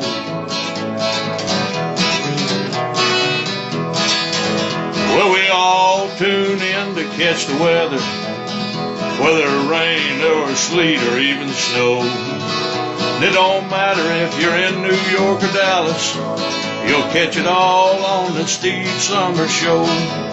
We got that hot shot secret and the diesel. You know, it really makes that Detroit come to life. We're gonna hear from all our friends. We're gonna do it all again on this overnight drive. Yeah, we're gonna hear from all our friends. We're gonna do it all again on this overnight drive. Yeah, I know you were singing along there. Gotta love it. Got that. I don't know. He just came up with that sitting around one night. He sends me an email, Colin. He said, I'm in my third round of Blatz, and I was just sitting here and thought I'd write you a little tune, just goofing around. He didn't think I'd actually even play it. I said, man, that's pretty cool. He got that hot shot. He was doing his best Dave Dudley impersonation, he said, because that's what I detected. When I heard it first time, I said, Moose, it sounded a little like Dave Dudley. He said, you got it. I was actually listening to, because Dave Dudley was the quintessential trucking tune artist, so he said, yeah, Steve needs a little Dave Dudley sound to the program there, so pretty cool. All right, so. Yeah, it's a great kind of show. Do we know if Big Moose is going to make it out to Matt's? My understanding he's coming down, and I think Hillbilly Tex is going to be coming up. Last time I spoke to Tex, Moose is going to bring his big old RV down there, and I think Tex is going to bunk in the RV there with him because he's got plenty of room, and he's going to bring his guitar. And Tex said he's trying to convince him to bring his accordion along. Apparently, Moose is quite the accordionist as well. And I said, hell yeah, we got to get him over there doing some live entertainment at the overnight drive booth. That's exactly what I was thinking. Let's get him on air and do a live rendition at Matt's from the booth.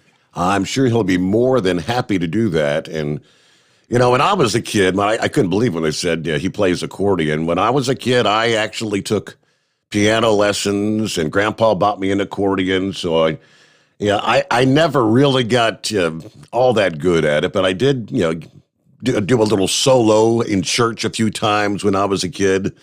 And so, I mean, finding an accordionist, there ain't many of those out there, man. They're few and far between. So are you saying we're going to have Big Moose on guitar and Steve Sommers on the accordion? No. I could act like I'm playing it, but Big Moose is going to play the accordion. It's been so many years. I don't think I could play. I couldn't play a thing, but it just brought back some memories there. Well, Kyle, it is Super Bowl weekend. Living in Columbus, you're kind of like split up the Battle of Ohio. Do you guys typically pull for the Browns or the Bengals, or does it matter to you? Well, the city is definitely kind of a split between the two since we're right in the middle. I'm the oddball, though. I'm a Pittsburgh Steelers fan. Oh, so, what the? I've had we didn't have the greatest year this year, but it was fun to watch the Bengals do what they did, and it's been amazing to watch. So I remember when I was, I'm from Cincinnati. I moved to Cincinnati when I was 10 from Indiana, and when my parents had to break the news to us, 3 kids, I got an older brother and sister. They did it by taking us on a trip to Cincinnati, and I remember getting Bengals gear on and, trying to understand this whole new city of Cincinnati, and that's when they broke the news to us. So I always have a fond memory of the Bengals being kind of my introduction to the city, and but I went a different way growing up as a Steelers fan, so I was the oddball in my family. They're all Bengals fans, so I've had a fun time over the years with the success of the Steelers, but I'm hearing all of it now. Trust me, my whole family's reminded me of what happened this season, so I'm letting them have the win. Well, we were just talking. I was supposed to call you before the show, but I'll ask you now. And it's just, I was planning to work Sunday night, but what do you think? Would it be possible? Because I've got PTO days. Would it be a headache for Josh to put something in for maybe we could run this show again for all that matters? But you think that would be a problem? Princess says, yeah, she said Steven's off. My son Steven is off that night, and the last time the Bengals were in a Super Bowl, he wasn't even born yet. So in his lifetime, this is, and it's, I think I was, what would I have been, 20, 25, 27 years old last time the Bengals were in a Super Bowl. But I don't know, she wants to have a big to-do. And I said, well, I'll ask Kyle, and because I've got the time available. But if it's going to cause a headache, I thought, I'm not sure about how the link up with TNC Radio Live and all that's going to work. Do you think it'd be an issue or no problem? Well, I, if I'm not mistaken, didn't I hear that the city of Cincinnati, even closed schools for it or something? Cincinnati Public Schools were the first to announce it. We were talking earlier. I'm not sure if some of the other districts have or have not canceled school, but yeah, Cincinnati Public Schools have even canceled school for Monday, so everybody can stay up and party. And if the Bengals win this game, Kyle, I do remember Reds winning the World Series in 1990. We lived on a little trailer home over on Cleveland Road, and we could actually see the fireworks downtown because we were up on a hill. And the people, thousands of people, were streaming into downtown Cincinnati to the Fountain Square and everything. They partied half the night. If they win a Super Bowl, because they've never done it before, this would be a first Super Bowl win for this city. I'm thinking it's just going to be one crazy celebration. Now, my son said, Dad, come on, you don't want to go to bed and have to work that night. I said, well, I just had a long weekend, though, so I didn't want to do it. Yeah, well, no, I'm sure we can make do. And if the city's giving the kids the day off, I think Steve Sommers deserves the day off. So, yeah, we'll get it figured out. I'll talk to Josh today. Okay. Well, you're not going to be in today. You'll have to email him. Yep. I'll take care of it. No, not a problem. All right. Well, I figured. I said, well, if I asked now, should I have done that? I put you behind the 8 ball. You might have said if we weren't on the air, Steve, you just had a 4-day weekend, and we just started on the new platform there. And all right. Go ahead. And, like I said, it's let's put it this way. How about you get every Bengals Super Bowl off for the rest of your career here at the Overnight Drive? Okay. And the odds of that happening more than once, okay, but this is... Well, it might be another 30 some years. It may very well be. You are correct. All right.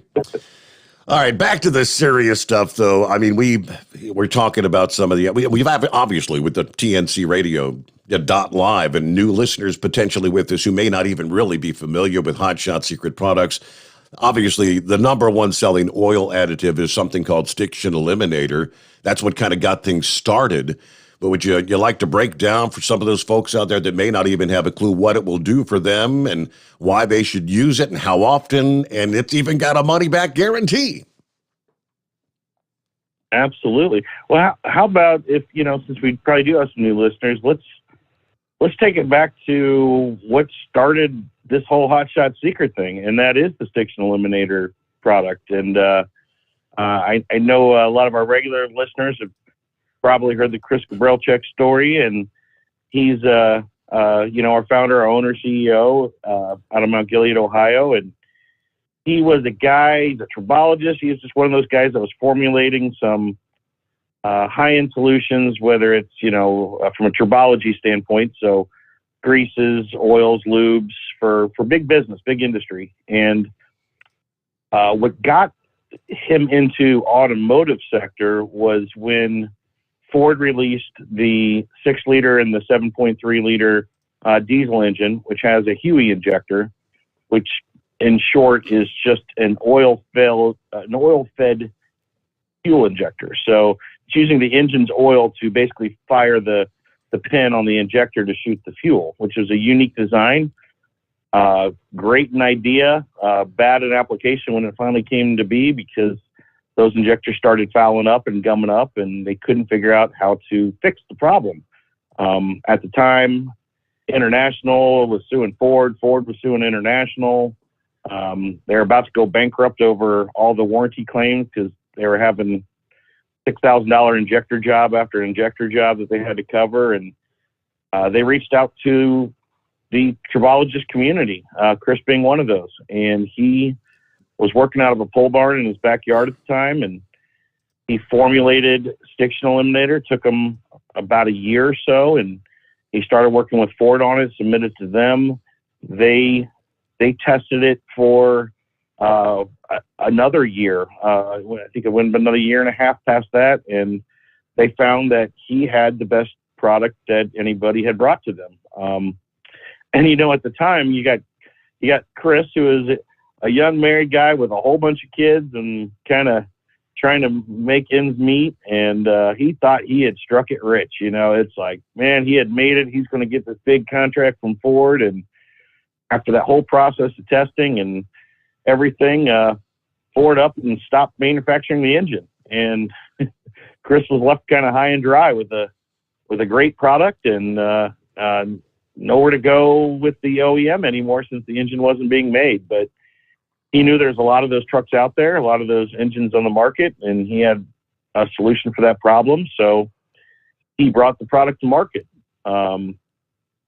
He really was just a hustler. Like, this guy would stalk fuel stations and, truck stops and pop up when he'd see one and go talk to the driver and tell him about his product. And he was hand-to-hand combat, bottle by bottle, and trying to get this product off the ground. And one unique thing I don't know if everybody knows is the origin of the name Hot Shot Secret. Originally, that's what he called the product. Stiction Eliminator was originally called Hot Shot Secret. That's what he named the product before he even had a company or a brand. And he named it that because this was the time back during the Katrina disaster. And if you remember, FEMA was mass producing trailers and running them down south. And so they had every hot shotter in the nation just running back and forth from mainly like northern Indiana, like where all the RVs are made, and running them down south. And at that time, all those trucks that was the era of the 6-liters, and they had the Huey injectors. So, in Chris's mind, that was his primary target audience, like a perfect audience for it. And so therefore he named the product hot shot secret as a way to keep those hot shotters on the road. Of course, at the time, he never foresaw the future of how big this was going to get, and that it was a much bigger market out there. And but the product began to take off, and then when he decided to turn it into a brand, he switched the name, the company name, and the brand name to Hot Shot Secret, renamed the product itself Stiction Eliminator. And then, of course, we've got a great story tied into Steve Sommers and the America's Trucking Network, when we would do a lot of advertising at the time and when Chris was small. And what really kicked off the brand itself, we give a lot of credit to you, Steve, and your show and your partnership as a marketing partner with us back then. And Chris was still just a little guy that was working out of his garage, and he had pretty much come to his last dollar, and he had fought the good fight and really tried to get this brand off the ground, and things were just not working out, just not selling quick enough to make a living out of a brand, and he wanted to give it one last heave-ho, and he'd reached out to WLW and asked if he could come on air. And I remember him saying that they were like, well, really only our big dollar sponsors get the airtime like that, but come on down, we'll give you a little bit, and he can come on air for a little bit and talk about your product. And he did, and that little trip on air turned into, he stayed on all night, taking phone calls from truckers and answering questions about lubrication. And it's not often that you really get to talk to someone with his knowledge. And that night changed things. The phones were lit up all night. He left that next morning to drive back up Mount Gilead from Cincinnati, and called the wife, and she said, "You're not going to believe it. We've got orders out the door, and we don't know what to do." And that next day, they called the whole family in. They had the nieces and nephews and sons and daughters and cousins all bottling and labeling and trying to get these orders out. And really, that was the beginning of it all, where we haven't turned back. And it's been constant growth ever since then. And it was really born on the back of a Stiction Eliminator product that is just an incredible product that solves a specific problem and is a great, still our number one product of today. And credit to the Steve Sommers support that really lit a fire under it and got things going. Which has now grown to not one, but actually two facilities. There in Mount Gilead, the production facility, and I guess now what's the other one? More like a shipping location for practical purposes? Yeah, it's we moved all of our shipping over there, which it gave us a lot of needed room. I think this is Chris's maybe fourth or fifth building, but when we built the current headquarters in Mount Gilead, we're right off I-71. So, I welcome all the truckers out there. If you're ever coming up and down 71, we're just about 30 miles north of Columbus. We're literally right off the highway. I mean, maybe 100 yards off the highway. So we're not much of a detour. We got a big line. We got loading docks in the back. We got plenty of room for big rigs. We'd love to have people stop by. So it's exit 151 off I-71. Just pull off sometime. We'll get you lunch. We'll give you a tour of the facility. We love when people stop by. So feel free to come by and see us. But when he built this facility, I think it was 2015 or 16, he purchased all the land around it. So he's like, I'm not moving anymore.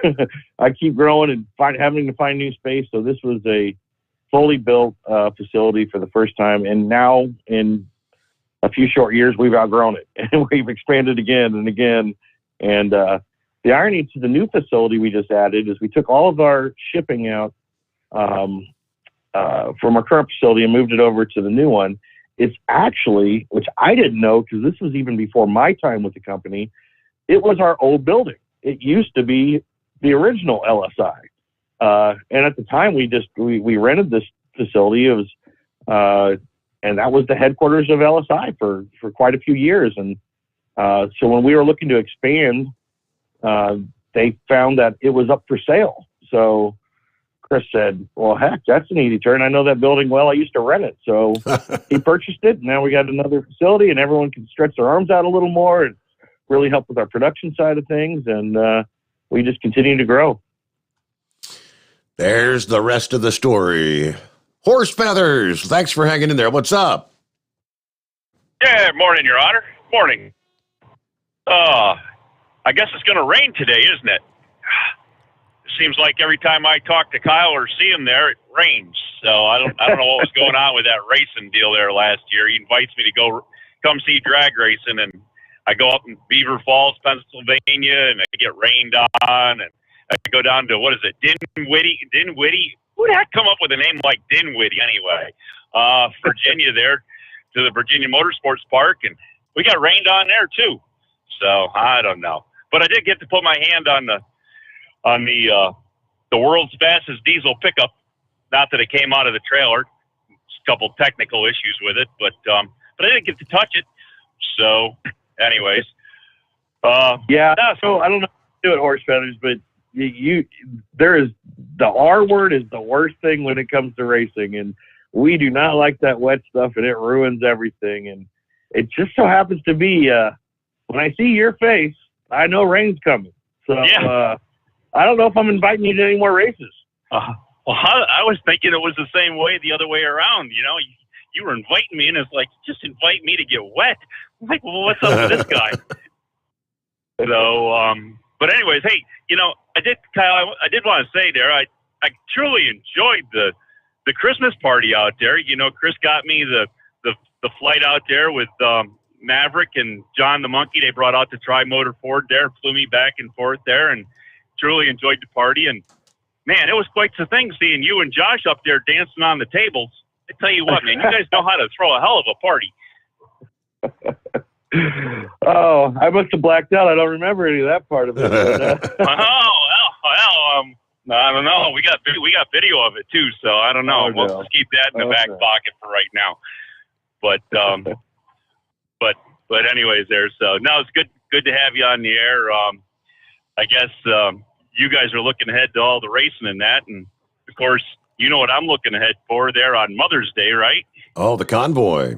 The big convoy. Yeah, that's right. So anyways, I guess we get past Matt's and everything, and then we'll start talking a little more. But I did hear that I was talking to one of the other guys there that's actually another top 30 driver, and I heard he became a distributor for you out there. So hats off to Rob for getting hooked up with you guys, and he's a distributor up here in the Lancaster, Pennsylvania area. So what's the name of his? Tell you the truth, I'm not sure what he's running for a company name. I personally know him, and I don't. I haven't. I got a picture of his truck, but I'm not sure if I got a picture of the door to even know for sure. But possibly he's listening and could call in. I don't know. Hey, Rob, if you're listening, call in. But anyways, it's Rob Finch. Yes, absolutely. Yeah. I remember Rob actually stopped by the facility. I got to meet Rob. Great guy.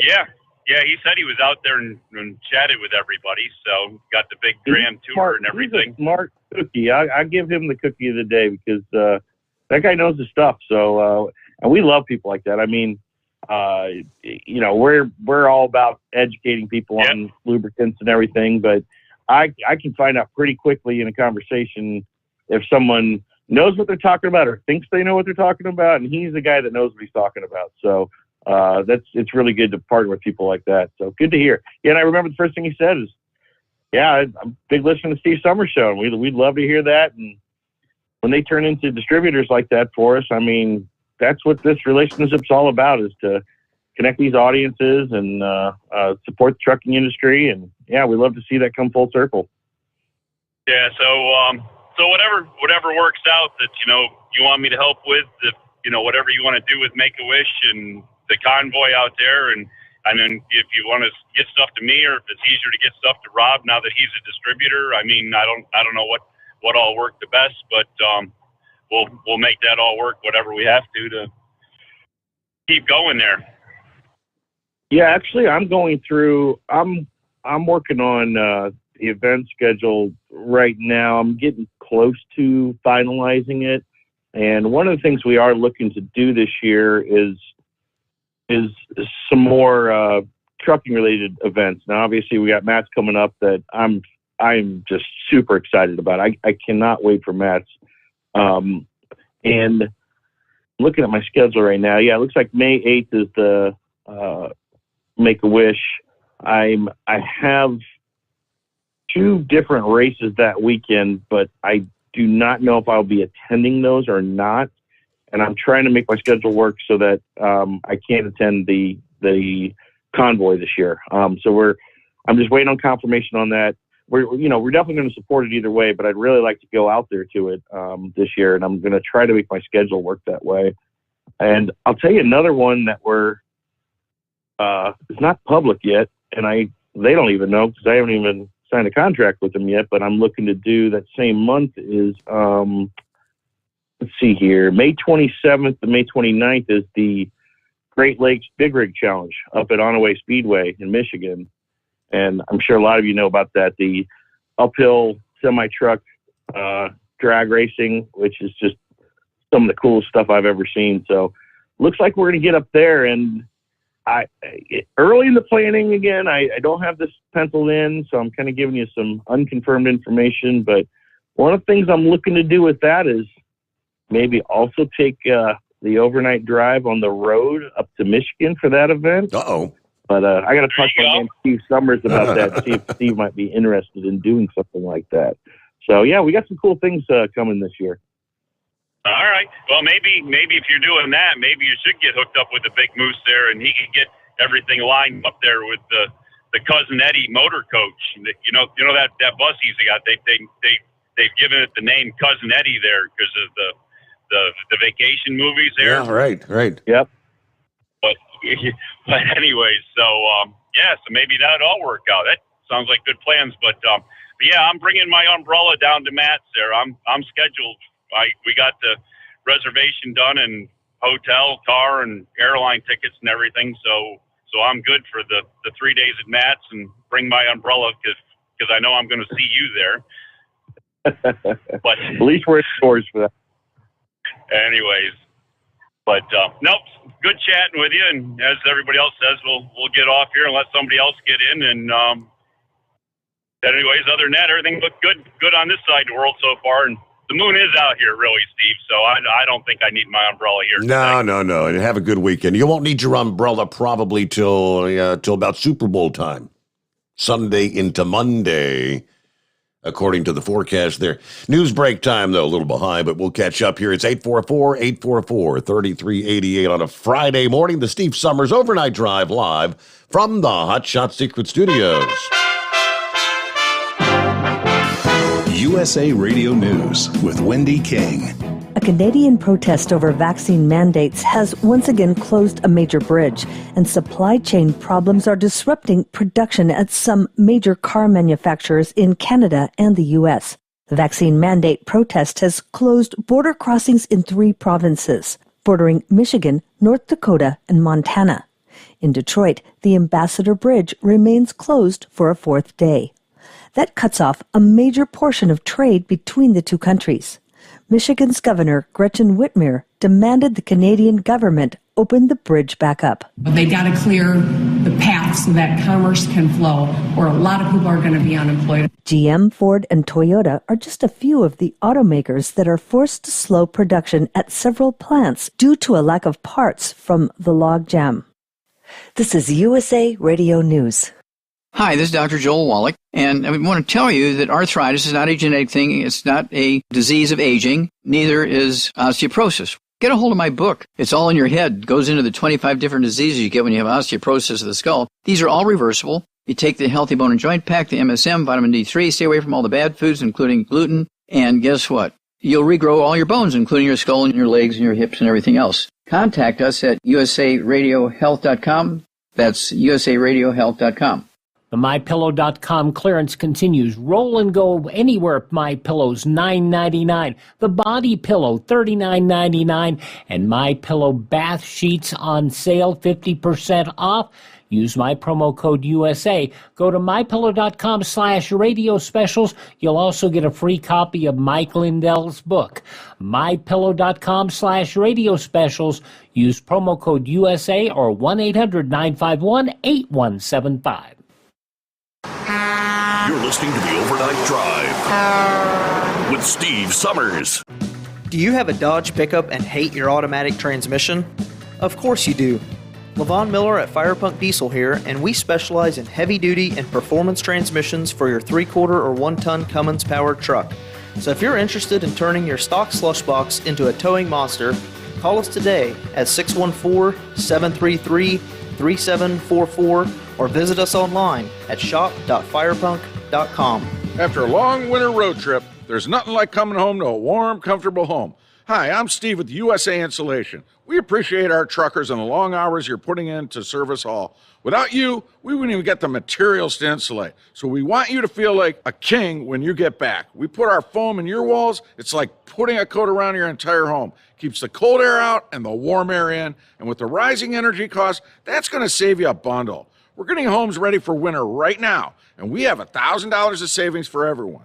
But because we love our truckers, we're going to give you an additional $250 discount just for mentioning this show. So give us a call, 1-800-USA-FOAM. That's 1-800-USA-FOAM or usainsulation.net. We're going to give you an additional $250 discount for mentioning the show. 1-800-USA-FOAM or usainsulation.net.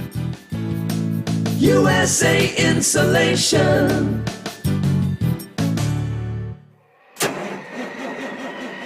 It's coming. Crisp fall mornings turn bitter cold. You climb into your diesel and it feels like you're sitting on an ice cube. Imagine how your engine feels after a frosty night. Freezing temperatures impact your diesel's fluids, especially fuel. As the temperatures drop, water that is emulsified within your fuel is released, adding more water into your system. Frozen water in your fuel lines, filter, or bowl will simply slow the flow, or worse, stop the flow of fuel in your system. No fuel flow, no start. Get prepared now for the cold that is coming. Hot Shot Secret Diesel Winter Anti-Gel is a premium fuel additive that lowers your fuel's pour point to minus 65 degrees. If it's that cold out, you shouldn't be on the road. You ought to be at home in front of the fireplace. Hot Shot Secret Diesel Winter Anti-Gel Premium Fuel Additive. Available now online at hotshotsecret.com. Hot Shot Secret. Powered by science. Dean Michael, the tax doctor here. I have one question for you. Do you want to stop worrying about the IRS? If the answer is yes, then look no further. I've been around for years, I've helped countless people across the country, and my success rate speaks for itself. So now you know where to find good, honest help with your tax problems. What are you waiting for? If you owe more than $10,000 to the IRS or haven't filed in years, call me now at 888-557-4020 or go to mytaxhelpmd.com for a free consultation and get your life back. Hi, we're the Goo Goo Dolls. We're fortunate that we can give our daughters everything they need to grow and learn. But not every child can focus on classes and play dates. Nearly 13 million kids in the U.S. face hunger. That's 1 in 6. School lunch might be their only meal each day, and it's heartbreaking to imagine any child going to bed hungry. We're dreaming of a perfect day when kids can smile, play, and just be kids without worrying about where their next meal will come from. Feeding America is working to make that perfect day a reality. Each year, the Feeding America network of food banks rescues billions of pounds of good food that would have gone to waste. That food is given to families and children in need. Being a kid should be about doing things that make an ordinary day extraordinary. Learning to play an instrument, building a sandcastle, hosting tea parties. Hunger should never be an obstacle to growing up. You can help end childhood hunger in your community by visiting feedingamerica.org. Brought to you by Feeding America and the Ad Council. Keep the bugs off your glass and the Smokies off your This is the Overnight Drive with Steve Sommers.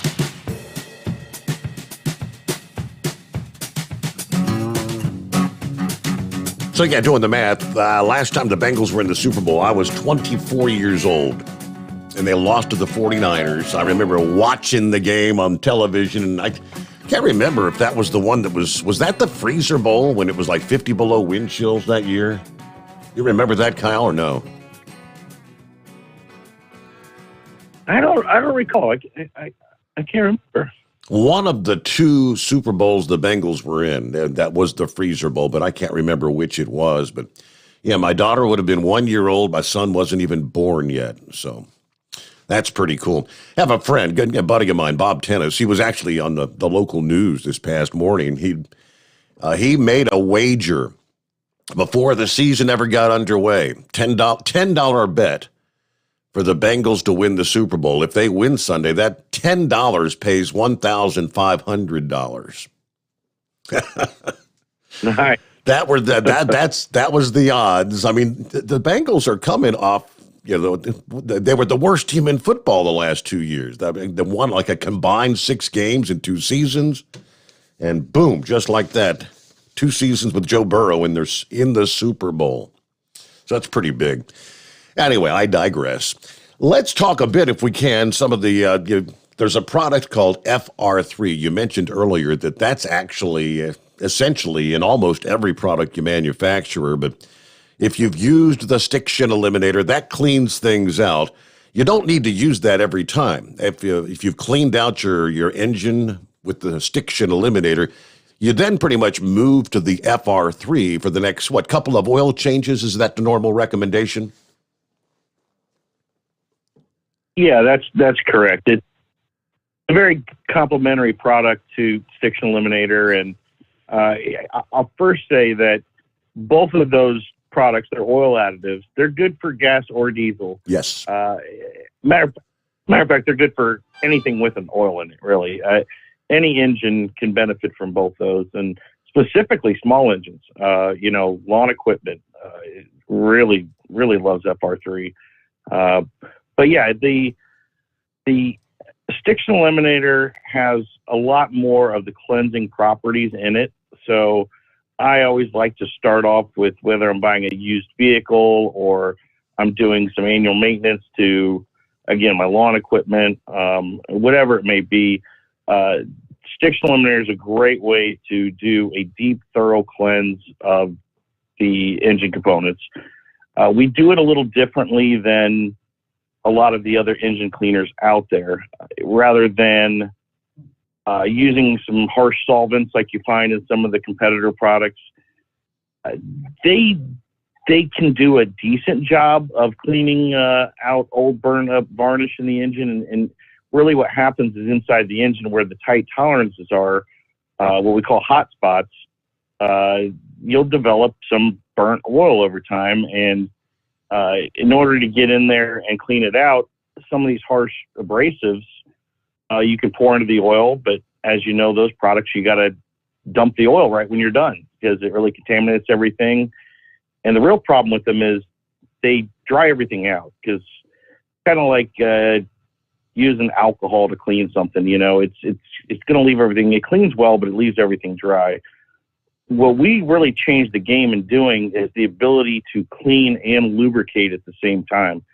So I told you I have really bad analogies, but it helps me explain these products sometimes. So it's kind of like the old Dawn dish soap that used to do a good job cleaning and stripping everything, but it would dry your hands out. Well, they started putting like oil of Olay in it, and now you can use the Dawn to clean really well, but it also leaves your hands soft. And that ability to clean and lubricate was really new to the oil additive side of things. So what that allows us to do with Stiction Eliminator and FR3 to that aspect is to add it with fresh oil at the front end of an oil change, and it does the cleaning over the whole oil interval because we can clean while still lubricating. And it does such a good job of lubricating that it alone reduces wear. A Stiction Eliminator, I believe it's 62% wear reduction using a test to measure how much metal wear there is. So we're adding lubricity to the oil, which protects the engine even more, but we're doing that while we're cleaning it. So when we started to develop the FR3, which again is like really the pinnacle of our technology. It's a carbon nanotechnology. So we're talking about particles that are smaller than the size of a human cell. And what they do is they basically are small little ball bearings, let's say, to best describe them. And they're going to get in the oil and run and they get attracted to the hot spots where the most wear is and the most buildup varnish. As I described earlier, they're polarized, so they want to fight to get to the metal. In doing so, they're actually finding all that old burnt oil varnish, and they're essentially re-lubricating it. So here goes one of my really bad analogies to try to bring this home. Imagine if you spilled like a soda pop on a glass table and you let it dry. And now you've got this really sticky leftover substance there that's just bonded to that glass. Well, that's kind of what the burnt varnish is inside an engine component, but we don't have the ability to stick our hand in there and scrub it. So we have to do it with the fluid itself. And what the esters do inside Stiction Eliminator and the cleaning properties in FR3, it's essentially like taking a hot pot of water and pouring it over that glass surface, and you're slowly returning that dried up soda that's all sticky back to a liquid form again. And then at the end of your oil interval, when you change your oil, all of that varnish has now been removed from the metal surfaces, returned to oil form, and it just comes out with your oil change. So when you dump that oil, out comes all the old burnt varnish, and you've got a nice clean engine internals.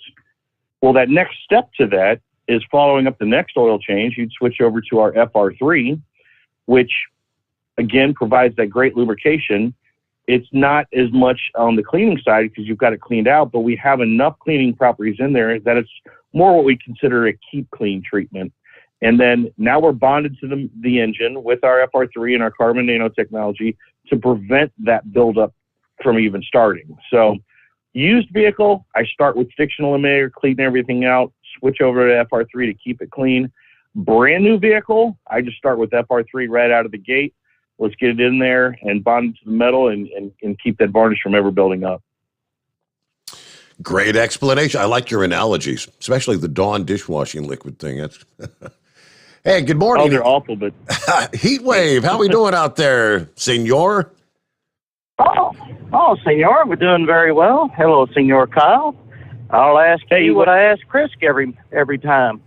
Jock say mas. I've heard you say that, and I'm Irish and German, so I don't think I'm supposed to know what that means.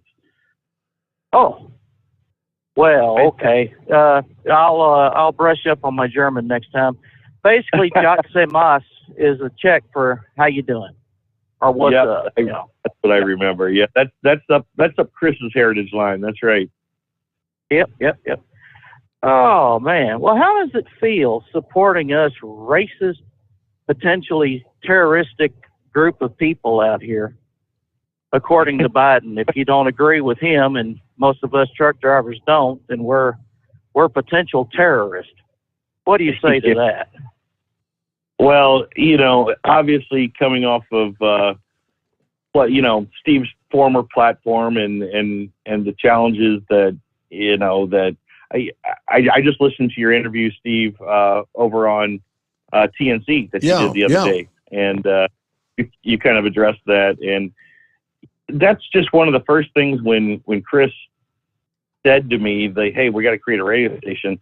My mind, Chris says a lot of crazy stuff. Chris has his mind's always coming up with out of the box stuff, and my mind always initially goes to, okay, well, how am I going to execute this? Like, he gets to dream up all the crazy stuff. I got to figure out how to make it happen, So instantly I'm thinking, okay, what are the challenges of a radio station? What are the problems he's just dealing with right now that put us in this situation, which I call an opportunity that we were happy to jump on.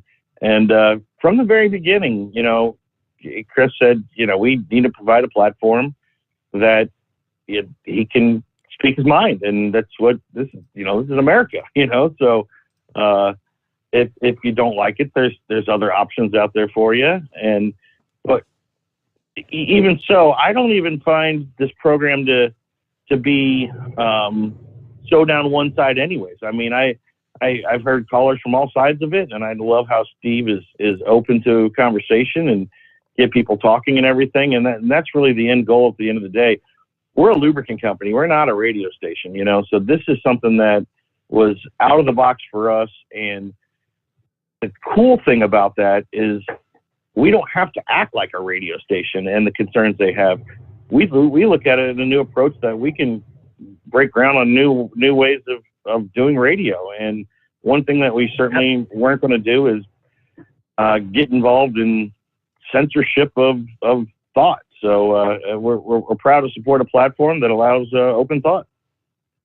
Well, I tell you what, to hear that idiot in charge speak about drivers, you would think that we're nothing but a bunch of redneck, white trash people out here that are the only ones driving these trucks, keeping this country rolling. And that's just not true.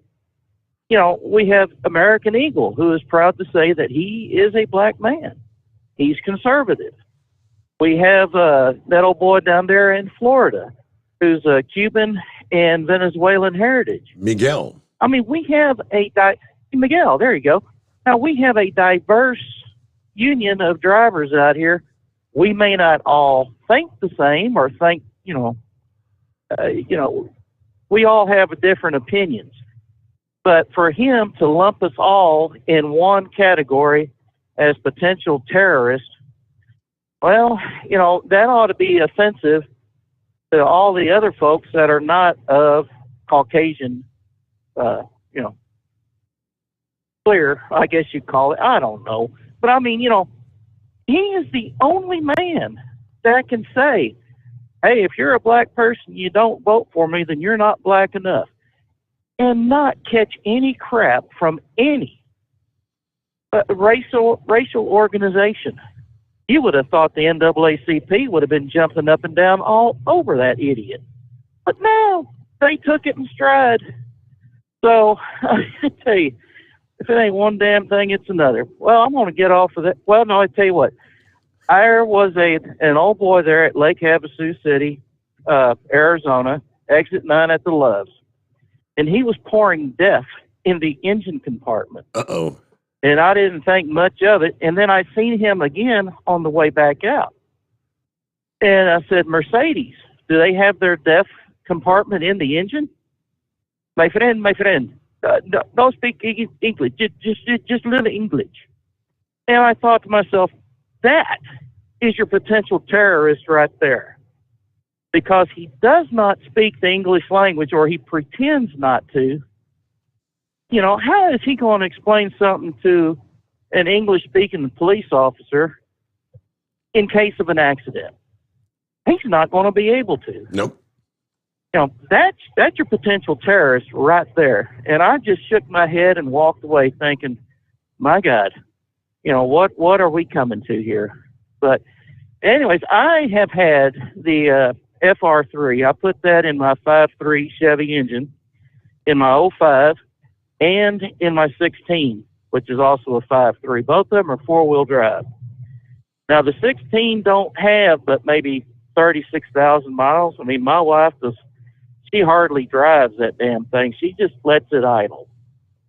Whenever she goes to the store, my daughter goes in and gets the stuff, or they sit out in the parking lot and wait for the people to come out from Walmart to dump stuff in the back. But, so I'm thinking with it being idled as much as it has, that FR3 is probably the best thing for it to keep it from building up, oil stiction in a gasoline engine. And it may sound silly, but I mean, that's just the way I feel. And I have seen results. In my 05, with the 5.3, I have 213,000 miles on it.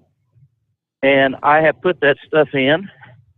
And, I don't know exactly how much vavoom it gives the motor. But I was in Albuquerque the other day trying to let somebody in, and they said, nope, you go ahead. So I stepped on the gas, and I'll be damned if both back wheels didn't spin. That's not really happened before. So So I'm really impressed, and I can see and I can feel that engine is not working near as hard, to accelerate.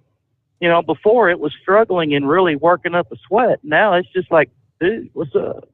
So, I mean, I am really impressed with the FR3 in a gasoline engine.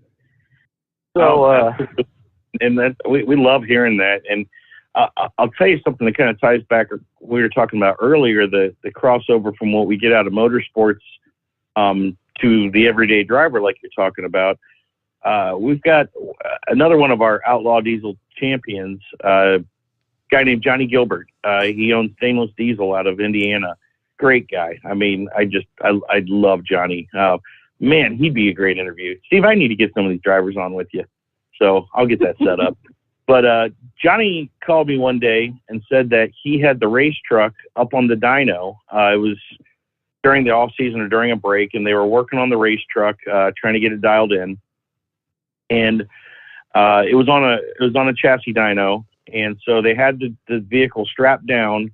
And normally they turn on basically the data logging of the computers when they start to do a pull on the engine, and they measure that through the pull.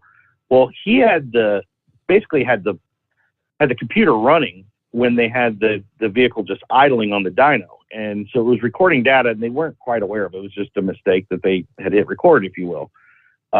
They poured FR3 into the engine while it was running on the dyno, preparing to do some pulls on it. And they went ahead with their testing and everything. And when they got done, they went back to check their data, and he realized that the data file was huge because it had been recording for a while. And he just so happened to look at the data log, and one of the things that they can measure a million things. And one of the things they can measure is what they call cubes of fuel. And it's a physical measurement of how much fuel is coming out of the injectors, if you will. And I think it's measured by cubic millimeters is the unit of measurement, I believe. I could be wrong on that. Don't quote me. But he was watching the data of the truck just idling on the dyno, and he saw one of the lines dip on the chart, and he went back and looked, and it was literally as they had poured the FR3 in the engine within a matter of seconds, and usually it takes a while for the FR3 to work through the engine, but within a matter of seconds, he saw the cubes of fuel drop considerably. It just started coming down. And basically what that is showing you is the amount of fuel that the computer is telling the truck it needs to keep idle was reduced. And so normally we're testing on the high end when the RPMs are really high and we're pulling through gears, but it was such a unique finding to show what that truck requires just to keep idling dropped down considerably out of efficiency made by lubricating the engine with the FR3. So what you're saying is exactly true. There's and I always tell people, we don't invent horsepower. We're not making horsepower. We're just allowing that engine to use more of the horsepower that it has. And so you're exactly right. That engine is working less hard. We're taking a lot of the strain off the engine by freeing up the internals with a nanocarbon lubricant. Well, it works. And it was a dry surface. So, I mean, it's not like I was, lightweight. I mean, I must have had about 400 pounds of rock in the back of that thing in bags. And, for it to have both wheels spinning, or at least it sounded that way to me, and I got 10-ply tires on the back end of my half-ton pickup, I was impressed. So, and I didn't mean to do it. It just happened. We always say we offer a full money-back guarantee if you're not happy with the products, but we do not replace tires when you're happy and doing burnouts. So that's on you. Well, like I said, I didn't mean to do it. It just happened. So, yep. But anyways, don't make a habit of it. All right. Hey, we're at the, believe it or not, top of the hour. We've got one to go there, Kyle. 1 hour ahead of us on a Friday morning. Back after this, the Steve Sommers Overnight Drive live from the Hot Shot Secret Studios. USA Radio News with Wendy King. President Biden says he's narrowing his list of Supreme Court nominees. He said on NBC, he's not trying to pick someone who's polarizing. I think whomever I pick will get a vote from the Republican side for the following reason. I'm not looking to make an ideological choice here. I'm looking for someone to replace Judge Breyer with the same kind of capacity Judge Breyer had, with an open mind, who understands the Constitution, interprets it in a way that is consistent with the mainstream interpretation of the Constitution. He says he's narrowed it to 4 people. His final choice will be an African-American woman, which will be announced later this month. The Senate has passed a bill barring forced arbitration in workplace sexual harassment cases. The measure passed on a bipartisan voice vote. This is USA Radio News. Hi, this is Wayne Alaroot. It's official. Inflation is at its highest level since the 1980s, according to the U.S. Bureau of Labor Statistics. What most people don't know is that it's actually much worse. Inflation may be higher now than the 1980s since the new measurements exclude food and energy. Gas prices up 58%, energy up 33%. What can you do about it? Protect yourself and your family. Only gold, silver, and other hard assets give you true protection. My friends at Tangible Investments guarantee the absolute lowest prices on precious metals. Check them out at TII1.com or call 800-300-8441. Tangible Investments has 40 years of experience and billions, that's with a B, billions in transactions. Call 800-300-8441 if you want help with gold, silver, platinum. They guarantee you the best prices plus excellent service. Call Tangible Investments now, 800-300-8441, or visit TII1.com. They also provide free verbal appraisals. In Canada's capital, protesters show no sign of ending their fight against the COVID mandates. Ottawa Police Chief Peter Slowly says officers are trying to end it. There have been over 1,700 tickets issued. There have been a total of 25 arrests to date, including criminal charges for mischief and menacing behavior. Production at GM, Ford, and Toyota has been scaled back due to the blockades, including the convoy at the Ambassador Bridge, which connects Windsor and Detroit. A big jump in the annual inflation rate is being felt by consumers, as we hear from USA's Lance Pry. A new Labor Department report released Thursday has the American economy inching its way to a recession. The Consumer Price Index rose 7.5% in January from a year ago. That's the worst since February of 1982, when inflation hit 7.6%. From the West Coast to USA Radio News Bureau, I'm Lance Pry. You're listening to USA Radio News. Hi, this is Dr. Joel Wallach, and I want to tell you that arthritis is not a genetic thing. It's not a disease of aging. Neither is osteoporosis. Get a hold of my book. It's all in your head. It goes into the 25 different diseases you get when you have osteoporosis of the skull. These are all reversible. You take the Healthy Bone and Joint Pack, the MSM, vitamin D3, stay away from all the bad foods, including gluten, and guess what? You'll regrow all your bones, including your skull and your legs and your hips and everything else. Contact us at usaradiohealth.com. That's usaradiohealth.com. The House Oversight Committee is looking into reported violations of the Presidential Records Act by former President Trump after boxes of records were found in his Florida home of Mar-a-Lago.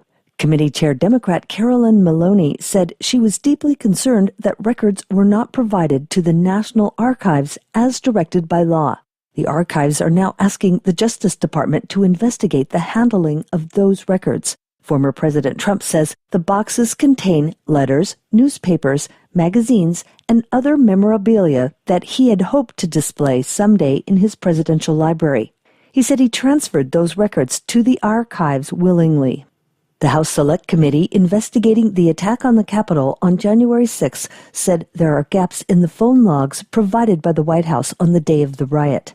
Unnamed sources told the New York Times and ABC News that phone records show no entries of calls to or from former President Trump via the White House switchboard, despite numerous reports that he spoke to lawmakers in the House after the beginning of the attack.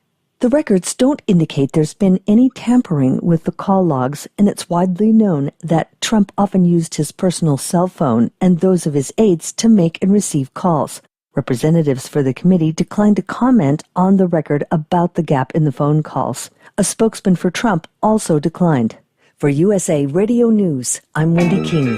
We know you'd like to be cuddled up real tight with a sweet little thing all night. But instead, you've got Steve Sommers. It's the Overnight Drive. It's coming. Crisp fall mornings turn bitter cold. You climb into your diesel and it feels like you're sitting on an ice cube. Imagine how your engine feels after a frosty night. Freezing temperatures impact your diesel's fluids, especially fuel. As the temperatures drop, water that is emulsified within your fuel is released, adding more water into your system. Frozen water in your fuel lines, filter, or bowl will simply slow the flow, or worse, stop the flow of fuel in your system. No fuel flow, no start. Get prepared now for the cold that is coming. Hot Shot Secret Diesel Winter Anti-Gel is a premium fuel additive that lowers your fuel's pour point to minus 65 degrees. If it's that cold out, you shouldn't be on the road. You ought to be at home in front of the fireplace. Hot Shot Secret Diesel Winter Anti-Gel Premium Fuel Additive. Available now online at hotshotsecret.com. Hot Shot Secret. Powered by science.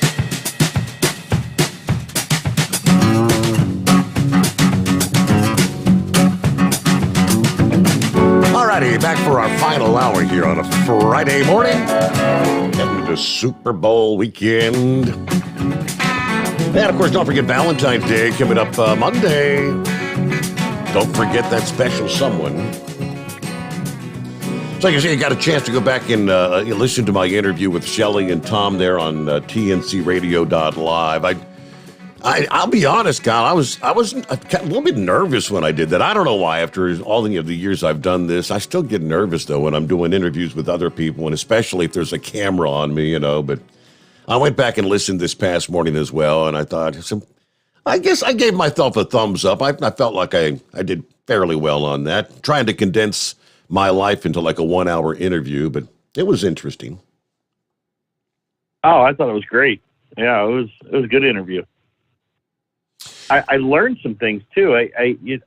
One of the most interesting things I learned about you was you'd mentioned kind of one of the changes from, it being a musical type of trucking show to actually opening up to talk to the drivers. Really kind of stemmed around September 11th, and one thing you really hit me when I heard you mention that that day, I believe when your dad came on air, you weren't going to use any handles that night. Correct. And we're using everybody's first name.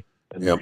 It started a conversation with the trucking community, and that was kind of the birth of this movement almost. And I found that just to be fascinating. It was really interesting to hear you tell that story. Yeah, Sylvester was. I think you were still driving truck here in the U.S. when that all unfolded. You probably remember when that all unfolded, didn't you? Yeah, I remember. I was actually at home when the planes hit, but a few days later, I remember. The changes. It's unbelievable. That was a huge event in trucking radio. If you remember too, there were a lot of people talking about where closures were, because remember there was a huge jump in the price of fuel. Companies were price gouging, and I believe too that your show helped drivers find better cost of fuel. But not only that, but I really believe that it helped to shine the light on the people that were really doing wrong. To price gouge the way they were. I remember that the day after it happened, and we met. I was a company driver for Schneider at the time, and I was working on a project at West Memphis where we were trying to get some safety training developed, and it was so poignant knowing that all these drivers were all over the United States. We still could communicate with them, and they could even call in to the radio program and voice their feelings and their opinions, and it just made a huge difference. But before going any further, Steve, I sent you a link to a live feed. Did you get to see that? I see the link here. I haven't got to watch it. I mean, is it something that's actually live now, or just is it like a recording? Or Yeah, I don't know if it is now. I mean, he was live streaming at one of it's basically the assembly point for what's going on here in Canberra, and tomorrow is going to be a huge rally again in Canberra. There's a lot going on over here. The police are like they are in Canada. They're stepping up their, for want of a better way to put it, attacks on just Joe Public, and really being brutal in cases. It's real, and got to remember, this country doesn't have the protections that you do in the States. It's a lot like Canada in that way. You don't have civil rights over here. You don't have a First Amendment right to gather and to protest. It's all by the government decree whether or not you're allowed to or not. And some of the things that are going on. I mean, there's a guy that I know that's headed down there. In the next couple hours, he's going to drive down and meet up, and they're going to start. I guess it's about 9:00 tomorrow morning, which is. I'm trying to do the math here, man. 9:00 tomorrow morning is about 5 p.m. your time, and there will probably be more live feeds at that point. So the guy that I think you should be a live feed at the same time tomorrow. Okay. Well, actually before this time tomorrow. So, which is about 5 p.m. tomorrow. Now I did post it in the Overnight Drive fan page, as well as the Outlaw page. And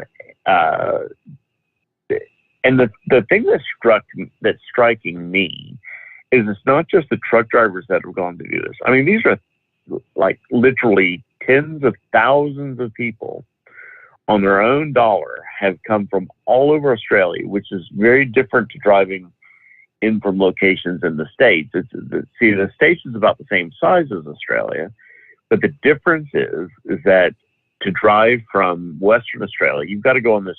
It's a 2-lane road.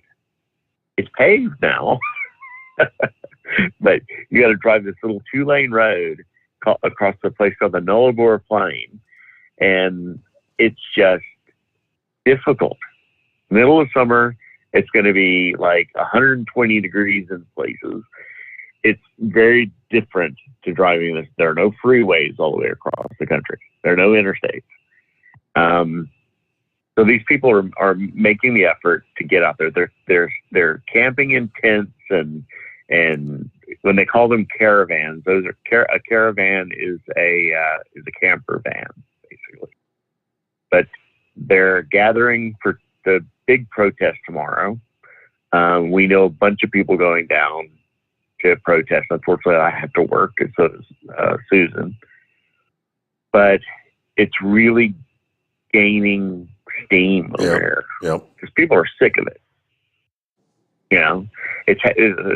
I'm surprised I haven't heard more, in the States of things going on. I mean, people are willing to talk about it and criticize people for, not participating, but then they themselves aren't participating. They themselves aren't creating and making it happen. You don't have to have 1,000 trucks to make a statement. You could do it individually. Well, the convoy here is supposed to get underway. They officially announced like March the 4th and 5th, gathering in California. I don't know how long the convoy will take to go from California to Washington, D.C., but the anticipation is along the way they're hoping to have thousands all joined in by the time they get there. it's good to see some of the people that are listening in are going to participate. That's good to see. I do want to say this to Kyle before I've outlived my welcome, blathering on about things like the Ukraine and Taiwan. Kyle, I got to tell you, man, it is so appreciated bringing this man and this format back to a way that we can hear it.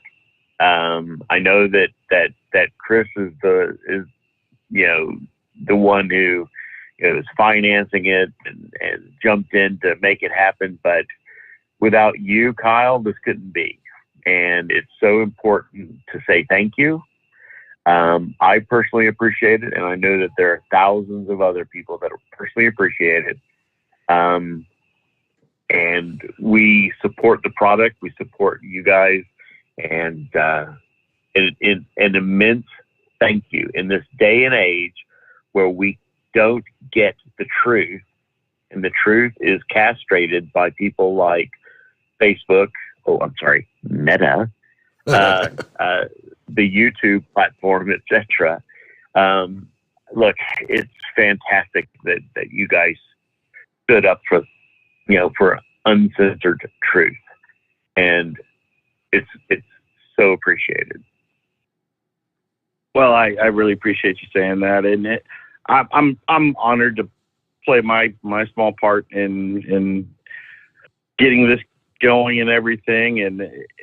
But as I kind of said in the origin story there of Hot Shots, this is more than just a radio advertising relationship that we had. This show was instrumental to the foundation and the birth of this company. So it's more of a family before we even knew we were family, and so it's just great that we got this new platform that's really taken off, and I think we got big things coming. Yeah, I definitely believe that. I'll never forget Chris's first phone call. His first time in the studio. You could tell he was absolutely terrified, and it was good to hear the development over time and how he's got more comfortable talking to us because we're just people. Yep. He was that very first visit. He was really, really nervous. I remember that. All right. He still does. He still gets nervous before he goes on. But now I think that he comes on regularly with this show. He's getting a lot more comfortable on it. I'll tell you a funny behind the scenes story. When we first started the Facebook Live program for Hot Shot Secret, the very first episode I did with Chris, I mentioned earlier how funny it was going back to watch it. But behind the scenes, I wasn't all that nervous. I had gone on Facebook Live on our channel, when I'm at racetracks and stuff. So it wasn't out of the box for me. But, man, Chris was sweating bullets to the point where he got me all nervous. And I'm just thinking, should I be nervous?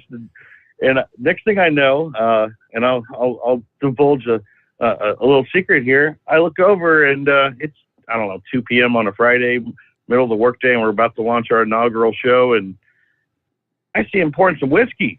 I said, "What's that?" Trying to relax. He's like, "Oh man, I'm nervous. I need to knock that off a little bit." And I said, "Well, you better pour me one too, then." So if you go back to that first episode, not only was it awkward and funny, and we were getting used to it, but we might have had a drink or two before we went live on that first day. I don't blame you. Let me see here. Wheelchair Dave is on the line this morning down in Georgia. Morning, Dave. Well, hello there, Steve, and hello there, Kyle. Hey, Dave. Hey, great tech talk there, Kyle. I sure do appreciate it. I want to call in and say thank you for all that you guys do, and not only on Steve's show, but also I catch you guys a lot of advertisement out there, your diesel truck tractor stuff and truck racing on that RFD TV as well. So I want to thank you for all that. Yeah, that's really a lot of our partnership through the NTPA. And again, I'm going through budgeting and planning right now, and we're looking to do a little more with that RFT TV this year. So I'm glad you're enjoying it, and look for even more of that coming in this year. Well, that's fantastic to hear.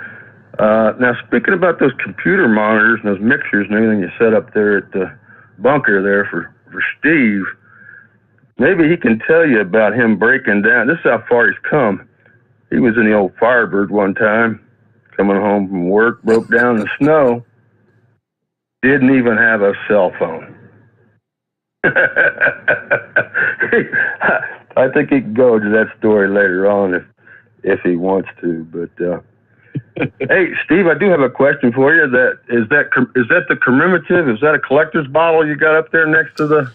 That is a Houday bottle. Yeah, it's not one of those from like the previous championships or whatever. It's just it was a commemorative bottle from a few years ago that's got the Houday logo on it, Hudapole beer. So I'm not sure what year that was, but it's great. That's the only one I got. Well, go ahead. So that's the only one I have. Go ahead. One Houday bottle. Yeah, that thing's a collector. I mean, if that's the old one that you used to have before, that's a collector's item, I believe. Yes. And I'm sure the beer tastes like crap. I'm not going to open it. Yeah. And then back to Kyle. Kyle, you got how's them bacon eclairs up there at Eight Sisters? You enjoying those? Oh man, you know Eight Sisters, huh?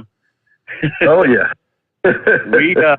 I'm a frequent guest there. If any of you have ever been to LSI, we're right off the exit, but all we have on our exit is a McDonald's, a Wendy's, a Subway, and Eight Sisters, and nothing close after that. So when you work in a building every day and you've got 4 lunch choices,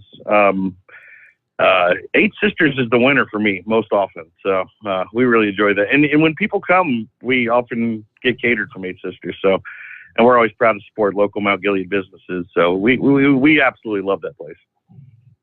Well, that's great. One more quick thing, Steve. I definitely we got an anniversary coming up here.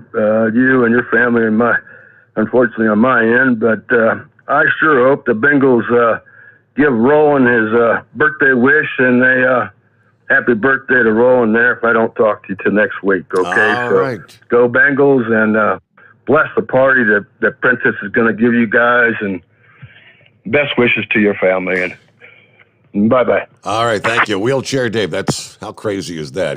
My grandson's birthday's coming up. I forgot. How did he remember that?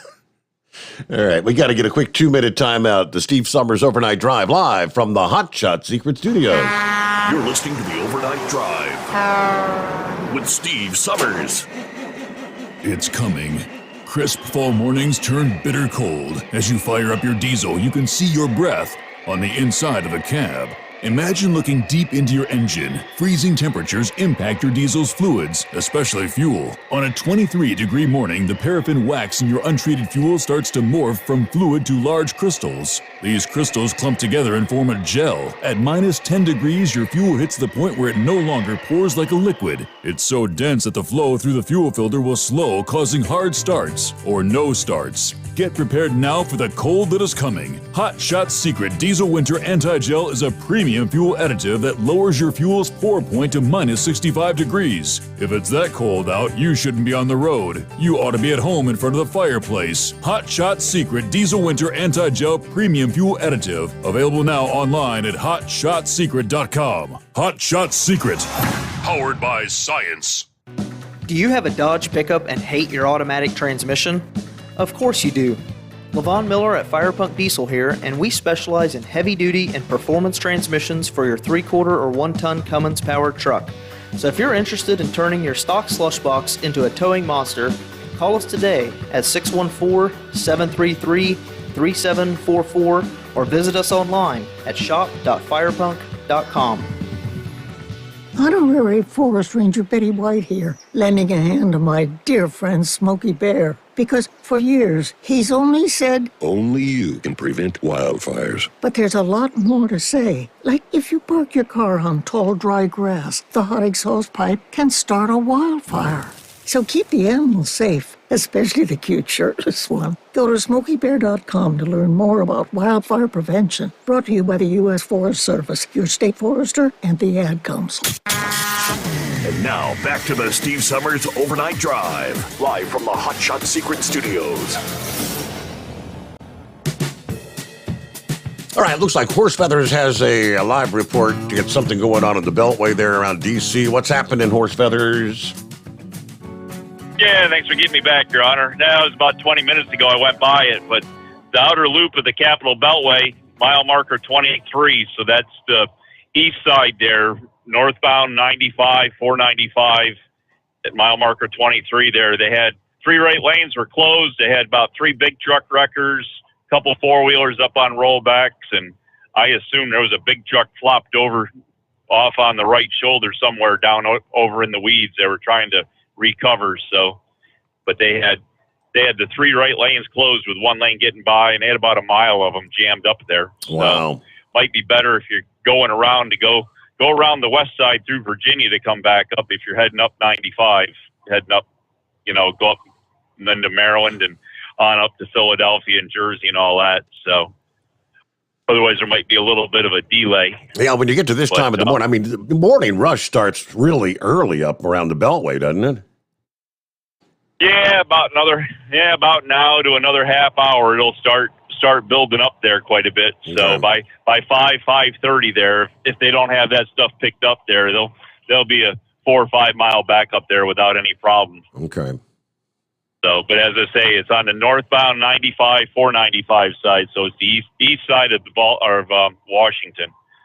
And hey, Kyle, one thing about what Heatwave was talking about, what he didn't tell you was he's using FR3 on the tires instead of Armor All.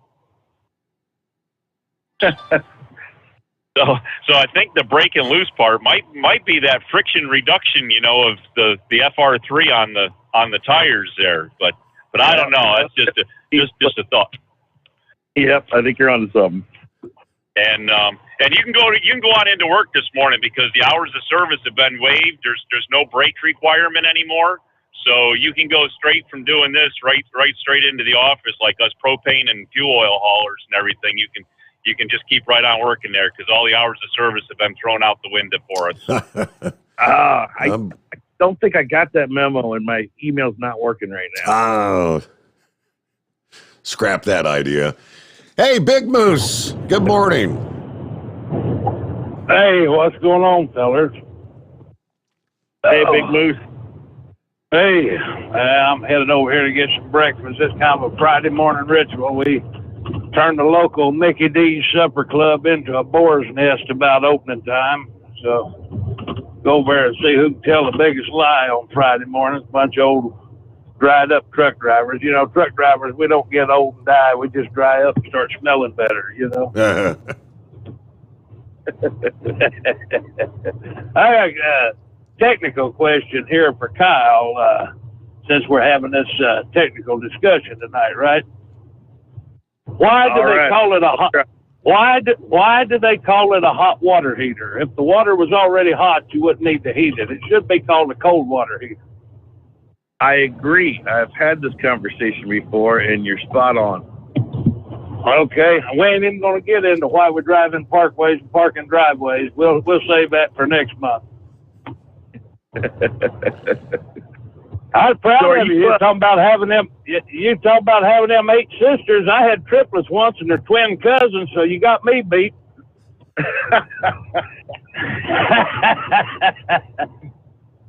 Hey, the question came up earlier, Moose. The question came up earlier, Moose. So you're going to make it down to Louisville. I told everybody we're trying to convince you to bring your guitar, and your accordion, and we got to get you over there and do some live entertainment in the Overnight Drive booth. Well, I can do that. I need to Mr. Fisher need to call me after the program if he would. I got a serious question about that truck show I need to ask him. I dropped Chris an email, but he's a busy man. So, Kyle, if you would, ring my phone when this show's over, would you? I sure will. Absolutely. All righty. Well, that being said, I'm going to go in. Huh? Did we get a commitment from you that we are going to have a live rendition of your song from the Matt's booth? We probably work something out. I know Steve got 5 hours to kill over there, so we'll figure something out. Great. We're looking forward to it. Hey, actually, me and Monkey Gouger's been working on a duet of "I Got You, Babe," so everybody might get a treat over there. You know, he gonna do Cher's part though. He looks better in long hair, and I'm better at hitting trees at high speed. That's got something to see. Anyway, keep a Twitcher spotted in the solid, sunny side up and all that crap. I'm going to go over here and get me an egg McMuffin and a hash brown. Stack them up together. That's your breakfast special. They've added that to the menu now. I had never heard of that. You put your hash brown on in between your egg and your sausage on your egg-a-muffin. Hey, let's get our news break here. The Steve Sommers Overnight Drive live from the Hot Shot Secret Studios. USA Radio News with Wendy King. President Biden says he's narrowing his list of Supreme Court nominees. He said on NBC he's not trying to pick someone who's polarizing. I think whomever I pick will get a vote from the Republican side for the following reason. I'm not looking to make an ideological choice here. I'm looking for someone to replace Judge Breyer with the same kind of capacity Judge Breyer had, with an open mind, who understands the Constitution, interprets it in a way that is consistent with the mainstream interpretation of the Constitution. He says he's narrowed it to 4 people. His final choice will be an African-American woman, which will be announced later this month. The Senate has passed a bill barring forced arbitration in workplace sexual harassment cases. The measure passed on a bipartisan voice vote. This is USA Radio News. An incredible business opportunity is coming to your area. Are you ready to own your own business? This is the opportunity you've been waiting for. Mr. Sandless, the largest wood refinisher in the world, needs owners throughout your area. Due to the housing shortages in the U.S., Mr. Sandless sales are skyrocketing, driving demand for their unique Sandless refinishing service to record earnings, and you can get in on the action. Mr. Sandless has already refinished more than 100 million square feet of floors with no sanding and nothing to clean up afterwards. Brand new territories are available right now across the nation. You could be the exclusive Mr. Sandless owner right where you live. A very low entry fee gets you started with a profit potential that's massive. Get all the details at msfranchise.com. That's msfranchise.com. But hurry, the best territories will go fast. You're listening to the Overnight Drive with Steve Sommers. Drivers, you demand that your equipment's reliable and dependable, and that also applies to your headset for communication. Well, our friends at Stellar Electronic have you covered. The Pluto Duo headset bundle is the best communication headset you can find in the industry. No matter the challenging environment you're driving in, the Pluto headset will make you sound crystal clear all the time thanks to their 99% noise cancellation. And the Duo's not only a stereo converter for the headset, but also a power bank so you can charge as you go. Learn more at StellarElectronic.com or visit them on Facebook. Do you have a Dodge pickup and hate your automatic transmission? Of course you do. Levon Miller at Firepunk Diesel here, and we specialize in heavy-duty and performance transmissions for your 3/4 or 1-ton Cummins-powered truck. So if you're interested in turning your stock slush box into a towing monster, call us today at 614-733-3744 or visit us online at shop.firepunk.com. It's coming. Crisp fall mornings turn bitter cold. As you fire up your diesel, you can see your breath on the inside of a cab. Imagine looking deep into your engine. Freezing temperatures impact your diesel's fluids, especially fuel. On a 23-degree morning, the paraffin wax in your untreated fuel starts to morph from fluid to large crystals. These crystals clump together and form a gel. At minus 10 degrees, your fuel hits the point where it no longer pours like a liquid. It's so dense that the flow through the fuel filter will slow, causing hard starts or no starts. Get prepared now for the cold that is coming. Hot Shot Secret Diesel Winter Anti-Gel is a premium fuel additive that lowers your fuel's pour point to minus 65 degrees. If it's that cold out, you shouldn't be on the road. You ought to be at home in front of the fireplace. Hot Shot Secret Diesel Winter Anti-Gel Premium Fuel Additive. Available now online at HotShotSecret.com. Hot Shot Secret. Powered by science. Attention all truckers, Dean Michael, the tax doctor here. I want to talk to you about those dreaded tax problems. I know you want to keep on trucking and not even think about them. Let's face it, they're not going away all on their own. You need professional help. I've been helping truckers put their tax problems in the rearview mirror for years. I can help you too. Call me for a free consultation at 888-632-4506 or go to mytaxhelpmd.com. It's like I always say, keep your eyes on the road, I'll keep mine on the IRS. 888-632-4506. After a long winter road trip, there's nothing like coming home to a warm, comfortable home. Hi, I'm Steve with USA Insulation. When we put our foam in your walls, it's like putting a coat around your entire home. It keeps the cold air out and the warm air in. We're getting homes ready right now for winter, and we have $1,000 savings for everyone. But because we love our truckers, we're going to give you an additional $250 discount for mentioning the show. 1-800-USA-FOAM or USAinsulation.net. Hey, Dad, your prescription will be ready in just a minute. Hey, Dad, your laundry will be ready in just a minute. Dad, your lunch will be ready in just a minute. Hey, honey, why don't you take a minute? When you help care for a loved one, you give them as much time as you can, making sure they're safe and comfortable. But it's just as important that you take some time for yourself. At AARP, we can help with information and useful tips on how you can maintain a healthy life balance, care for your own physical and mental well-being, and manage the challenges of caring for a loved one. Because the better care you take of yourself, the better care you can provide for your loved one. Thanks, Dad. Thank you. You're there for them. We're here for you. Find free care guides to support you and your loved one at aarp.org/caregiving. That's aarp.org/caregiving. A public service announcement brought to you by AARP and the Ad Council. And now, back to the Steve Sommers Overnight Drive, live from the Hot Shot Secret Studios.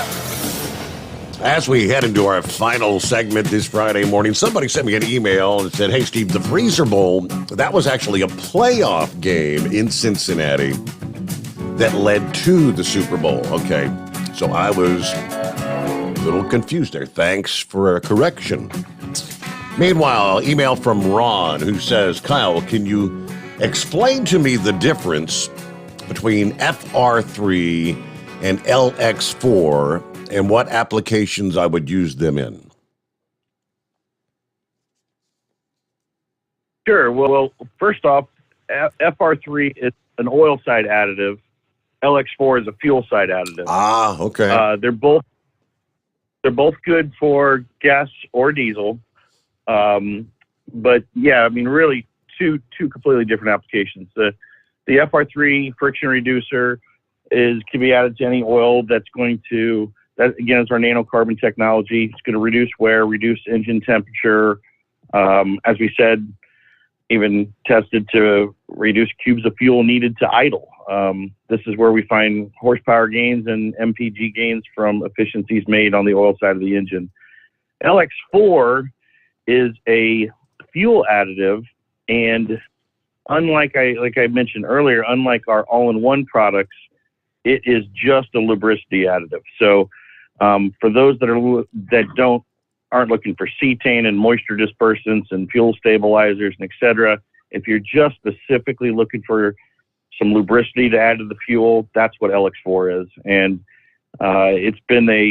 it's a competitive product in the marketplace for a long time. We've had a very good lubricity additive in our EDT and our diesel extreme as a component of the full mix. But when we decided, we found a new lubricant technology, and we decided to put that product out on its own.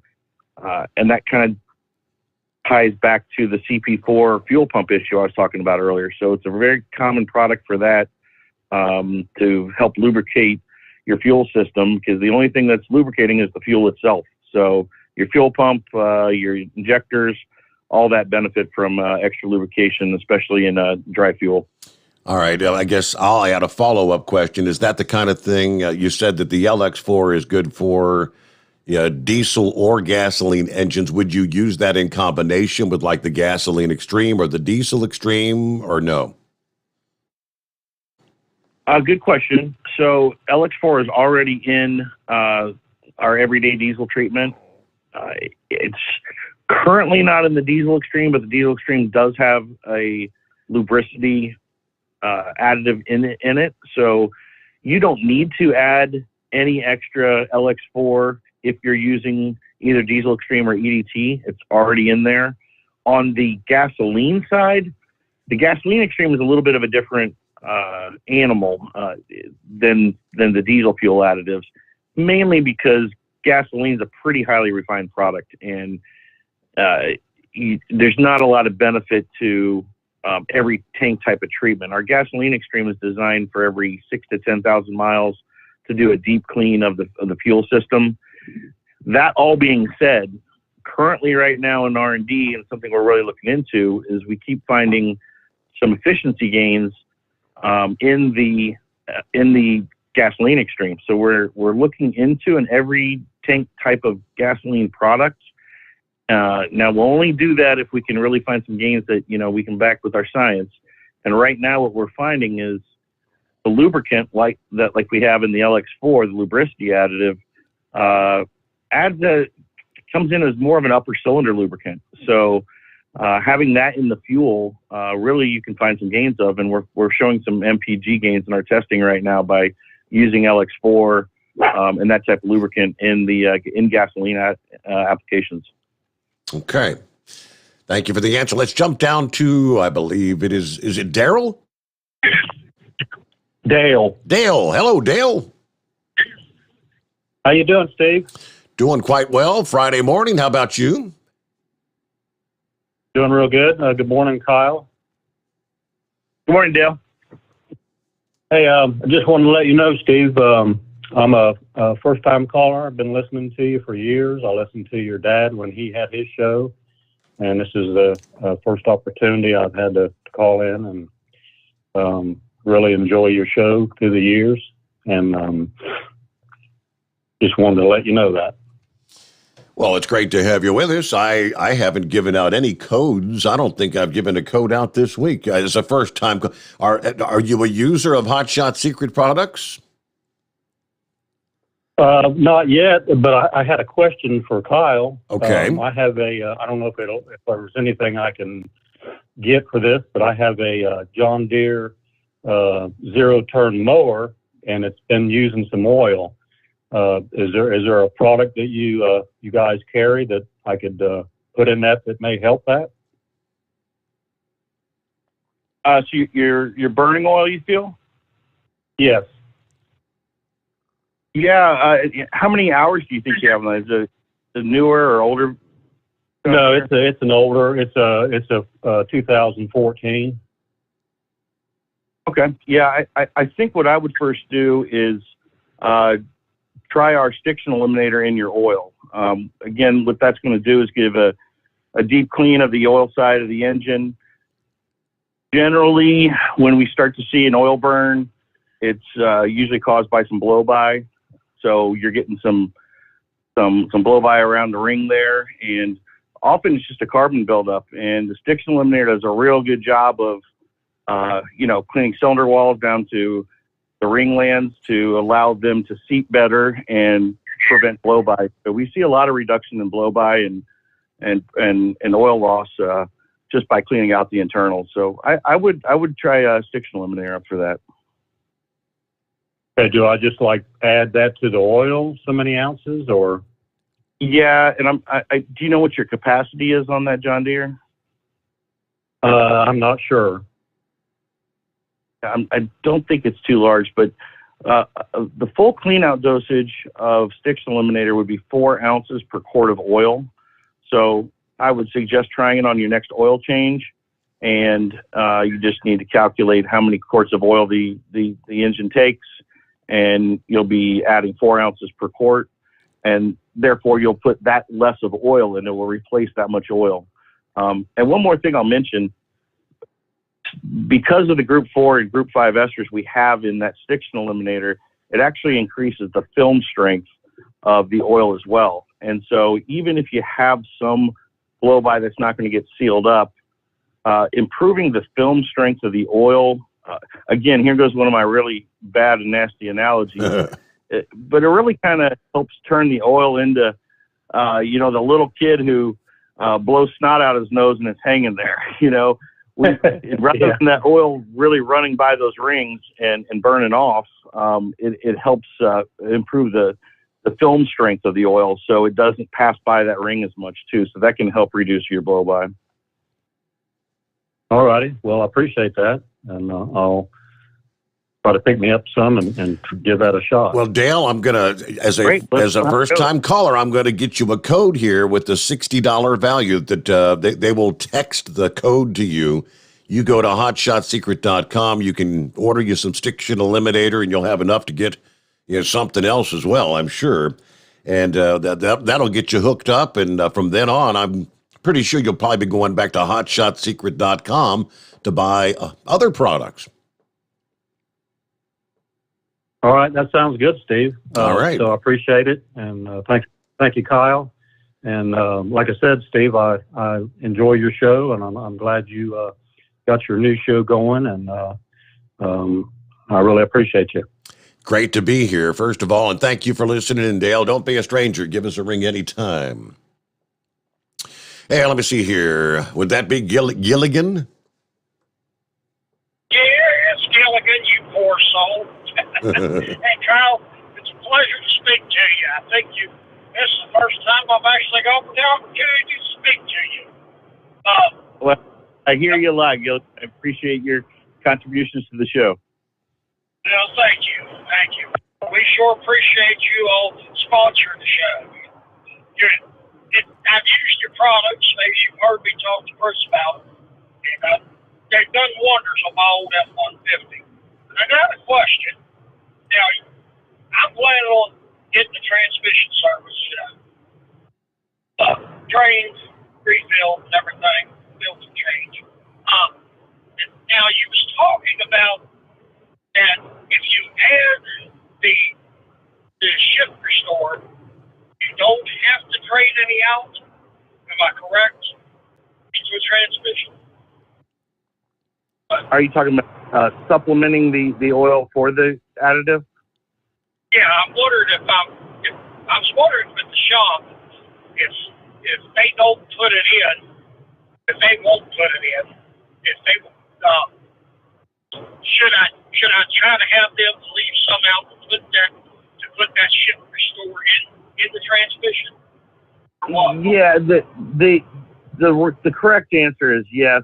You do want to displace that amount of oil.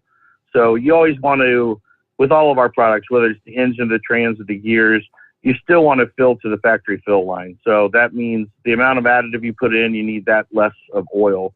If you're in a situation where you're having someone do the oil change for you, the transmission service, and they don't want to pour it in for whatever reason, you could ask them to leave that out, whether it's, 16 ounces that you're putting in, just let them know.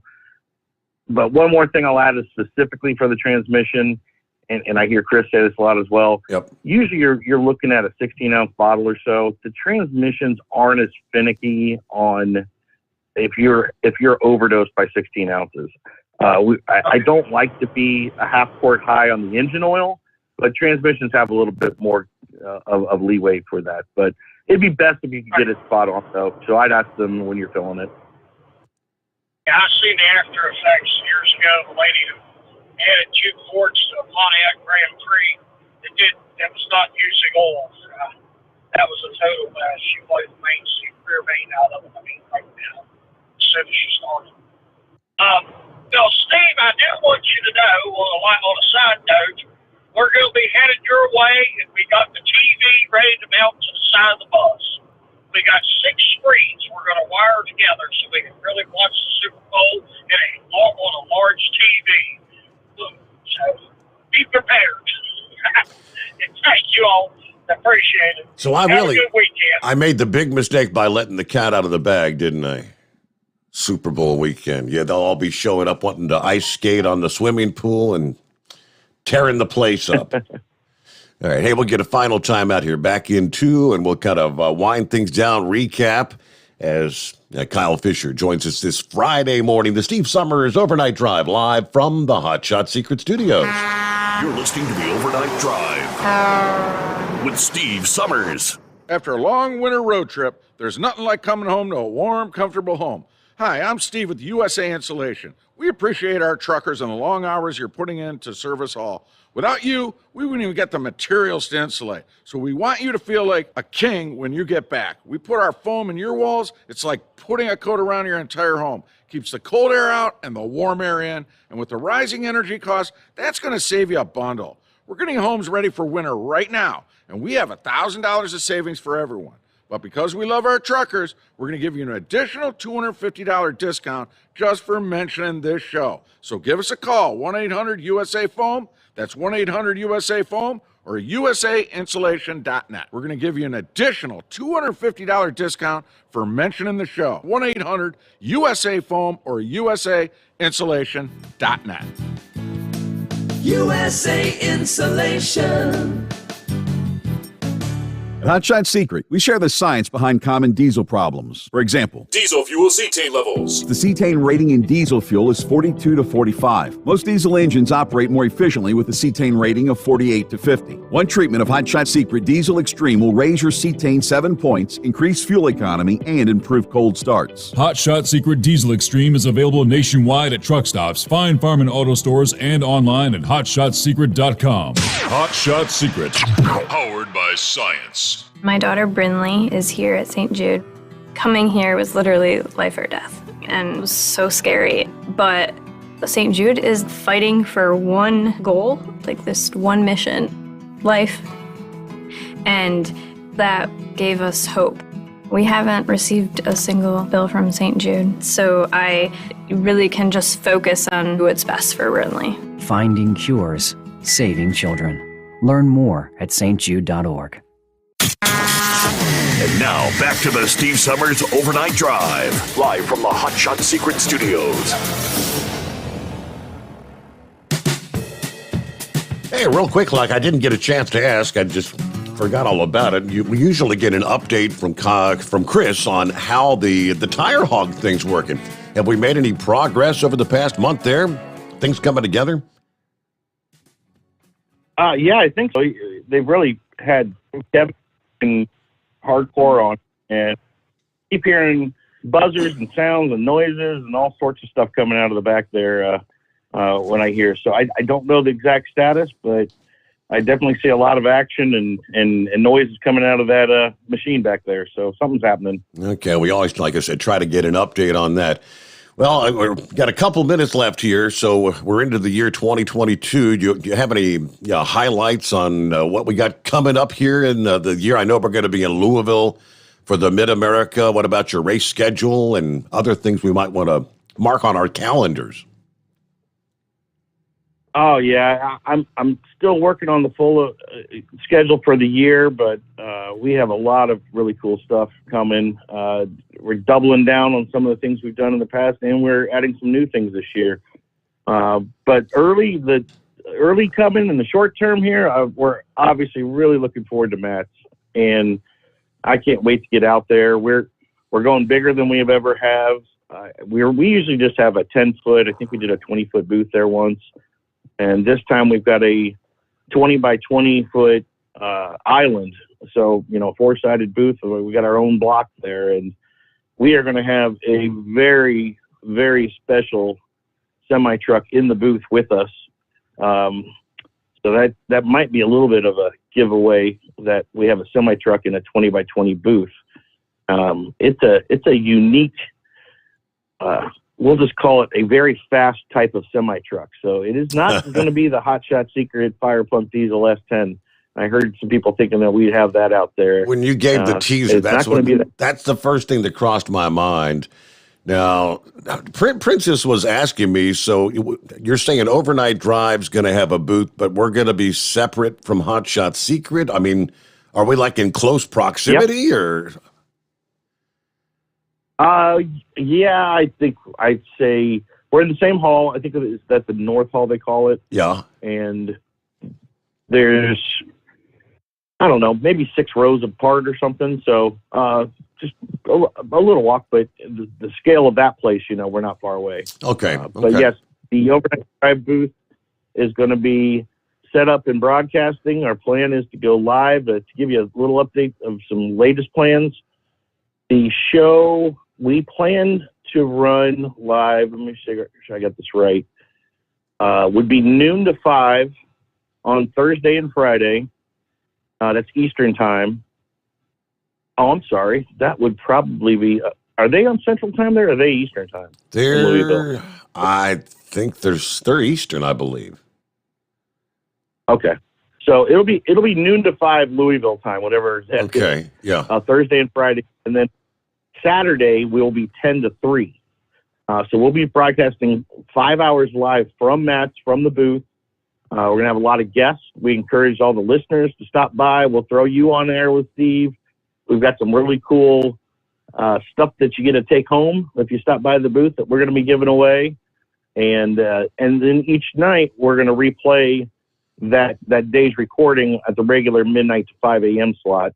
So those who aren't attending Matt's can either hear it live during the day from the booth or get the replay that night, each night at midnight. Okay. So I just can't wait. It's going to be a blast. It's going to be fun to get everybody out there and together. And I think it's just going to be a really good time. And more immediate, the most upcoming thing we have is, like I said, is we're kicking off the season here in just 2 weeks. And this is one of the special times of the year, as you know, with the world record holding fastest diesel in the world, the Hot Shot Secret Fire Punk Diesel S10. We always get to have a little bit of fun at the beginning of the year and at the end of the year when we slap on a small tire and go race with the gas guys. So in 2 weeks, I'll be heading down to South Georgia Motorsports Park with Fire Punk. Also going to have some other our drivers down there, Ryan Milliken with his Chevy Nova and a few others. And this is when they swing for the fences. And there's some modifications that have been made to the S10 in the off season.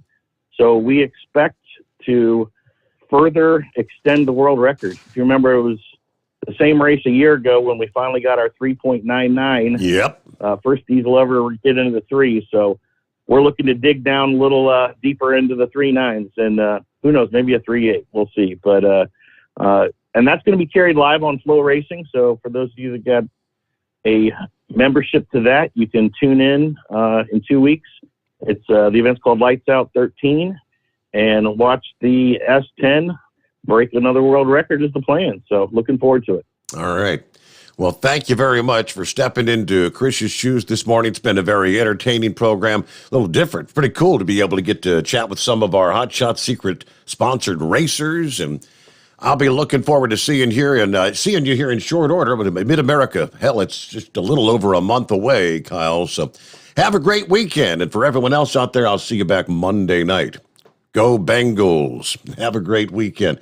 Thanks for being with us. The Steve Sommers Overnight Drive live from the Hot Shot Secret Studios.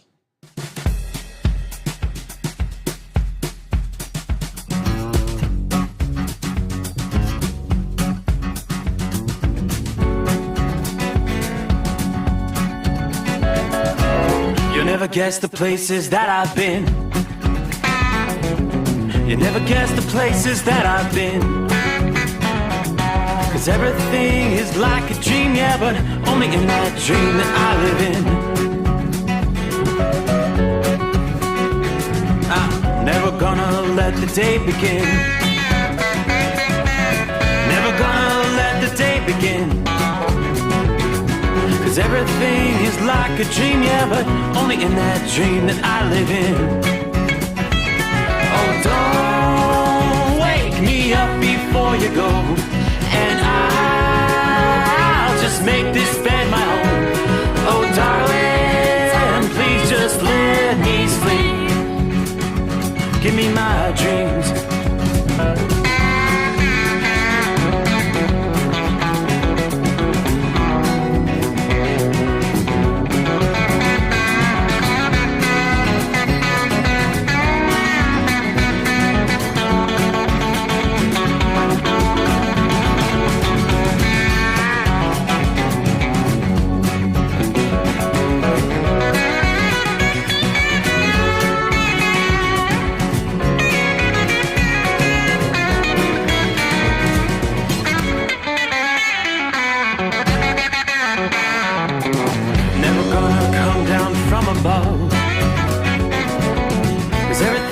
Better from above.